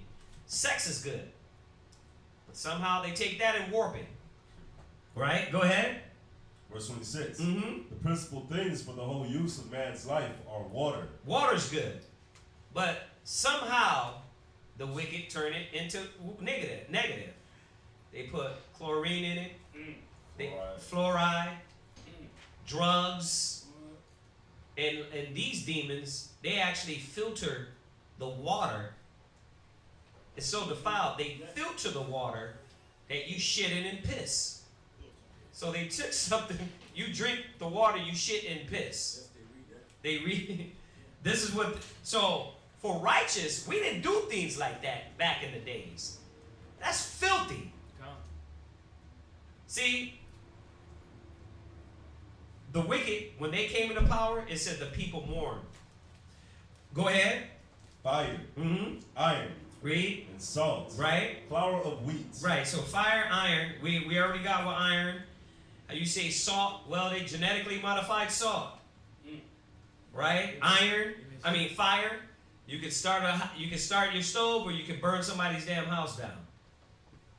You can use it for righteousness and wickedness. Go ahead. Honey. Read. Milk. Read. And the blood of the grape. And oil and clothing. Right. All these things are for good. All these things are for good to the godly. It says they're what? For good to the godly. They are good to the godly. You understand that? Okay. Go ahead. So to the sinners they are turned into evil. So, he just gave you a handful of things you can think of. So, the herb is good. When you go to Genesis 1:29, right? Go to Genesis 1:29. I said 2, but I'm going to go to 3. And we've been over a whole class. I'm going to have her put a link in the class. It's Time to Get High, I think it's called. It's called Let's Get High.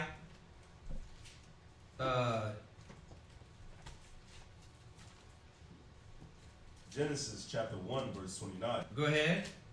And God said, Behold, I have given you every herb-bearing seed, Right, so the Most High gave us every herb-bearing seed. Go ahead. which is upon the face of all the earth, Go ahead. and every tree in the which is the fruit of in the which is the fruit of a tree yielding seed. Go ahead. To you it shall be for meat. For what? For meat. M-E-A-T. We didn't smoke. I don't give a damn if you say, well, did Indians smoke? They were off at that time. Our people did it too. Yeah, 'cause somebody did tell me. Yeah, the Native Americans, they did it. Smoking, you know? Yeah, Oh, they're off too. Strange incense. Yeah.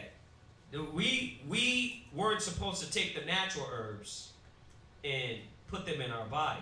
If you understand the process of just lighting a smoke and letting the fumes come into you, that's not good for you. That's not good for your body. So we weren't supposed to do that. Now, if you need it for medicine, go to Ezekiel what? Ezekiel chapter 47 and verse 12. 47 and 12. Come. So a sister told me she had it was an autoimmune disease. Huh? MS, right. She had MS. And she used to get high for MS. I said, sis, you don't have to smoke weed. You bake it. Put it in your thing. But she had MS. She wasn't doing it to be a damn gremlin and a kid. And all of a sudden she obtained spirituality. You know, when you get high, like Lil Wayne, he thinks. That's why you hear him. Every time he in a rap, like that. Why? Because now he think he get more spiritual with weed. Nah, the spirit comes from the Most High. It don't come in from weed or tip-tapping in your pineal gland or cocaine or none of that. Go ahead. Where you at? Oh, you were Ezekiel 47 and 12? Come. Okay. And by the river, upon the bank thereof, on this side and on that side, Go ahead. shall grow all trees for meat. Right, so the Most High gave us all these trees for meat. This is Ezekiel 47 verse 12. Go ahead. Whose leaf shall not fade. Right, the leaf is not going to fade because the Most High gave the herbs of the earth. The problem is that when America took over, Gad was, majority of Gad was using the things of the earth, and they knew how to replenish the earth with the earth. But the wicked, they came in, they were animals, beastly, and they start taking these things. Don't you know that the black man created a vehicle to run off of steam? Oh yeah, we got a list of all these things that were created by the black man. A black man created the steam engine. Come. Microwave. We didn't have to run off of oil. But the wicked are thinking about money. They're motivated by money and riches. You're talking about, the ozone layer, global warming, but cars can run off of batteries. All you gotta say is, listen, we're gonna give y'all 5 years and all cars have to be battery operated. You got cars that function off a battery. And all they have to do is put the batteries just like they do in gas stations. But America don't give a damn about no global warming, the ozone layer. We care about the kids. All hands across America. We're going to Earth Day. Right. They don't give a damn about no Earth Day. You know what they care about? Money. All that stuff is the matrix to keep you acting like you're doing something. If you cared about Earth, then you would create things, not wickedly. So, understand, as soon as the wicked came into power, it says in Proverbs, when the righteous bear rule, the people rejoice. When the wicked bear rule, the people mourn. So why are they legalizing marijuana everywhere? Because it's what's the word? Depressing. It's depressed, right? Not depressing. It's called a downer. Depressing. It's a downer. And what else to do is go and look at the crime rate since they legalized marijuana in Colorado. But now if we can get the whole damn United States legalized, we can get these niggas to calm down and still be slaves. You figure what? I got my blunt, I got my big screen TV and chicken, nigga. That's it. Netflix. You niggas talking about Christ coming back, the world coming to an end, nigga. Where? Right. You just want your blunt and your 40. And that's what they're doing to our people. So this is for meat. M-E-A-T. You can read it in your Bible too. Go ahead. Neither. Oh, you want me? Oh, do you want to read? Read on. Okay. Neither shall the fruit thereof be consumed. Uh-huh. It shall bring forth new fruit according to his months. Right. So when it means consume, meaning that it will not fade away. That every month the Most High gave these herbs, they're gonna come. You drop that seed, it will come. Go ahead. Because their waters they issue out of the sanctuary, Uh-huh. and the fruit thereof shall be for meat. The fruit shall be for what? For meat. You see how that keeps resonating in there? Every time we talk about herbs, meat.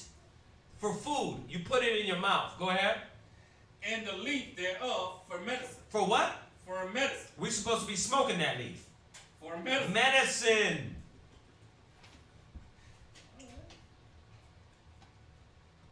Who pops Tylenol unless you're a damn drug addict on a regular basis? No. Do it when you get a headache. And if you do it too much, you're an addict. Why do you think Xanax, bars, what else? Lower tabs. Lord, what else? What Painkillers. else? What are the doctor names, Shalimar? I know you, because your back problem. That's it. Percocets. They got like Soma. Soma. Pain. See, why do you think, brother? It's the same thing with them. Stop trying to act like it's different. The wicked turn it into wickedness. You go to the doctor, you go get these pills to heal your body. Like, or you're going through some pain, so they give you a Soma, they give you a Percocet, Vicodin. right? They give you a Vicodin. But the wicked are what? Now it's fun. So the wicked turn it all into wickedness. If you got a sickness, brother, you got a disease, you got an illness, by all means, get it, grow it, bake it, tea it, use what it's for. You know what I mean? Use what it's for. But you don't have to smoke it. Now, if you're trying to do it just because you want to get high, that's not. First of all, when we went over the drinking class the other day, drinking is lawful. We went over that the other day. Does the Most High want you drunk all the time? Lie. Does the Most High want you to escape through the bottle? No. So, same thing with all these drugs. The Most High don't want you to deal with these things as an escape, as an outlet. If it's a medicine, use it as a medicine and let that be it. What's up? Mm-hmm. It's a different question. Yeah. Different question. Hopefully that helped you out, brother. You got to be careful. You have to think about it. If the Spirit is going to enter into you, it cannot be diluted. And like I said, we're not going to go over all the questions we went over or the scriptures we went over the other day, but it told the priest not to go into the sanctuary, and you weren't supposed to teach while under the influence. So same thing with any drug. I can't come here if I'm on pain medicine and I'm on bars or, you know what I mean, Percocets or Xannies. That's not good. You understand? So how is it that you can think, and I'm not saying you as opposed to you, I'm saying that anybody can say, oh yeah, I can get high, that's lawful. First of all, you're destroying your body. Then what are you doing it for? Most people that get high, On pleasure. they ain't like, oh, I got a terminal illness. Right. They're doing it for fun. Why? Because I can act stupid and silly and eat Cheetos after. Actually, my father, he's an old head, but he smoked a lot of weed. And one of the results from that was throat cancer. So, if weed is so, so good for you if you smoke it, why do you receive throat cancer? Because the throat cancer probably didn't come from the weed. It came from the actual fumes and smoke. And that's why you're not supposed to, because that part is destroying your body. Correct. The herb is good for what it is, yeah. Someone's asking if baking weed is good or not. Once again, if it's used for a medicine, use it. That's what the scripture said. It says these herbs are made for medicines. You don't take medicine every day or out of its purpose. You use it for its purpose. Come. If you got an illness, sickness, a disease, and it's going to heal that, help that, by all means, take it. If you're doing it, if you're trying to smoke it, you don't have to smoke it. You're going to kill yourself doing that. Like he said, the throat cancer, the fumes itself. If you're doing it for fun, the Most High ain't with that. Why? Because really, when I say for fun, really, a person is doing it to find another outlet instead of the spirit. So where's the sin at? The sin at is you're doing this through trying to seek another way out except the Creator. And then if you say, well, I just do it just to do it, then you're a fool. Because the scriptures tell you a fool partakes in folly. Right? So there's no way for you to kind of, be in mischief and just say it's fine. So, but for y'all that need it as medicine, go ahead. Yeah. What does it mean to be the least in the kingdom of heaven? In that parable is not necessarily talking about like the doorkeeper, like we read. What it's saying is that, like when you read down, it should be weeping and gnashing of teeth. You know what I mean? The Most High is going to destroy you in that parable. Okay? I know what you're talking about. When you read back down in Matthew 5:17 on down, it tells you in there, 20-something maybe. But it's talking about destruction. The Most High destroying you. All right, what else? One more. Please explain what it means to eat or drink grapes or wine for those that are priests or teachers. Say that again? Please explain what it means to eat or drink grapes or wine for those that are priests or teachers. When we drink, we went over this yesterday. We went over a whole drinking class. We know the Christians try to teach and say it's wrong to drink liquor. Let's go back to Matthew 11:19. Grapes, there's nothing wrong with grapes, brother. Yeah, go back to Matthew 11:19. Matthew 11:19. Read that. The Son of Man came eating and drinking. Go ahead. And they say, behold, a man gluttonous and a wine bibber. Christ was a wine bibber. Now they're mocking Christ here. But they're trying to basically saying he's overindulging. But what we're learning is Christ drank wine. There's nothing wrong with drinking wine. Nothing at all. Okay? So real quick, 1 Timothy 5:23. We'll touch on them for you real quick. I know there's a lot of new people on here, so I'm trying not to breeze through the questions. I'm trying to answer them. So read that. 1 Timothy chapter 5 and verse 23. Then give me Psalms 104 verse 15. Drink no longer water, but use a little wine for thy stomach's sake. Yeah, the Bible's telling you you can drink wine. And it's okay to drink wine in moderation. You don't supposed to drink wine going to the sanctuary. You don't supposed to be drinking and teaching. Like, I don't supposed to come here drunk as hell. Or me sitting up here drinking while I'm teaching you. Because the Most High, that spirit's supposed to flow through you, not liquor. That's why wine are called what? Spirits. You go get it. You look at over their build. It says spirits and wine. Right, because it's spirits. Like it brings you relax. It gets you in this different mode.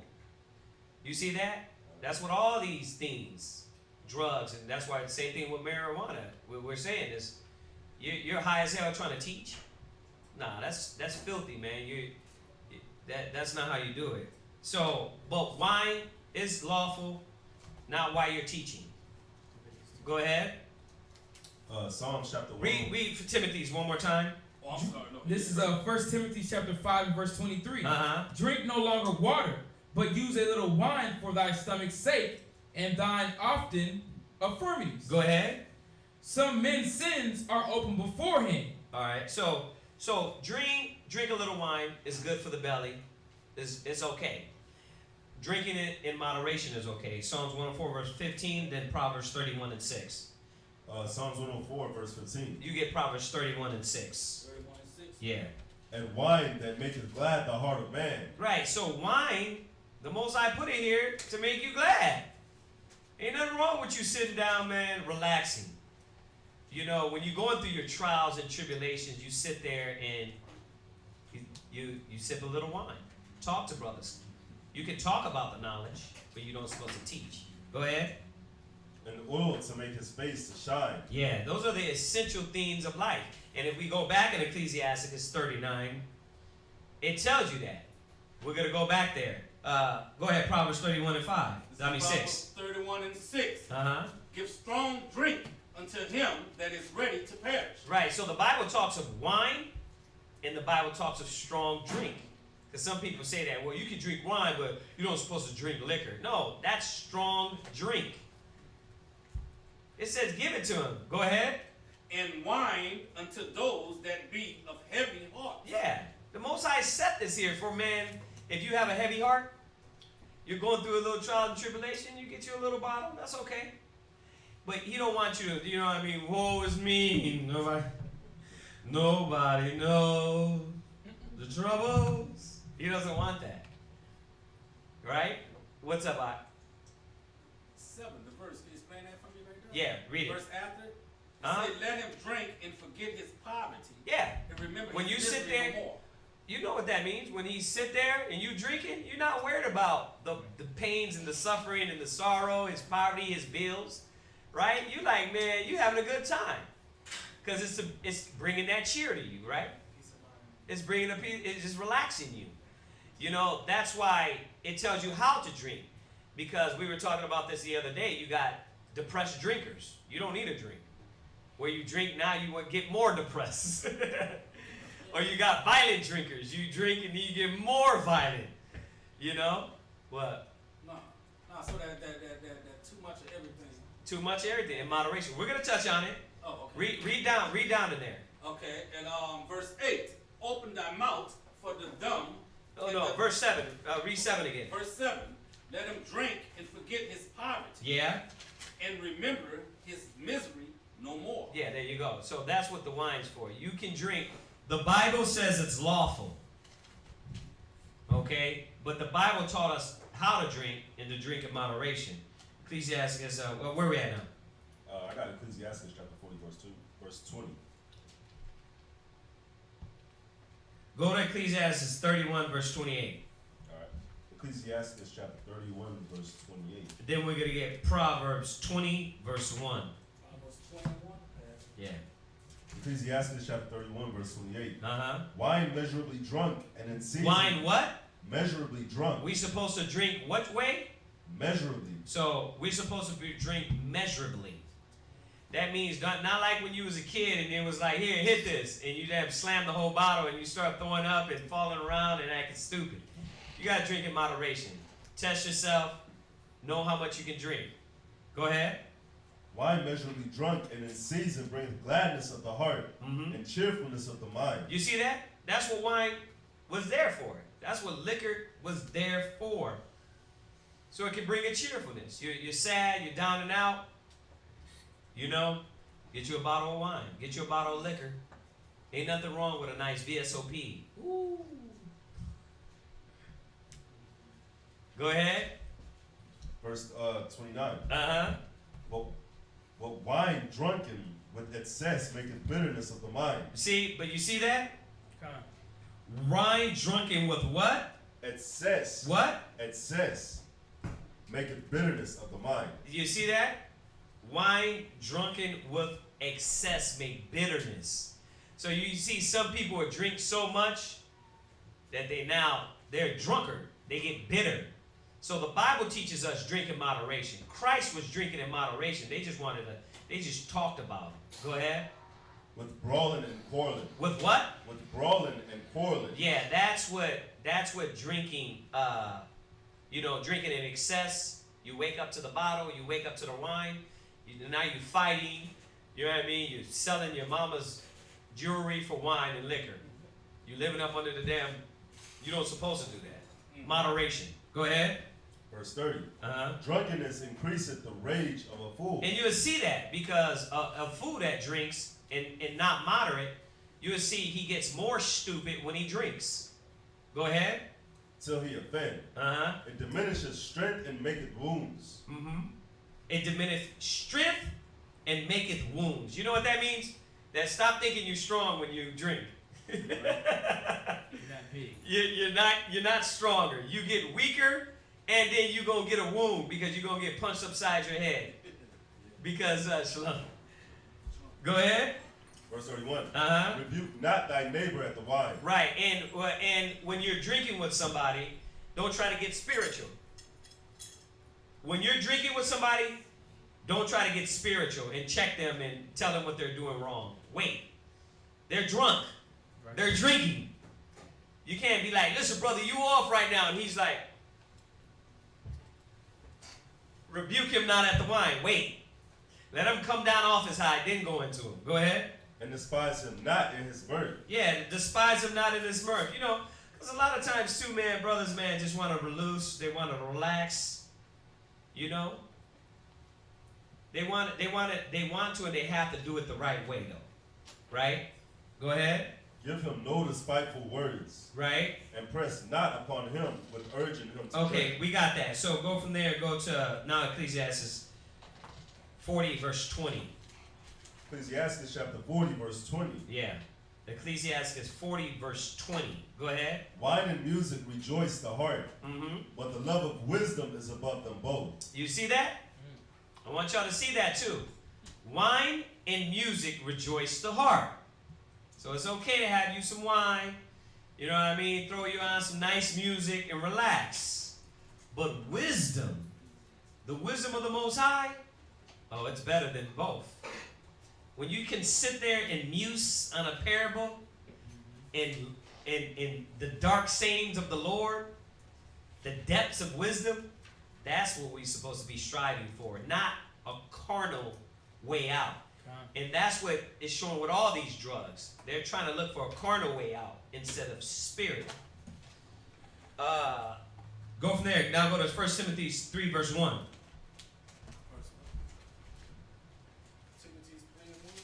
Yeah. 1 Timothy chapter 3, verse 1. This is a true saying. If a man desire the office of a bishop, he desireth a good work. Right. So going into back to the New Testament, we read in Titus where it says, in Timothy's where it says, get a little wine for your belly. But now he's reminding us that when we take this office as a bishop, a leader, a deacon, pastor, go ahead. A bishop then must be blameless. Right. The husbandman of one wife. Focus on one wife first. Go ahead. Vigilant. Awake. He has to be aware. He has to be knowing what's going on around him. Vigilant. Go ahead. Sober. He has to be what? Sober. He has to be what? Sober. Yeah, you can't. That's sober-minded, literally, and sober-minded spiritually. He can't just be like coming to class drunk as hell. So I'm spiritual. I'm gonna teach you the drunken monkey. It don't work like that. Jump to verse 8. Verse 8. You can give me Leviticus 10 and 9. Oh, what about Proverbs? Proverbs what? You say 20 and 1? You didn't read that, huh? Okay, you'll read that next. Go ahead. Verse 8. Likewise must the deacons be grave, not double-tongued, not given to much wine. It's not given to much wine. It's not saying that you can't have wine. It's saying you can't just be like you faded, but you need to go teach the next day. I can't get up and do nothing. Why? Because I'm drunk as hell. That's not what you're supposed to be. That's not what the Most High wants. I mean, come on now. Proverbs 20 verse 1, what you got? Yeah, this book of Proverbs 20 and 1. Uh-huh. Wine is a mockery. Right. Strong drink is raging. Right. And whosoever deceived thereby is not wise.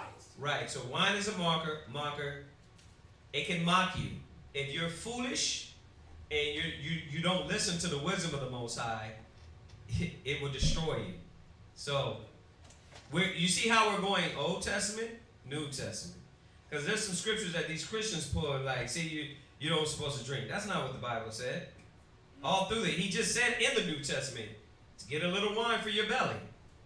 So it's lawful to drink, not lawful to drink when you're teaching or you're preaching the word of the Most High. Leviticus 10 verse 9, read it. Leviticus chapter 10 and verse 9. Uh-huh. Do not drink wine nor strong drink, thou, nor thy sons with thee, when ye go into the tabernacle of the congregation. So, hopefully you got that. When we go into the tabernacle of the congregation, we weren't supposed to be in here drunk. We don't want you to come to class drunk, come to class on drugs. You got to go get sober, then come back. Ecclesiastes 44, verse 21. Like I said, we went over these scriptures the other day. So, but it's all good. Go ahead.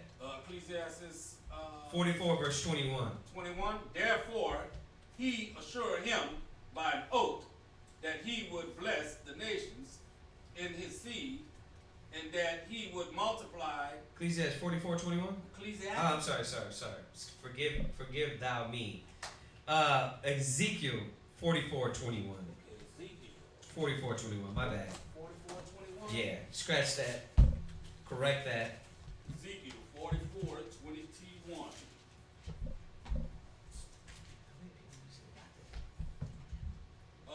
It says, neither shall any priest drink wine when they enter into the inner court.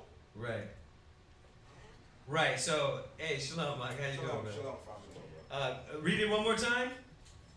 Neither shall any priest drink wine when they enter into the inner court. So we weren't supposed to drink wine when we enter into congregation. Otherwise, it's okay for you to drink wine. Drink in moderation. You know, unless you take the vow of a Nazarite, you shouldn't have no problem with drinking wine. So hopefully that answers your question. I don't know how you caught us, man. We were supposed to be gone by 1 o'clock. Yeah, well, you're always great, my brother. Yeah. I came all the way from Ohio. Yeah, I know. You've been here before. I remember you. Yeah. You actually went out to pass out flyers with us the last time you were here. That is correct. That was a beautiful day, too. Yeah. You're the truck driver, right? That is correct. Yeah, you came through the city? Yeah. Oh, dang, I remember that. Yeah, you remember him, right? Yeah. Go ahead. No, anything else? Well, it was a lot, man. Y'all, boy, we've been going since 10 o'clock. So y'all had some really good questions, y'all. I mean, for whoever's stuck in there with us, what class, you know what I mean? It was really good questions.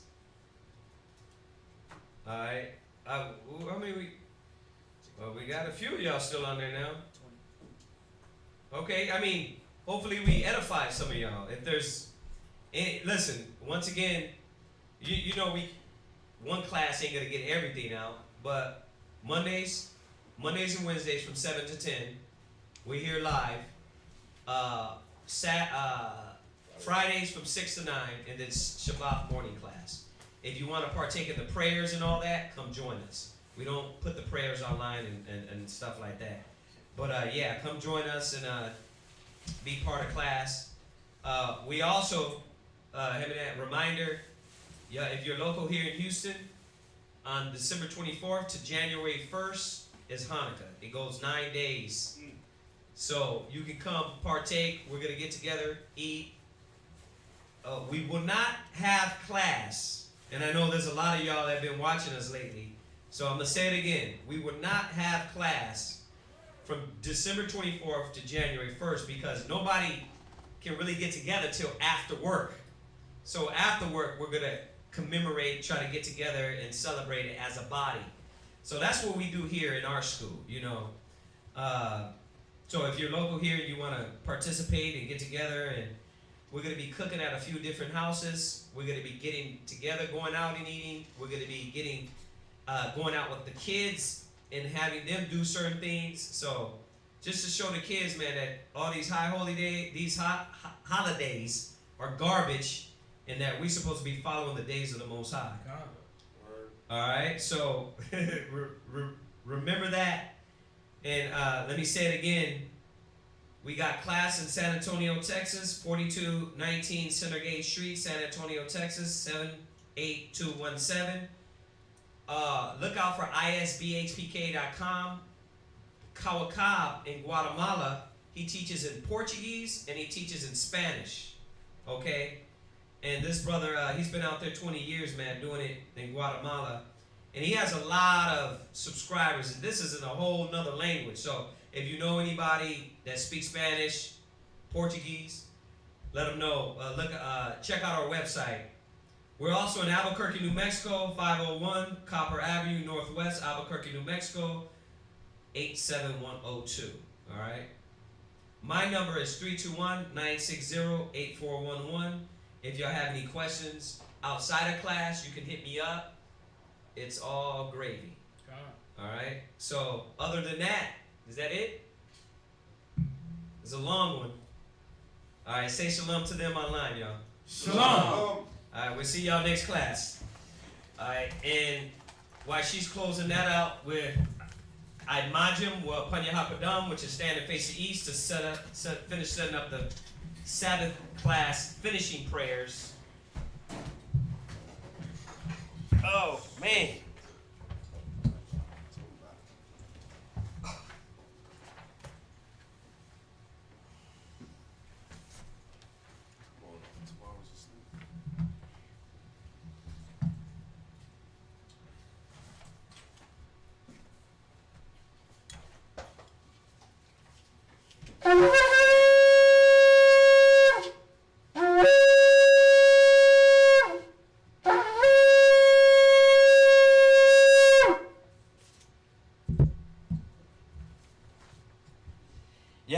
Yahweh, Bahasham, Bahasham, Yahweh Shai,